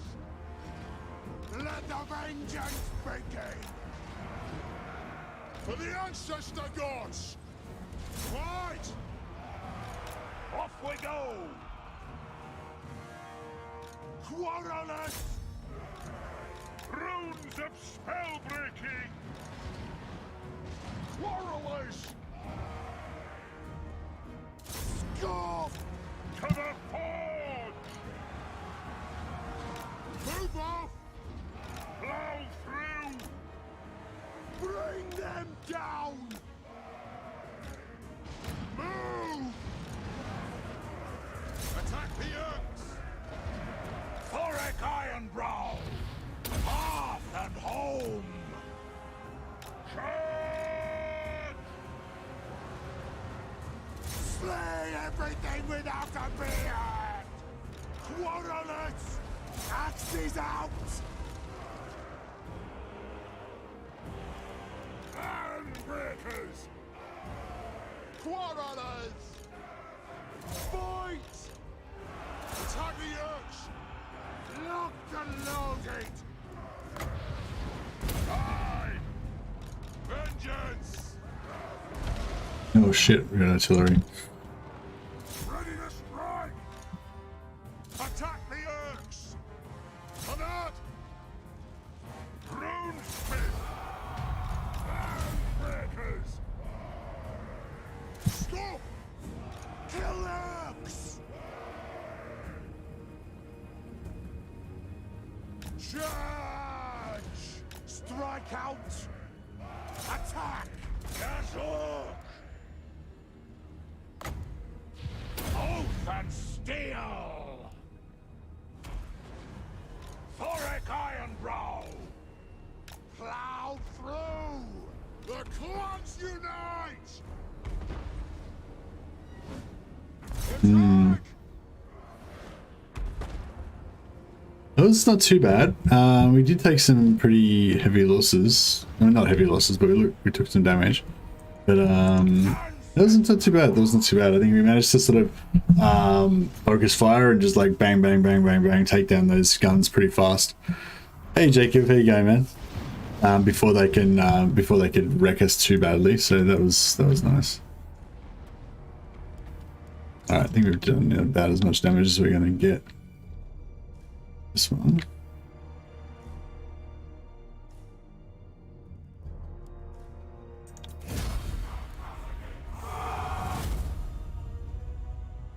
Yeah, I would have liked to have taken out that mortars, some of those mortars, but yeah. Just watch the Dwarf Hero Melter combo. What?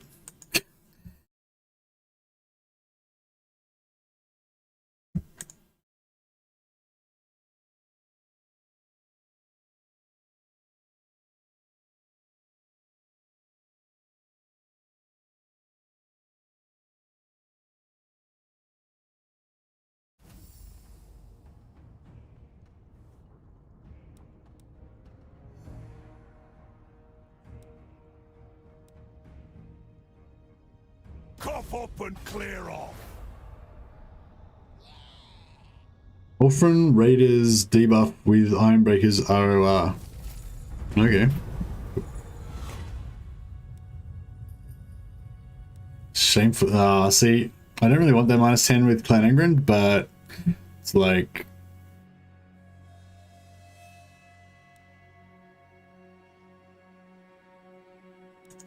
You've got to make him take the oath because it's the law of the Dowie.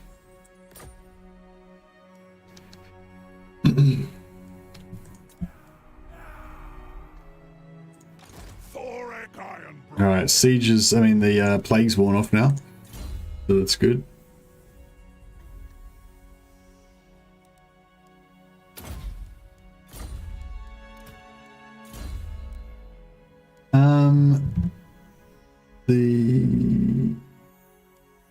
What? We're talking about Anvil. So I thought you said something about Anvil of Doom. Explosion something.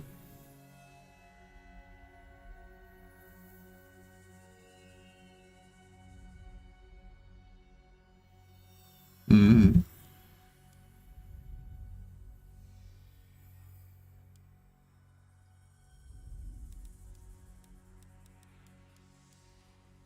How many settlements you got? Hey, Poria.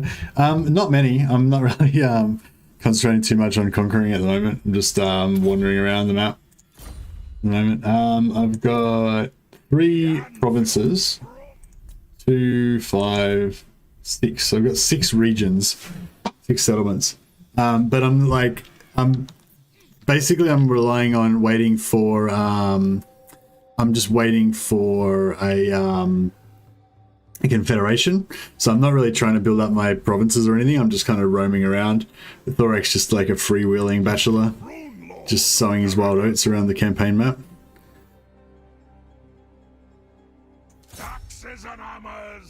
Oh, what happened to that army? Did they just get deleted or something? Or maybe they ran off this direction. Should we just auto this? Yeah, that's not too bad.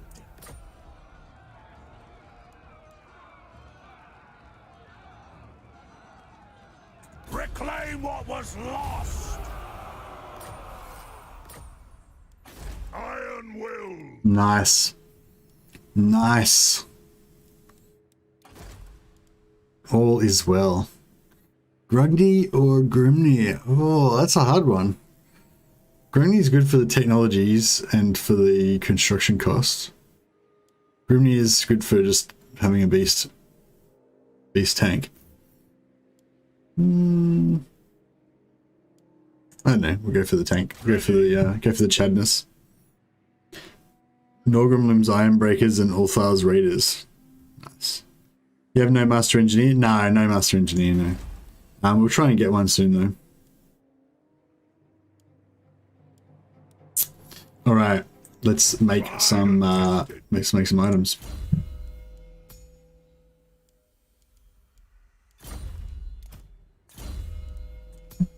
Okay, Sword of Anti-Heroes. Do not need that.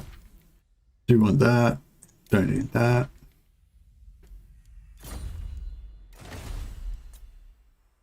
Fire resistance. Nope.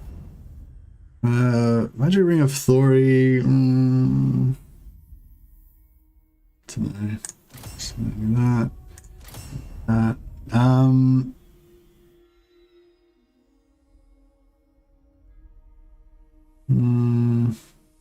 Double barrel is pretty cool. Pretty cool, but that's alright. Firing a Thori. Firing a Thori is actually kind of cool, but it uses, which slot does it go in? Firing a Thori, yeah, it goes in enchanted item.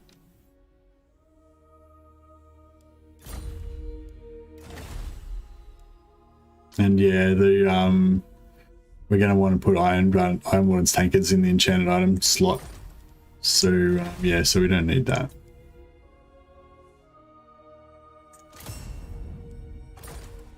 Oh, two Oathguard short. Shit. Oh man. Are we getting any Oathguard per turn? No. We will start getting Oathguard per turn once this is finished. One more turn. 2 or 3 per turn. I mean, I guess we can just wait. We'll be able to hold this for at least a couple of turns, so that's fine.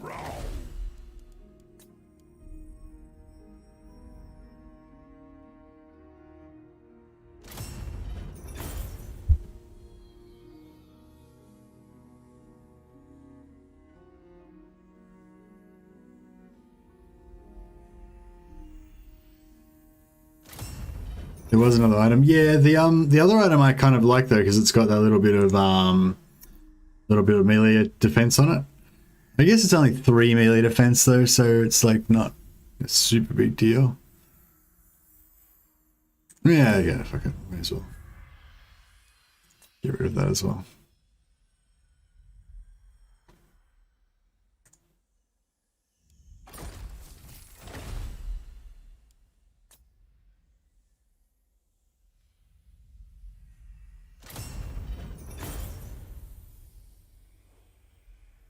All right.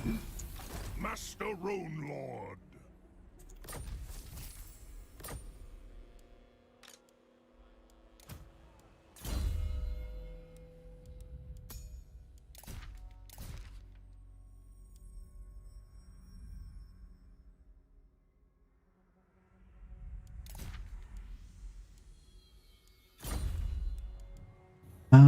Now I feel like we need to get. I don't know if we need 3 grudge throwers. Do we need 3? I'm not sure if I should drop a grudge thrower or drop a corolla. I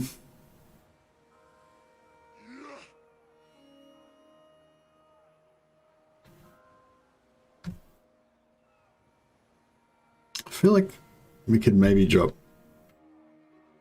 1 grudge thrower.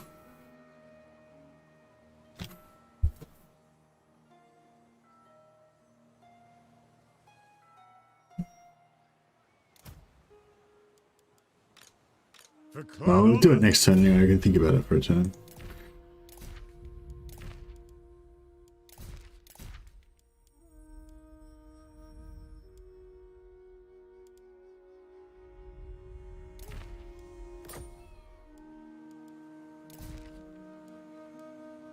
I wonder if there's a. What if the melee defense or the ward saves better?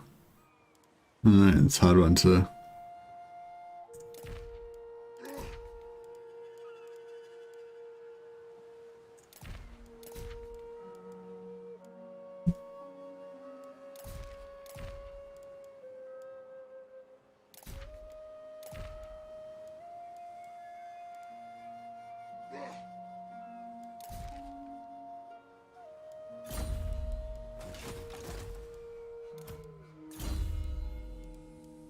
Rampy Nicholson, you are immortal. There you go. Oh yeah, somebody else did a super chat. I should probably give you a rename a character in your honor as well. Sorry, I forgot about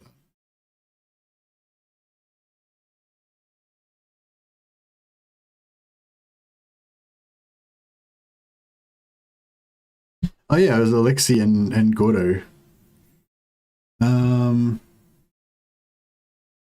Oh, Cluxton's Ironbreakers, yeah, nice. I answer to clan and hold.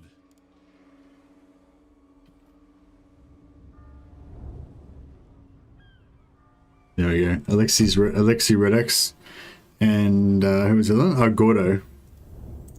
Ready. Arcane wisdom.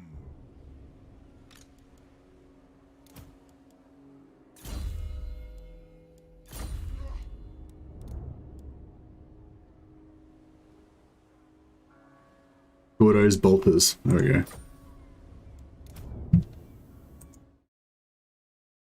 What about Thorek's weapon?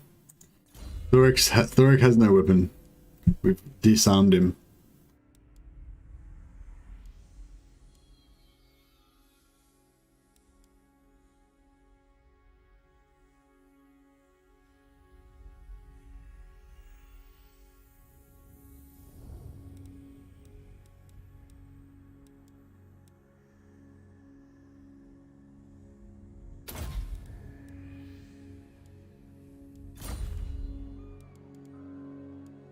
All ways are best.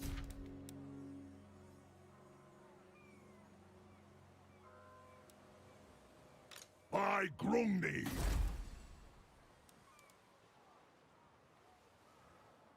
I don't think we need this barracks anymore, do we?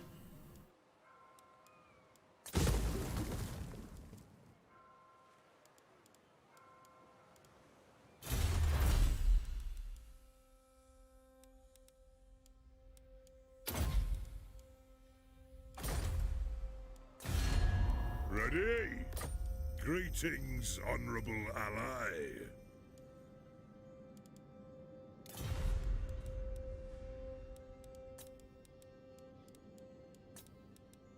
One rug. Fuck. Greetings, honorable ally. I don't know if I should take the Confederation. Oh shit, we have to because he's already taken out Karak. Oh wow, that was just in time. Fuck. I don't even know what they've got left. Jesus. He's got, look at Grimgor's gone on a tear. He's fucking taking out everything. We're lucky that Karak's even got a settlement left to confederate. Yeah. Welcome, friends of the Dowie. Oh well, so much for like coming back with a tier 4 confederation on Karak.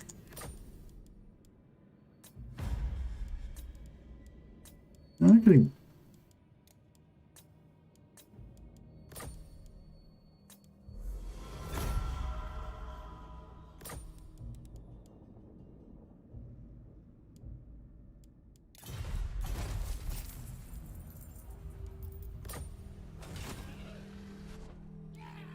Throne bearers. Here's the High King.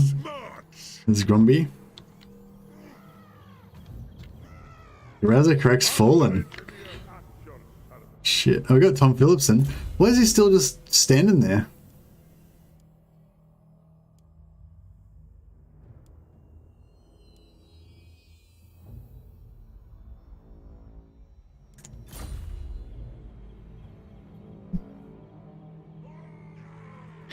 Clad Brakak. What?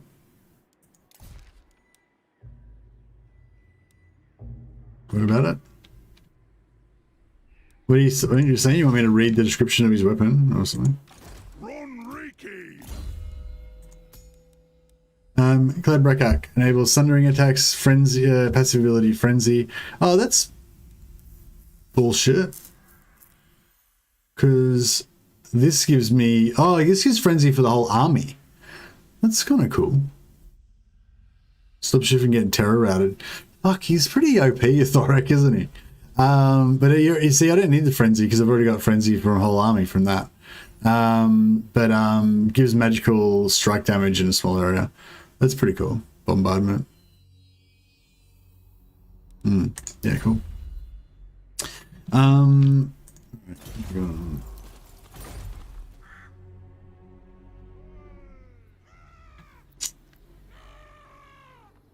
Fuck. Ready to do the guild's bidding. This road is shoddy. Wow, I don't know. Maybe we should just try and hold this side of the river. Maybe this will be the thing, and make kind of like a choke point. Well, I guess a barrack. We're not going to be able to even hold barrack bar, I don't reckon. You know who I am.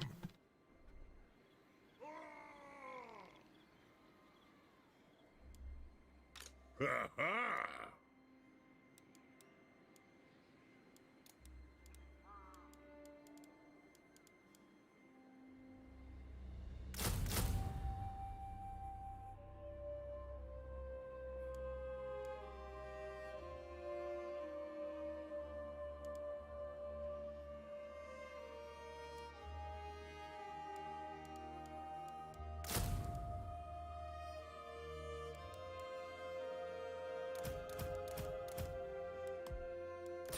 Aye.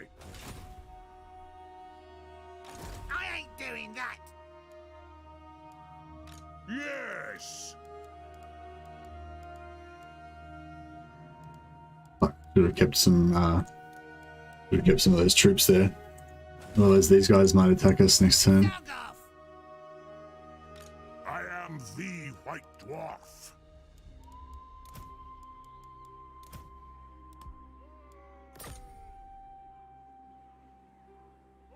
Good. Grimnir's axe thirsts.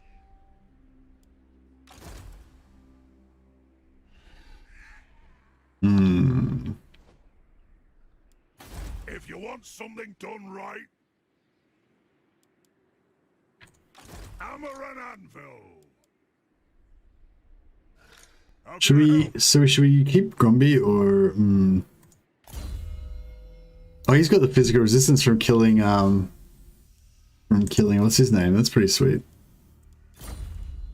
One rug.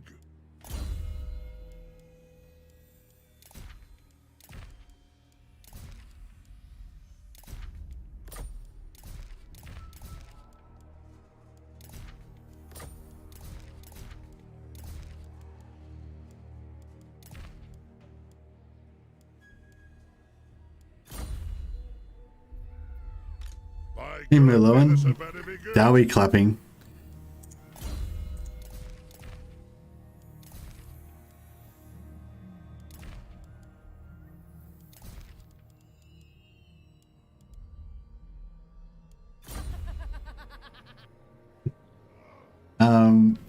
There you go, Merlin. Oh, yeah, I'll quickly rename some of our elite quarrelers after you. It's the wrong button. I don't know if Merlowen sounds like a dwarf name. Mur sounds like a dwarf name.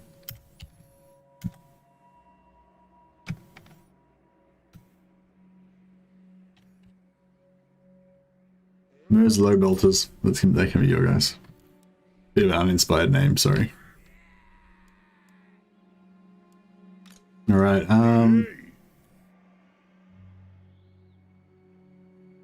notes it off topic. Slaanesh can negotiate with anyone. Military alliance provides opportunity to make outposts, which gives opportunity to recruit units. 2 + 2 = cheese. Yeah, I don't know if we're going to be able to recruit units from other different factions though.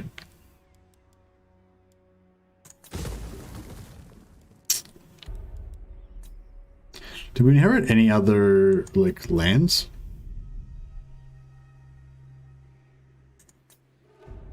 I don't think so. Oh shit, we got some problems here with Confederation with public order.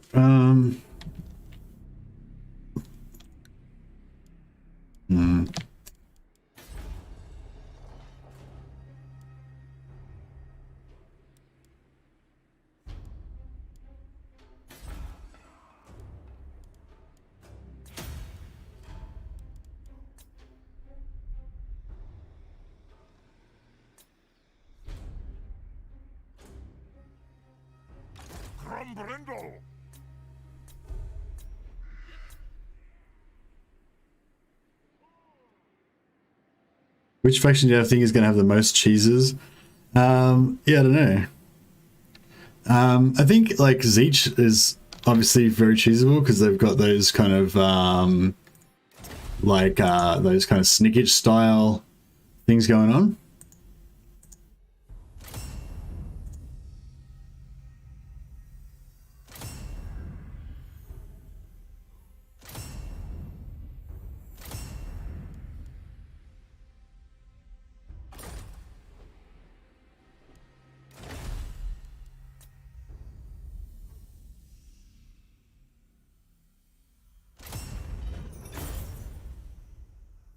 Rip Angrim? Oh, is Angrim dead already?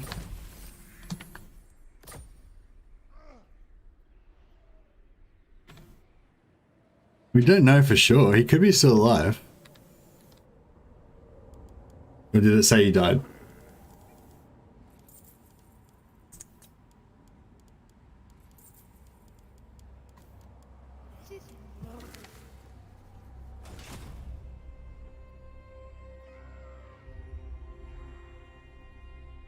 Okay, this is all it's all getting very interesting, let's just say. Oh shit, these guys have got lands way down here. Fuck, I didn't think it was going to be so it was going to be so hard to take out the border princes, but that's okay. Whatever. Check the camera settings to see if Angram's still around. Yeah, that's a good call. Where's something of Beligars? Here we go.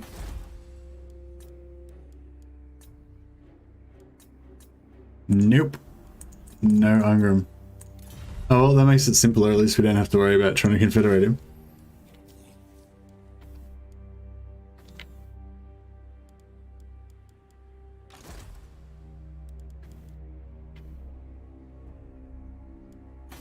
What?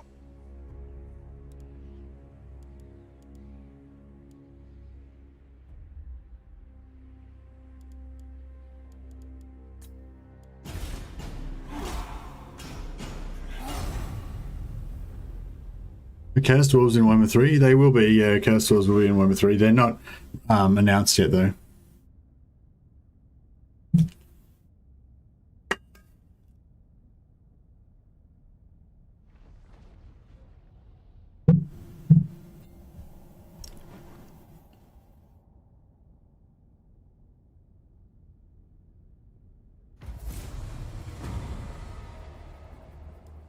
Your conquests strike fear into the hearts of your enemies, mighty lord.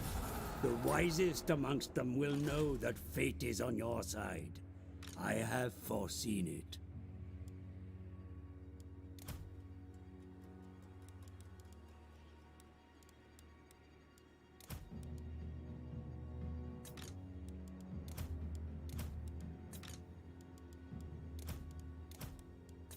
Tried and tested.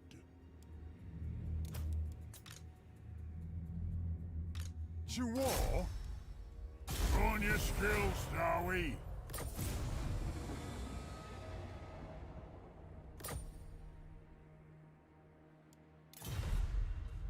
Rune Lord of Karak Zron.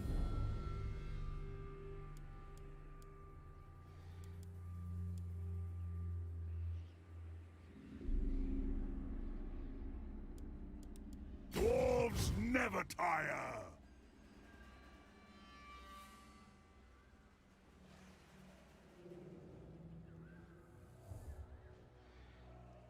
THOREK'S. Oh shit, this is gonna rebel, isn't it?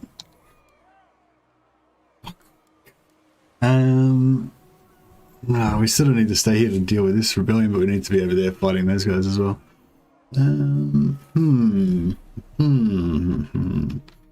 Maybe I should just... I might just pop, what do you call it, Gotrek out.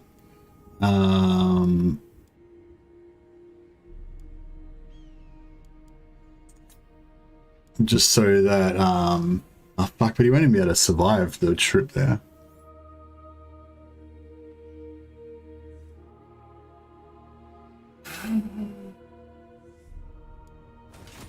Yeah, I've screwed up by letting Gotrek be so far down there. Check this shit out. Love it. Oh shit, how many turns till they...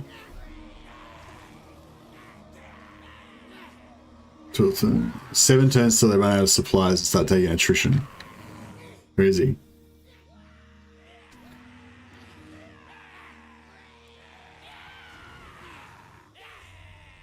Yeah, interesting to see what happens with that. If you want something done right, to war!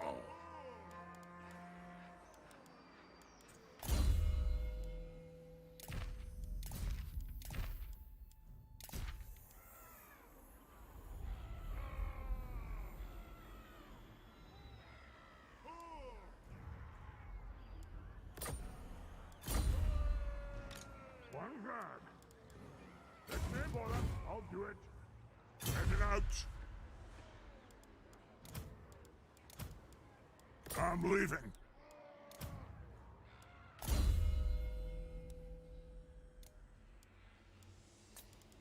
Let us begin.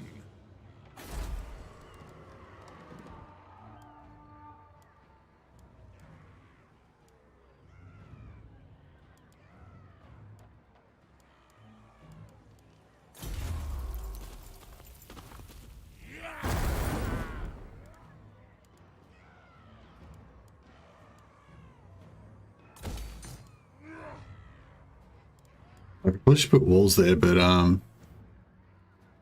It is time For the wisdom of Valea.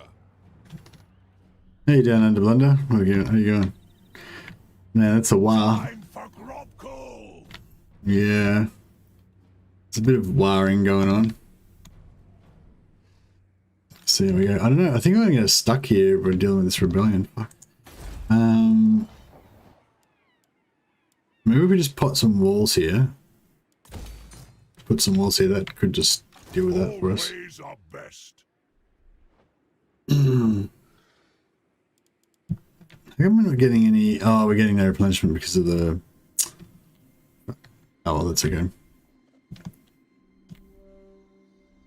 We can deal. Retake the realm. Siege till 13. Actually, let's check that again.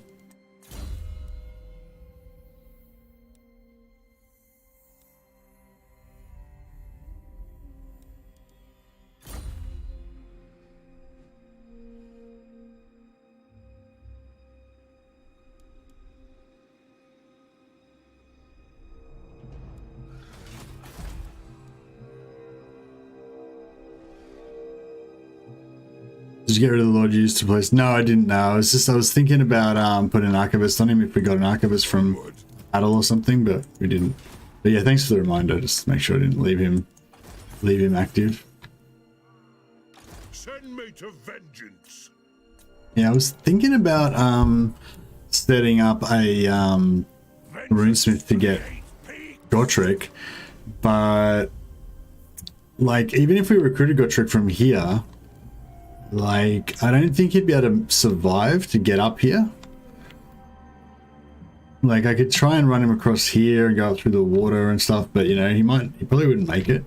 So I'm thinking all we can do is just hope that the money holds out long enough for us to smash through a bit of this and then recruit Gromby and bring him up, and then we can replace Thorgrim for the supply lines reduction with the Gotrek.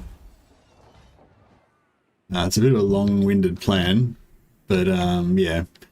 Step one is hopefully we hold Barak Var, and hopefully Thorgrim can take like Zorvak and Mallorca and Akendorf and sort of get up there to reinforce him.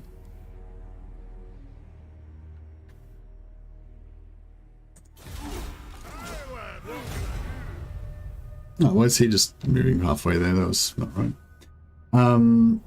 If you like playing Dowie, you should check out the Brewmaster mod. He's a ranger and gives bonuses to quarrelers and rangers. Also has a few good utility abilities. Okay, it sounds good, people witnesses. I don't really play mods, but yeah, I'm sure other people might find it interesting. Holy shit!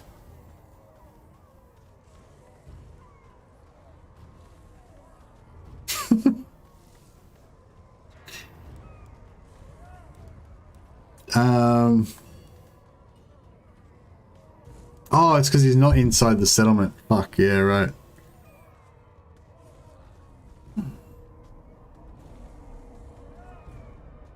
That's okay. Maybe it's actually better if we lose Barak Var, because we couldn't hold it anyway. I mean, we could hold it, but I mean, it's, you know, maybe it's kind of like, because I was sort of a bit strung out trying to hold both. So maybe it's better if we kind of just fall back and...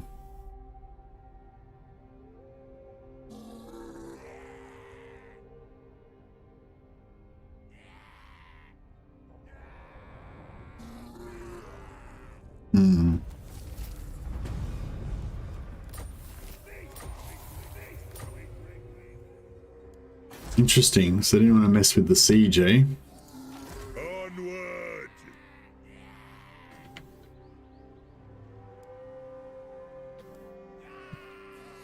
Oh dear. Yeah, it's not looking super awesome. I'm listening. So I need to get up there fast, but I don't want all these Mermenins. I am revenge incarnate. I might need to pop a... I think I might need to pop a... might be a good idea to pop a Runesmith down here anyway, just so we can get some public order on him. Because we might have some problems otherwise. Oh, it's a pretty crap one, but that's right. You summoned me.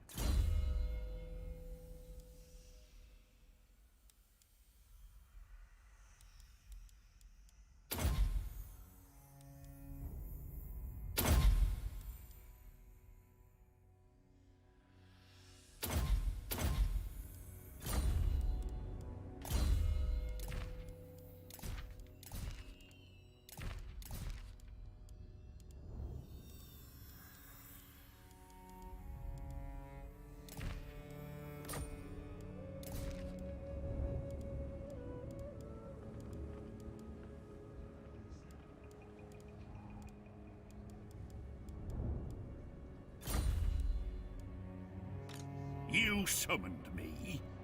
Aye, it is time.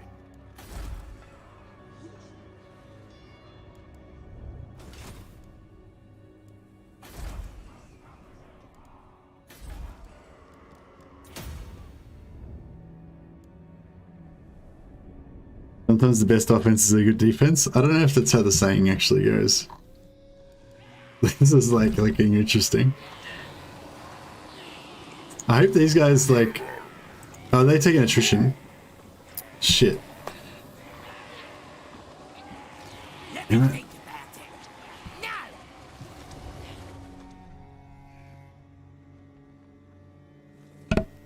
Regrouping to launch a renewed assault's not a bad plan. Yeah, maybe. The High King acts. I don't know if we should try to recruit again here, because I feel like this is just going to get besieged anyway, and then we're going to lose our recruiting. Ignore that.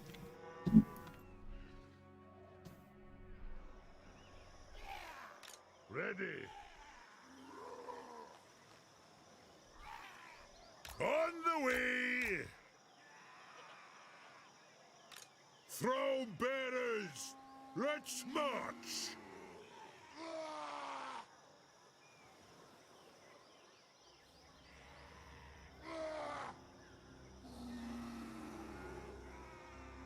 Forwards! For the Caravan Corps.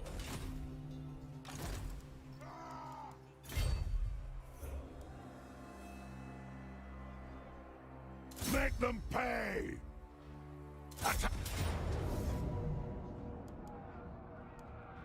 Fight for your old!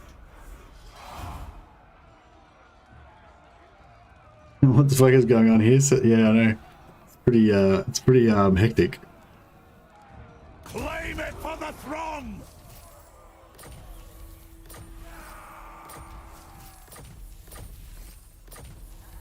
Campaigner, nice. I don't know if we actually...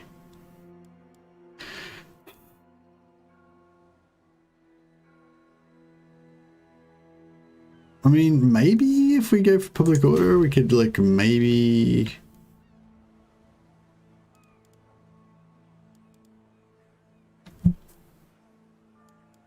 I don't know if we can even get the public order back up, really.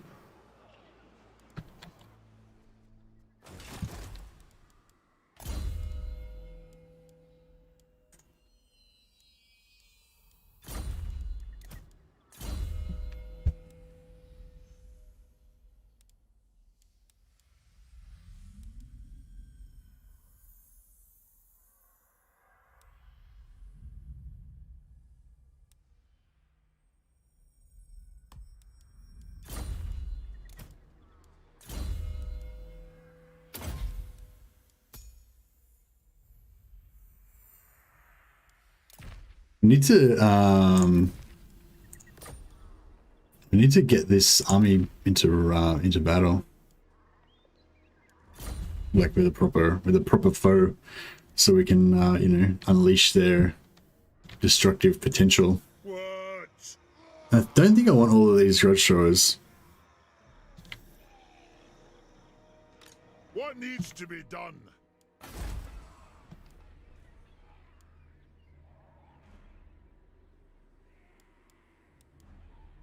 An ad. You can always like run over here and quickly recruit a heap of ogres and slayers and shit if we need to. We've got a pretty good ranged, you know, part, so that's good, I guess. Can we do anything with diplomacy? Belligar. What are you doing, Belligar? You were not Being a useless prick. who am I? He's got 3 settlements. The Empire. Be at peace, for that is all I ever want. Maybe the Empire will save us. Maybe we can, if worst comes to worst, maybe we can be like refugees and go and live in Krakadrak. Attend your king, slaves.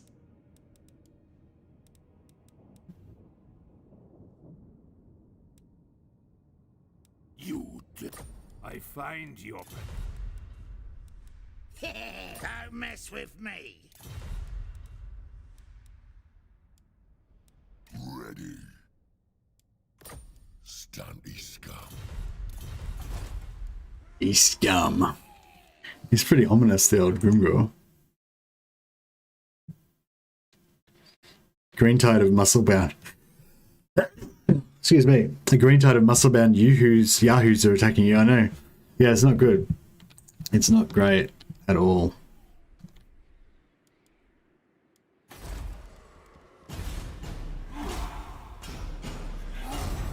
I still somehow hold out hope that we can, you know, wheel this back from destruction. Basically, my whole plan relied on confederating Karak at tier 4, but it didn't work.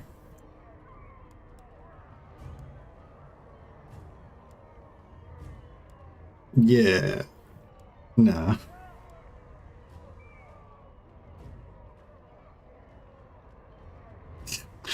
I don't know what I'm looking at there. There's no point in thinking about that. Damn it. Well, we lost our tier 3 barrack bar.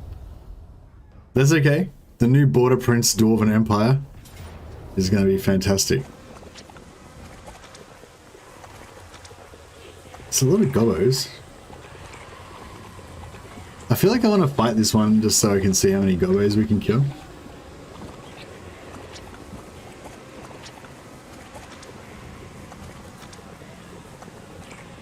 Is it? Are we plagued as well?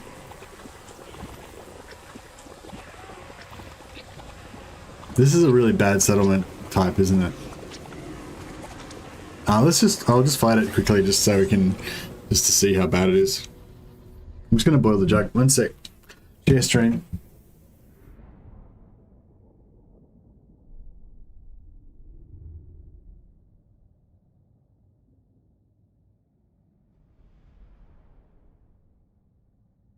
I need to stick like a face on the chair so that like you guys won't know that I'm gone.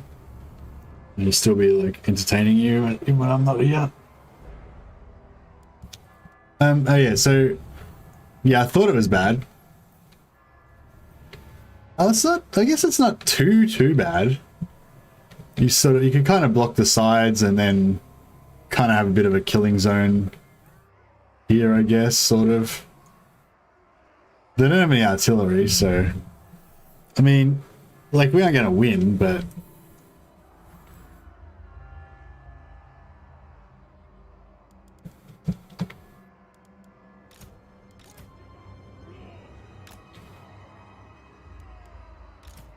War of vengeance.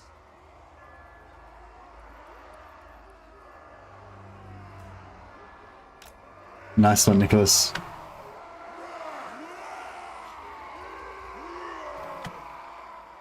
Yeah, so we could just put gunners there. They'll be able to shoot over the top. And then put dwarf warriors like there.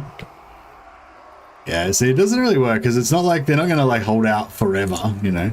Let the vengeance begin.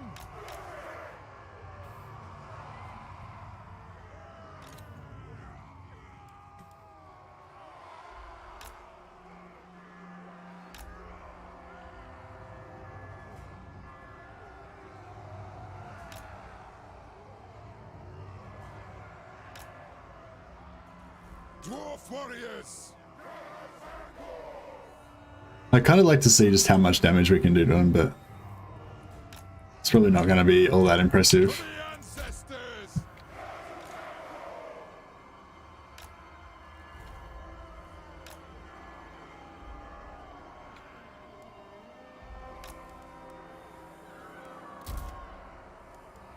Warriors.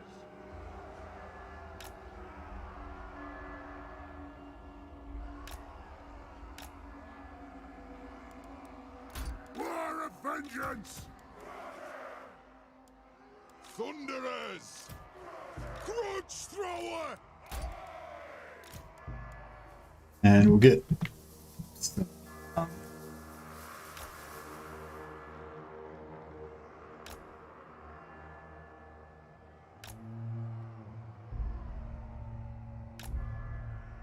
some towers activated.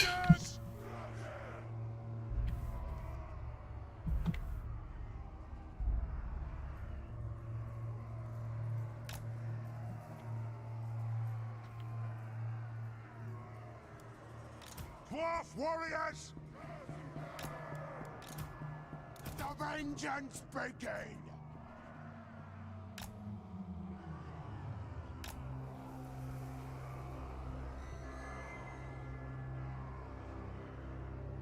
You just need to pre-record a video of you waxing on about every man, common soldier standing against all odds for 5 minutes, and we never realized you were gone.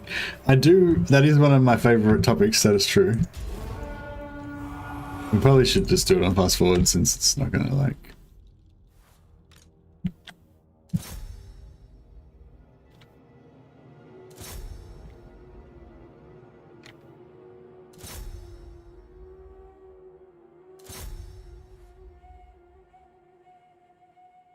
Oh, wait. Why are these guys? What? They're standing right there. Why the fuck isn't the tower activating? Piece of shit. For the Caravan door!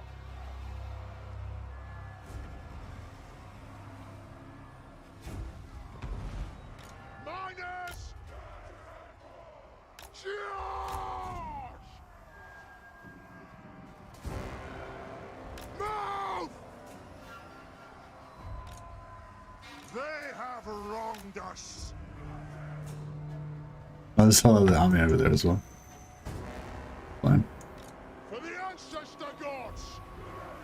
Range far, range fast! For the Karak anchor! Range far! Range fast! Miners! Move now!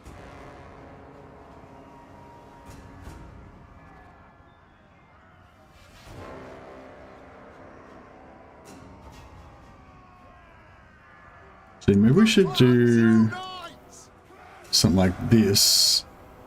Actually, Go! Nothing can stop us! Strike out! let's see if we can get a bit of a. Range fast!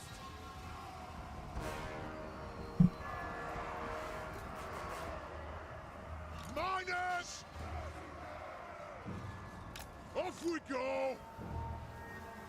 Strike out! Thunderers!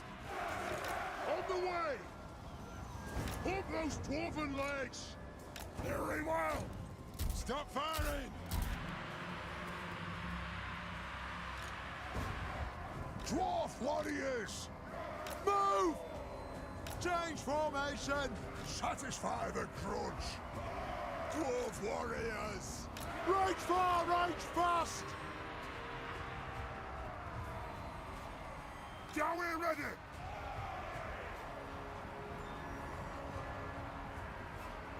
Off we go! Axes out!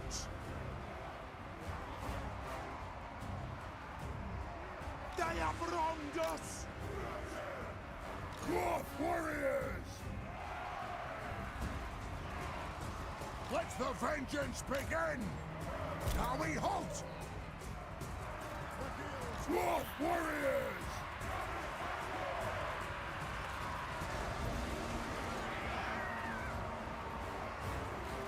Thunderers!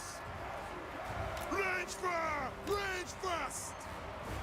Warlords! Move now!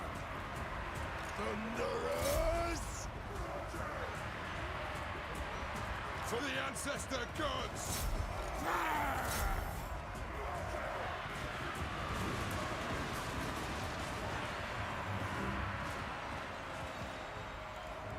Bring death on them! No, I can't hit there. Fuck. Oh, that's awkward. We could try and park it in here and like shoot across that way maybe. I don't know if that's gonna work though. Does look a bit bleak. Yeah, it looks pretty bleak. I just want to try and do some damage before we die, but I don't know if that's really viable. Warriors! For the ancestor gods! Put those dwarfen legs! Yes, Lord! Quarrelers! Charge! Grudge thrower! We need the grudge thrower, but it's like it can't aim properly.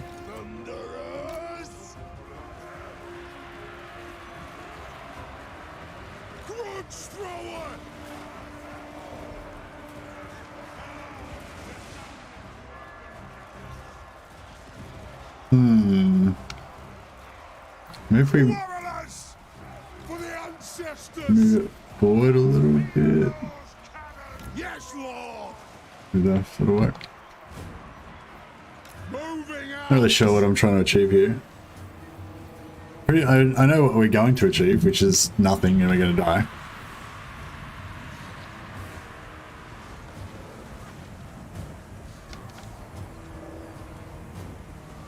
Fuck it. Let's just see if that works.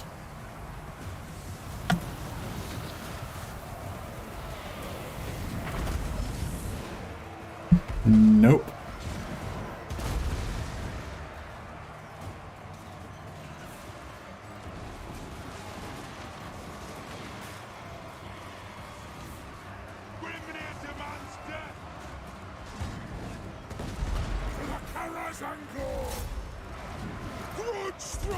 Ah well. I don't know. Not sure what I was trying to achieve there, but it's not really happening.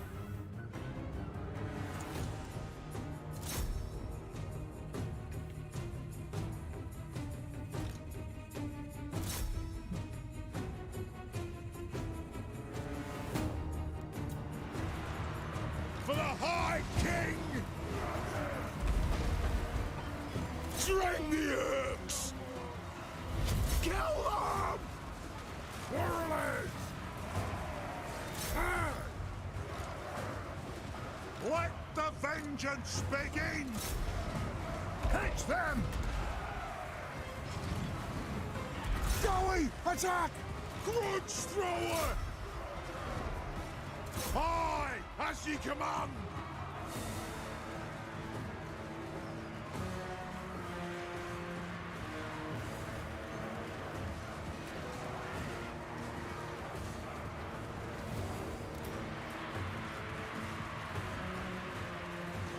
We are relentless!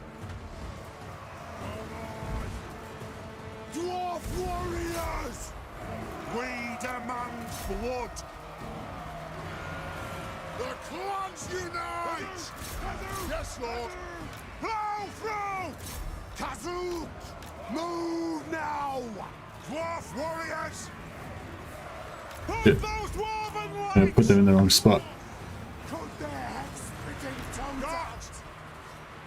Grudge thrower! Attack the Urks! I don't think this is gonna work really well.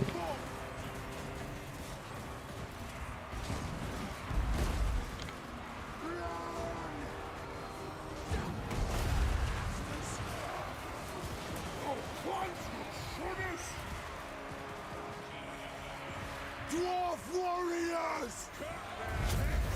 Born of vengeance! The clans unite! Strike out!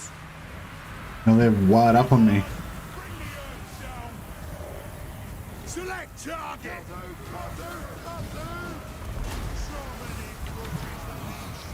Attack!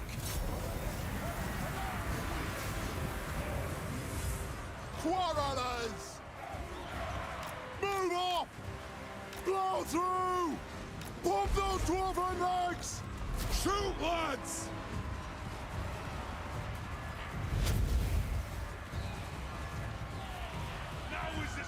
Yeah, it just this I thought this line here was going to be really clever, but then I didn't realize it was actually really stupid. Yeah, I should have probably put my infantry line at the bottom of the hill, so then I could have shot straight down into them. But I can't push them back now; it's too late.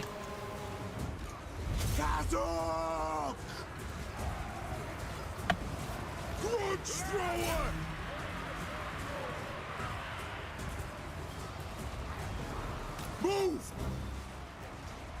Withdraw! Dwarf warriors! Nothing can stop us! Withdraw! Satisfy the grudge! We demand blood! Raged firepower ready! Drang them! Pull out! Get plow through! Oh, whatever. It was fun. It was fun while it lasted.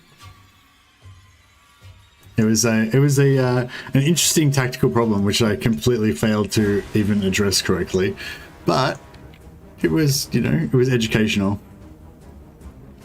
But yeah, if I had put my infantry at the bottom of the hill here, then I would have been, and just put my artillery at the top and my handguns, my thunderers at the top, they would have all been able to shoot down nicely and try to get a big blob going here.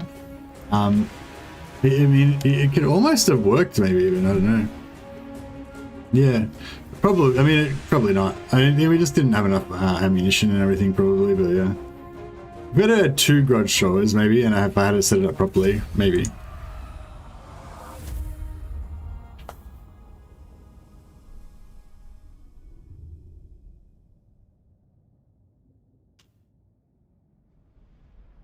We did some pretty good damage to them, though. They basically took out, like, I don't know, like a third of their armies, yeah? Oh, about a fifth, I guess. Quarter or a fifth.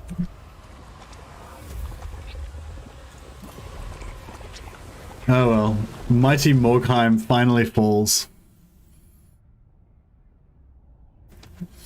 Shit, this campaign's going sideways pretty bad. We might have to move to Karak Zron. We might have to confederate Belagar and move to Karak Zron.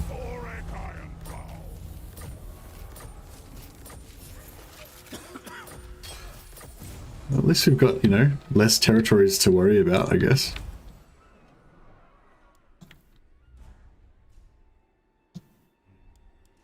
Hammer and anvil.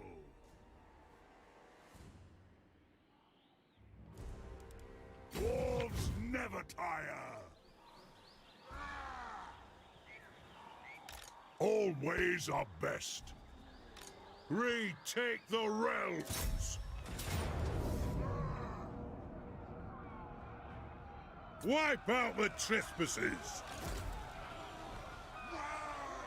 Ready to do the guild's bidding. Those axles!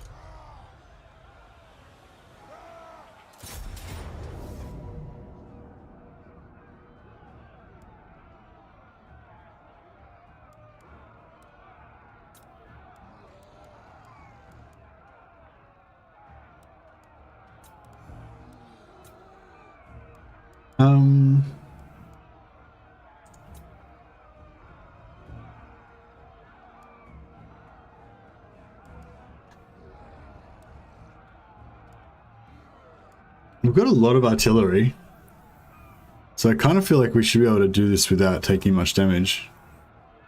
I don't know where our allies are going to come from though, so it might be like a really shit one. I'll just do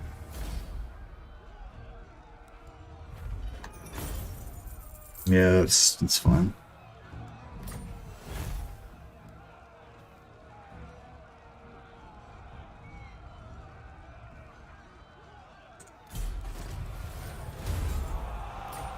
Finally got an archivist. To war! Send me to vengeance.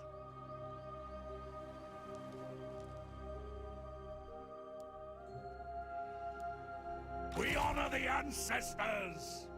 Not gonna happen! I'm listening. Ha-ha! Master Rune Lord. An ad! Reducking armies. Yeah, it was pretty rough. Ready. Ready. By the Silver Tower, don't... Yes, I do not trust you. Caravan, they're gonna backstab us. Sure as anything. Ready for the old ways. Good. Grimnir's axe thirsts.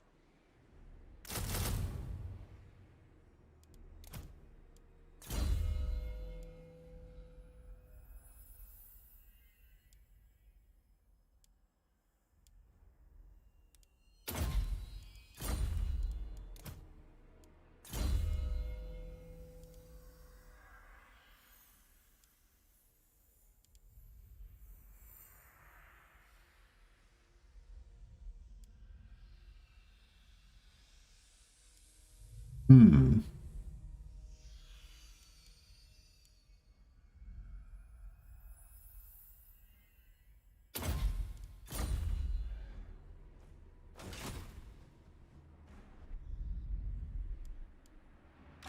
Valea's will binds me to you. Moving! How many turns we got left? 2 turns. Okay, cool. He's gonna save the rebellion from happening. Which is perfect.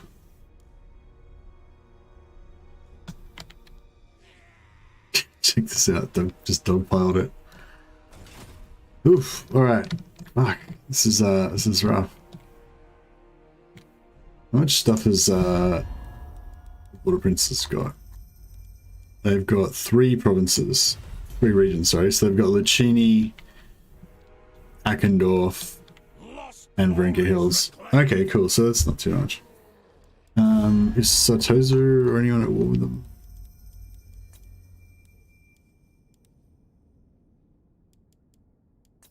What?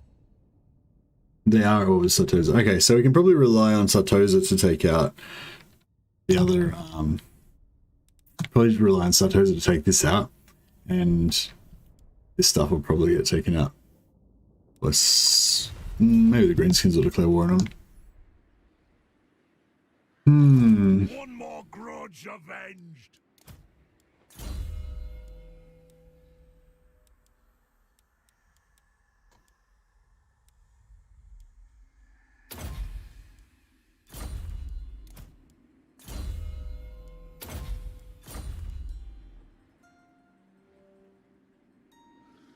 Glory for Karak Zron!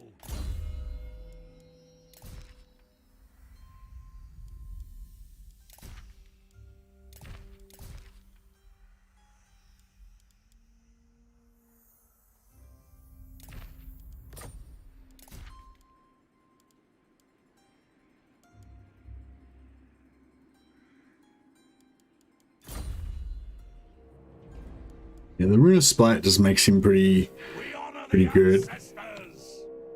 But yeah, we really need to get a proper setup somewhere. Like the moment it's just not a 10 problem there. Victory for the old ways. Grimgor is scary. Not gonna lie, I am scared of Grimgor.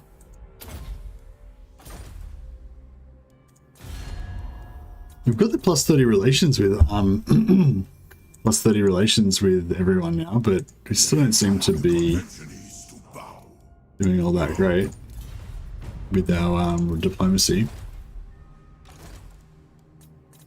Just gonna fill up my tea, one sec. Lost glories reclaimed.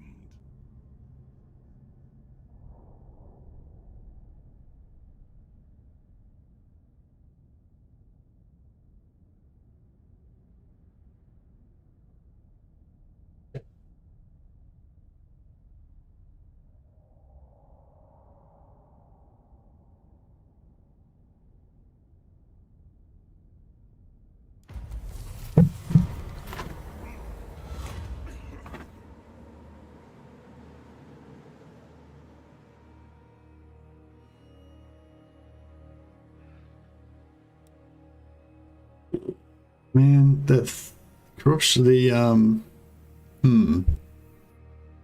Actually, more rebels might be alright. It's only 5 turns. We're probably gonna pull back anyway. It is time.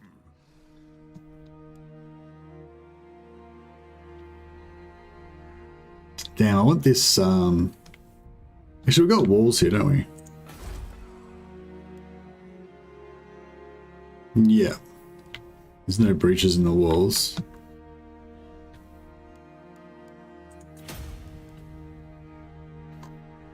So Rune Lord of Karak Zron.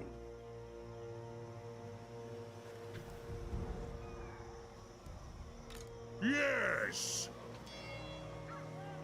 Tried and tested.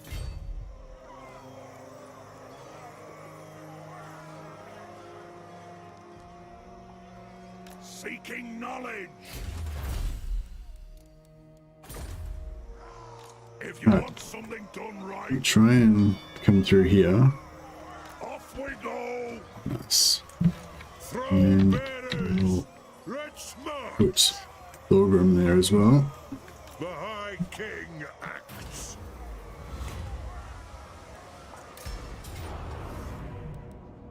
Cool. Oh shit, look how much artillery they've got. Fuck.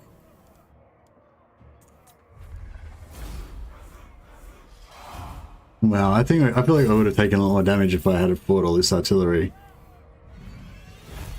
That was too bad.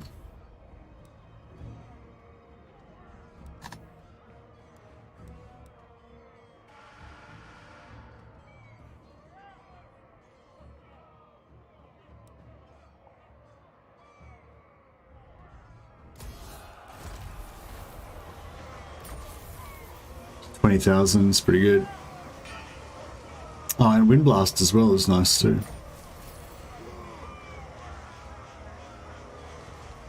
One more grudge avenged. Retake the realms. Sartosa would be pretty good, worth it. Yeah, I wouldn't mind going for Sartosa. It also puts us like Glory for Karak. further away from Grimgor, so we don't have to deal with his bullshit.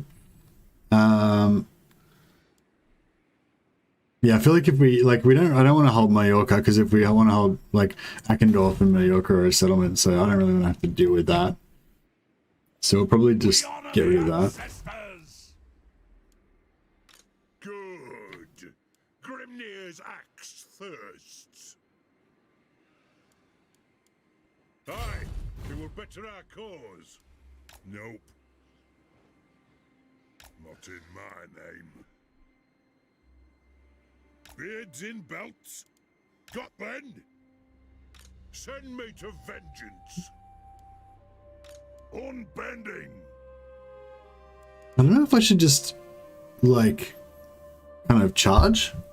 Like we're pretty strong, this army, but I don't know about like these like massive hordes that he's got, you know. He might kind of overrun us because we don't have enough front line.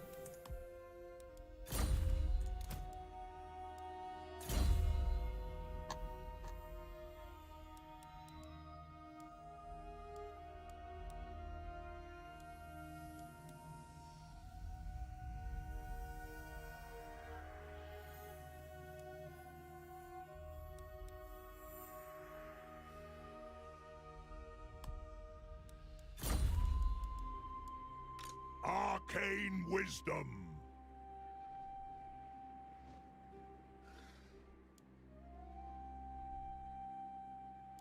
Lost glories reclaimed. Bloody bolts.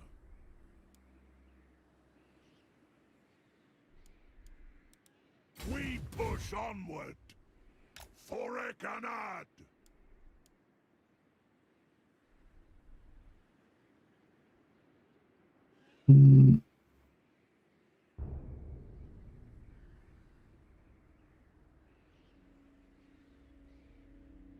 Fuck, I really need Gotrek up here, hey. Oh, we need to just dump this second army.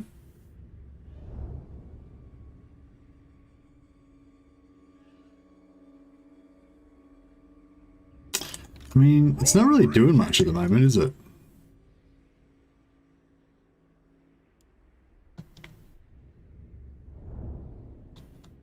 I'll keep it for like 2 more turns, I'd say.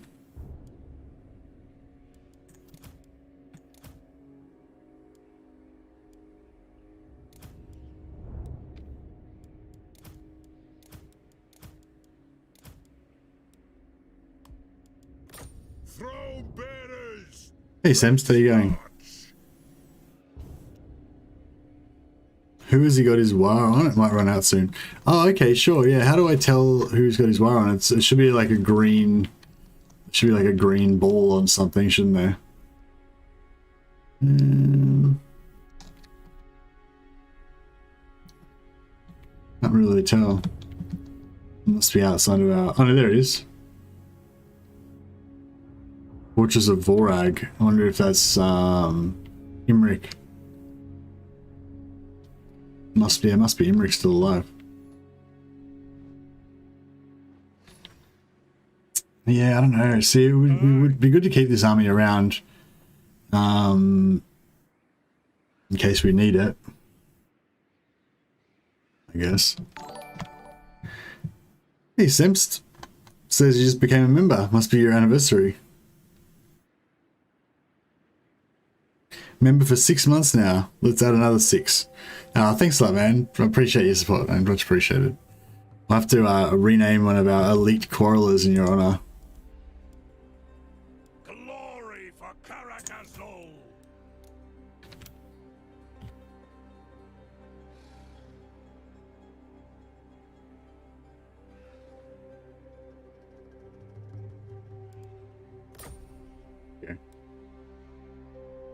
They're not actually rangers though, are they? But, oh well, that's fine. Maybe they used to be rangers, but now they're more heavily armored because they're old. They're like retired rangers. They're like Marsok dudes or something. The runes are ready.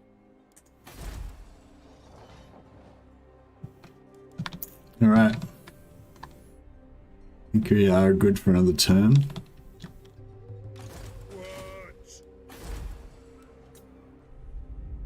How many turns we got left of this crap?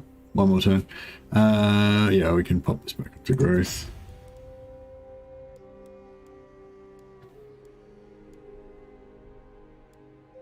Actually, we'll put this back onto growth as well. Oh no, we'll leave that. We'll let that get down a bit.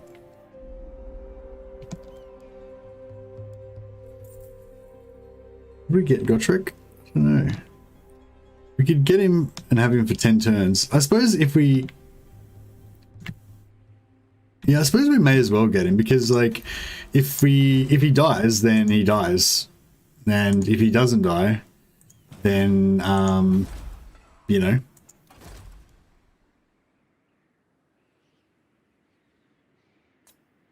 The runes are ready.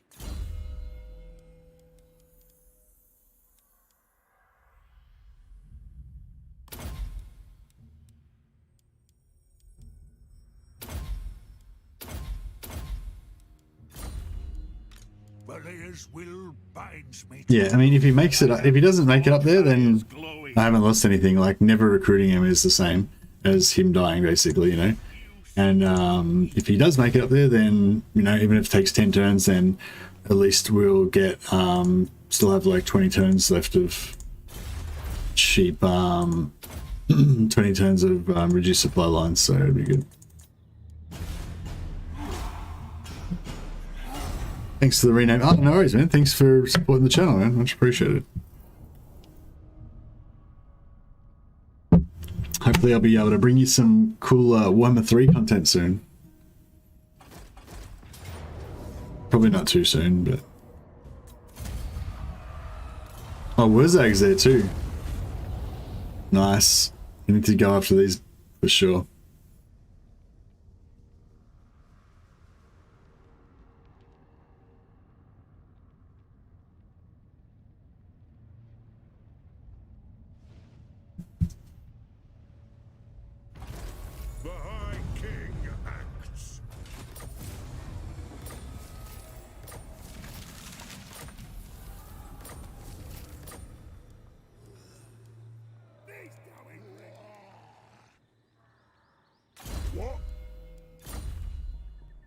Alright.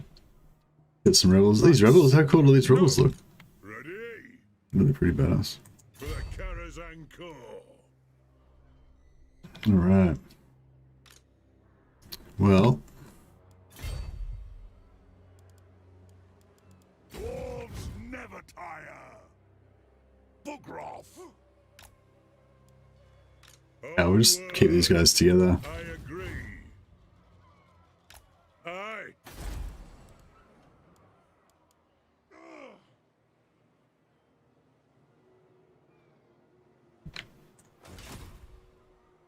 Good.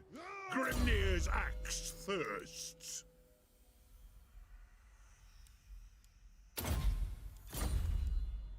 Always. We should need another, we need another, Rune Bearer now. We've got a second army that needs increased speed. Ready. Watched a bit of Legend today. Got the impression he hasn't had Warhammer 3 access yet. Oh, you watched his like disaster battle?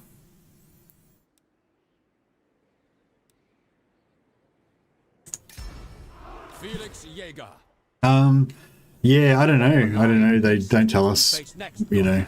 Let's get some alieners. They don't tell us when the partner guys are going to get their access. I'm not sure if I'd be able to tell you anyway if I knew, so yeah. What?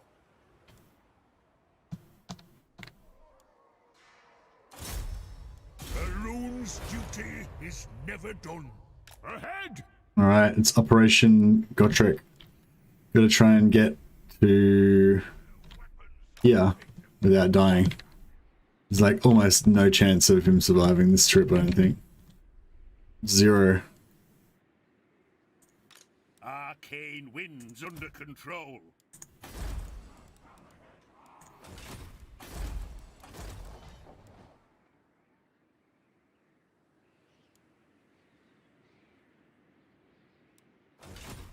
Anad. Guess we could send one out in advance to sort of The Runesmiths' duty is never done. do a bit of recon.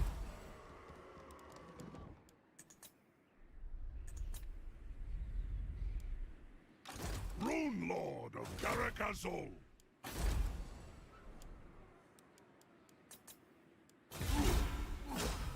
We go trick towards Cetra and then up the river. Yeah.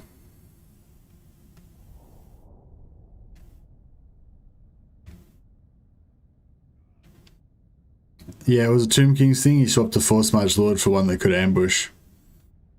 Oh, okay. Nice trick.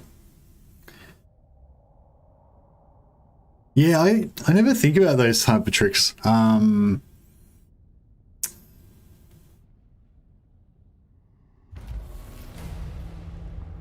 It's probably worthwhile sometimes to like do those sort of things, even if you're gonna swap out your legendary lord. If you're gonna get, you know, another lord that's gonna be able to allow you to win the battle or whatever. But yeah, I never really do that. I never like you know, don't allow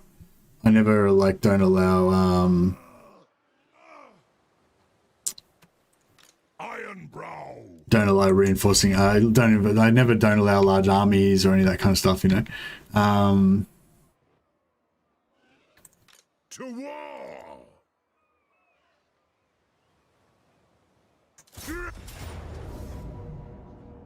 Yeah, it's pretty hectic army.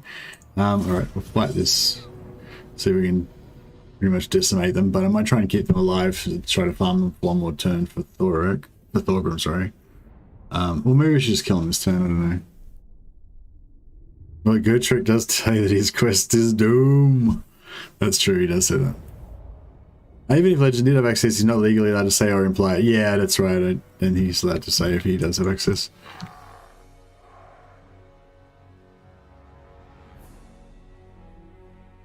I don't think that they would like care too much though. Like if he let slip that he had access, or people guessed that he had access or whatever, like I don't think they would, you know, make a big deal out of that.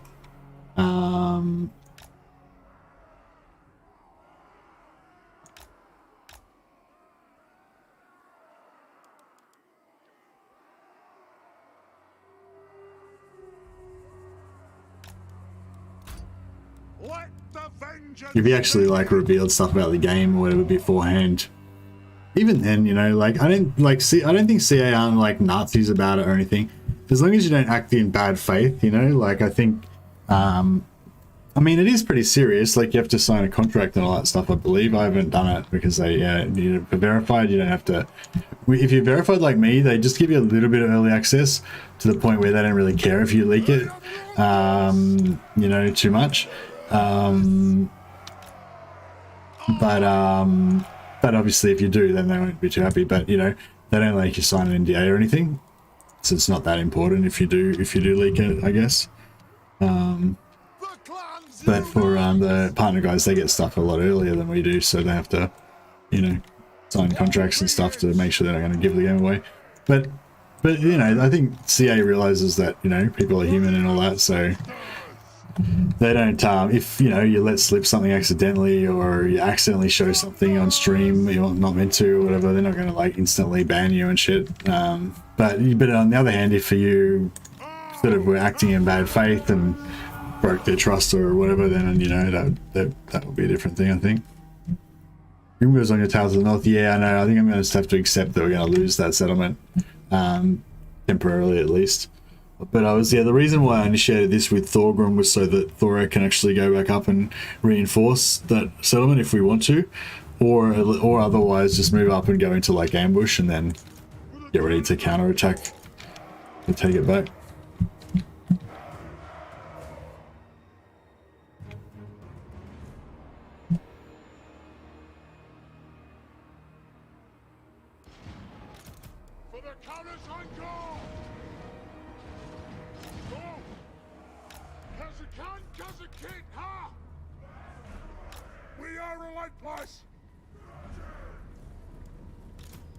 Thorek Ironbrow! Ironbreakers! Go! The runes glow! That battle system looks really interesting, doesn't it? Why are they setting up like going that way? It's weird.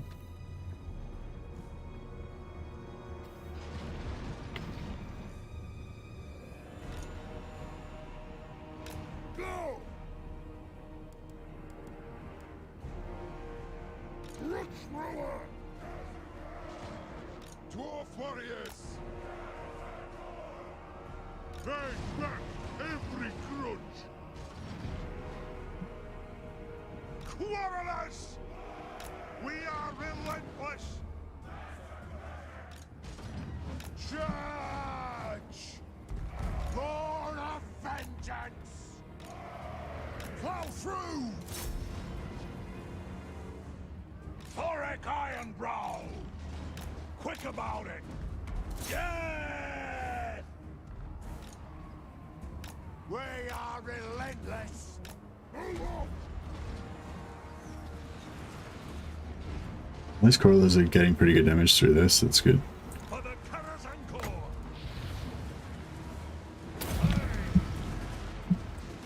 Oh shit. We're getting pretty close. I'll do it! There's nothing I can't fix. What? Casting the runes! Slay the Oathbreakers! The Anvil's might!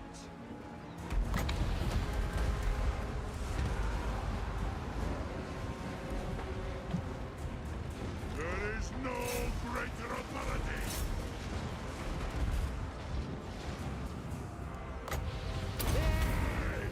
Yes! Charge! Move it out! Attack! Vengeance! Warriors!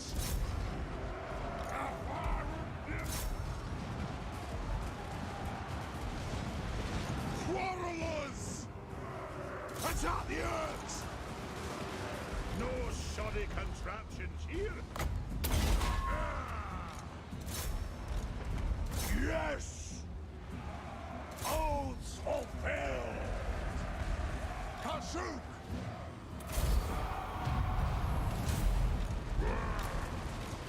Kill them! Right! Yes! Rage far, rage fast! Move now! Grudge thrower! Move up! War of vengeance! Move it out! Warriors! Runriki! He didn't reveal anything, he just speculated, then said he didn't know what was in 1.3. Okay, cool. Yeah, well, yeah, I think he's allowed to say he doesn't have access, yeah. But when he stops answering those questions, then you know he does.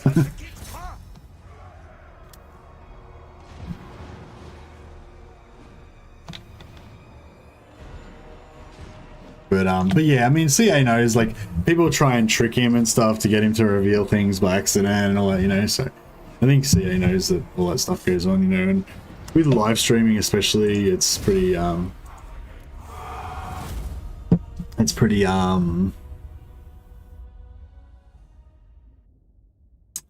you know, it's, you know, dangerous, I guess. It's easy to screw up and stuff, so yeah, I think they're aware of that. Not that he's live streaming, but yeah. And does anyone know when Legends gonna start streaming again? He said, was he taking 3 weeks off, or did he already have that 3 weeks? No, no, the 3 weeks is now, isn't it? I think he said he was going to come back and do a Throg campaign before Warhammer 3.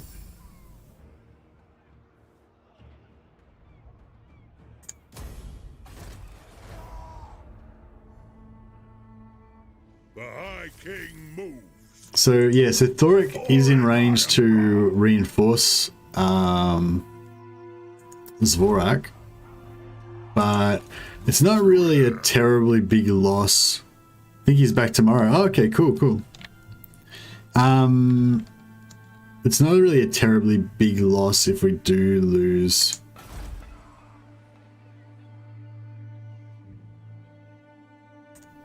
Throw bearers! Let's march! Forwards! Not likely. I don't know if Thorek will be able to handle this army next turn. Might be a better idea if I just take him out now.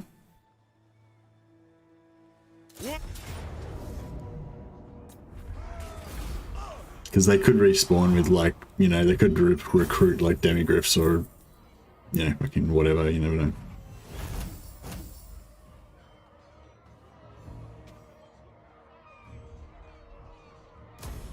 Move in! The High King acts. Run Riki! See, how come this guy's getting replenishment? Oh, because he's got the replenishment in his tree, does he? No, he doesn't. Is there replenishment? No, he doesn't have any replenishment. That's weird. I wonder if... Oh no, it's just on the heroes, right? I'm listening. Good. Grenier's axe thirsts. Yeah, we're definitely gonna need some replenishment, I think, if we're gonna, especially if we're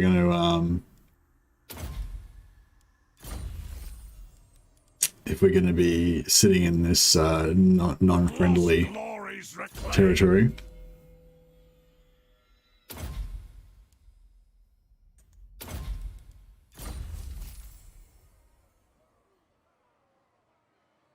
One more grudge avenged.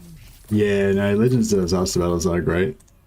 I honestly, I like, a lot of time I like just him talk, like the way, like not necessarily like how he beats the disaster battle, although that's always interesting as well, but also just him like chatting about the game, and like he always, you know, tries to include a bit of other commentary about, you know, other things or whatever, relevant stuff. Yeah, he's very knowledgeable.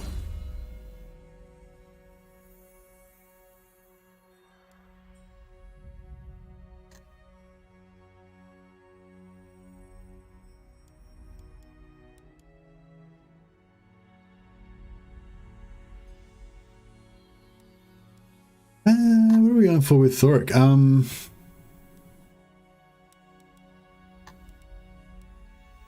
Yeah, I should try and get his rune magic finished off, I guess.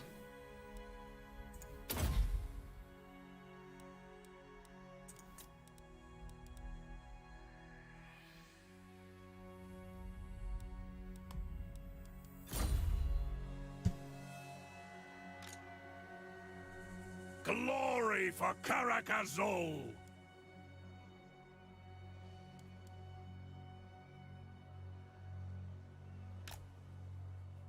So what happens if we go into a camp stance? It does give us a pretty good...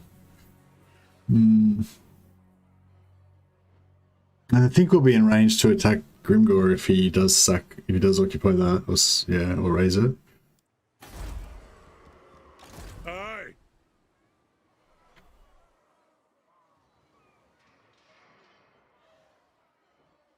We honor the ancestors! Very well.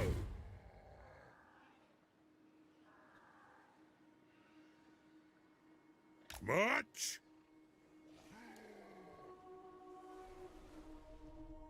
Ironbrow's going for the extermination. No, you're not going to wipe me out. Not now. I mean, maybe later. Maybe eventually. Fight! If you're going to fight! I've not got all day!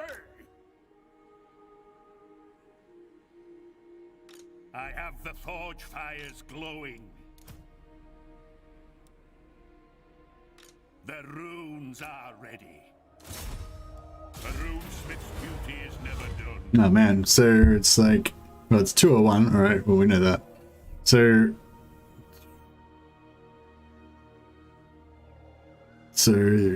that one's yellow. So that makes that one purple. Okay, so we already knew that. This is a hard one. I could look it up. I could write it down and figure it out with pen and paper, but I'll just cheat and look it up.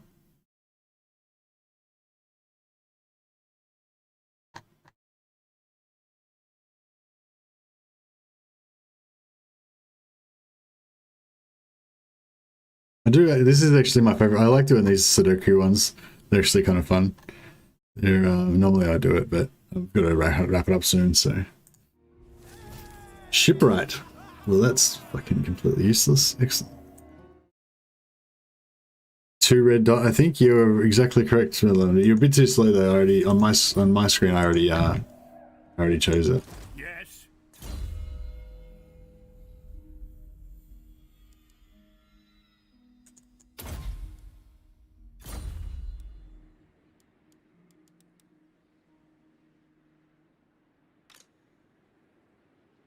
Godtrek, Gurnison.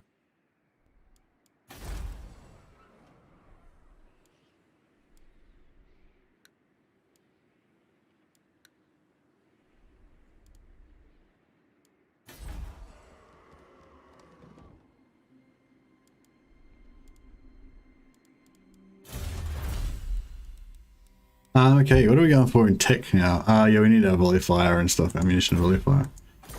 Let's max out our THOREK'S rulers. We need at least one engineer in his crew as well.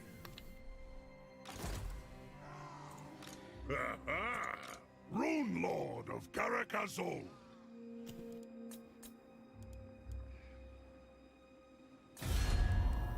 To battle?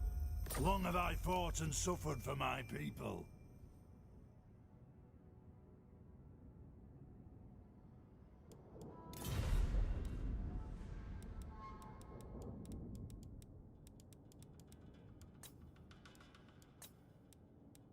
Submit. The convention is to bow. I see you disobey. Red 1? No, it's red 2. What are you gonna do, Grimgore? What are you gonna do?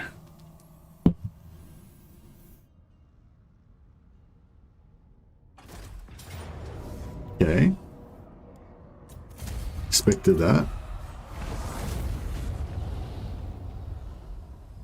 Raised it. Okay.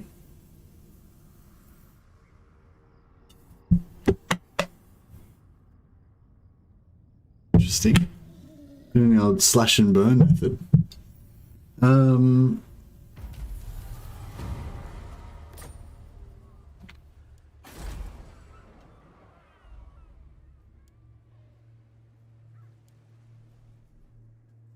Send me to vengeance. For the Caravan cause. So we could get him, but he'd probably just run away, and then this guy will come in and completely fucking ruin us. I refuse. Although, actually, yeah, we'll go for Grimgore. If he runs away, then we'll just retreat back behind the choke point, and then we should be sweet.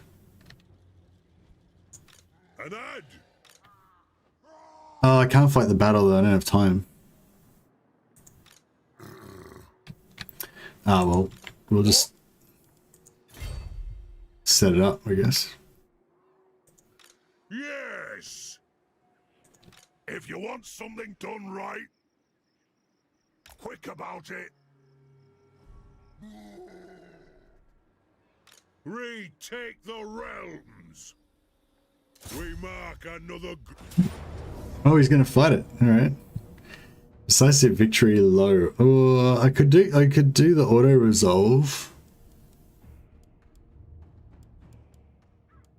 I'm just gonna lose another warrior. I don't have time to fight the battle, but I could take the auto resolve.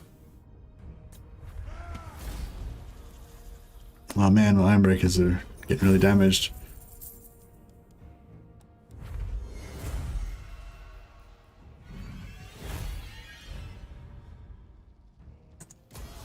March. Bring these will. Ready?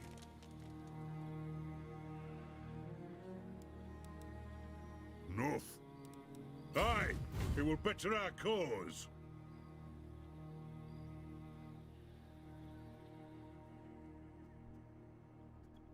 Victory for the old ways. Shit, now we might have to just like kind of run away because I suppose we could just keep going and attack these guys as well. If there's no other armies nearby, that is. We should be able to handle it. Oak Slayer! Out of my way!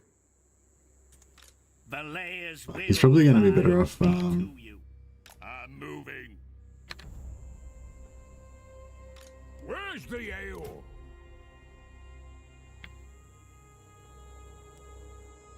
Gotrek Gurnison.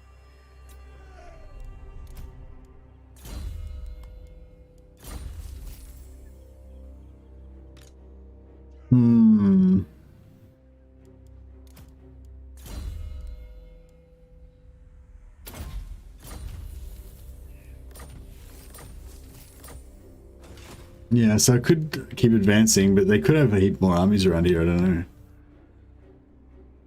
Throne bearers, let's march to war. Ironbrow.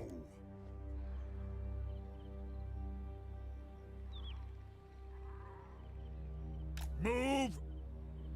The runes My turn. is never done.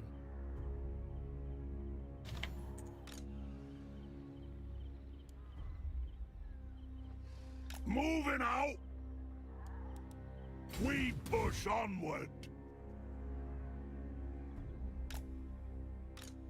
Yeah, we'll just like cruise back over here, get a bit of a replenish next turn, and just resupply, restock and resupply. I think that's probably the sensible thing to do.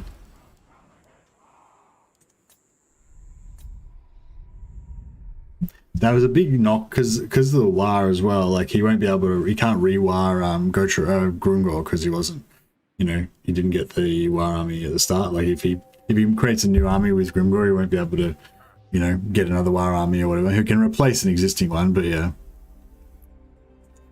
Oh yeah, that other army's Wurzag, isn't it? So we want to kill him with Thorek. Oh no, it's not. Wurzag was here. Yeah, there's at least one or two other armies around here, so yeah, we probably should play it a bit safe. But yeah, Wurzag's around here, so we'll try and kill him with Thorek. Thorek's actually pretty beastie in melee. Like, for considering he's not a melee character, he's like a spellcaster. Yeah, he's pretty tough. So yeah, we might try and boost him up a little bit. But yeah, I think that might be about it for me today, guys. We've got like 5 minutes before we got to start work, so I probably should just yeah, wrap it up there. But yeah, I'm not sure if I'll be streaming tomorrow, but I'll probably do another episode of this one in the next couple of days, either tomorrow or, you know, in the next couple of days. Yeah. But anyway, and might chuck the host over to Anticity just because he tossed us a host the other day, which was very nice of him. Yeah, if you haven't checked out Anticity before, he's a very good player, very good multiplayer player, and also you know, like a speed runner kind of finder of exploits and all that kind of stuff, that we kind of like over here. So yeah, go check it out. He's doing an Empire This Is Total War campaign. He's up to like turn like 270, no, turn 382 he's playing on. So if you want to see like extreme late game and also This Is Total War, I think he's got, I don't know if he's going for like full map completion or what, but it's a pretty epic campaign if you want to check that out. And yeah, thanks a lot for dropping by, guys. Appreciate you all. Catch you next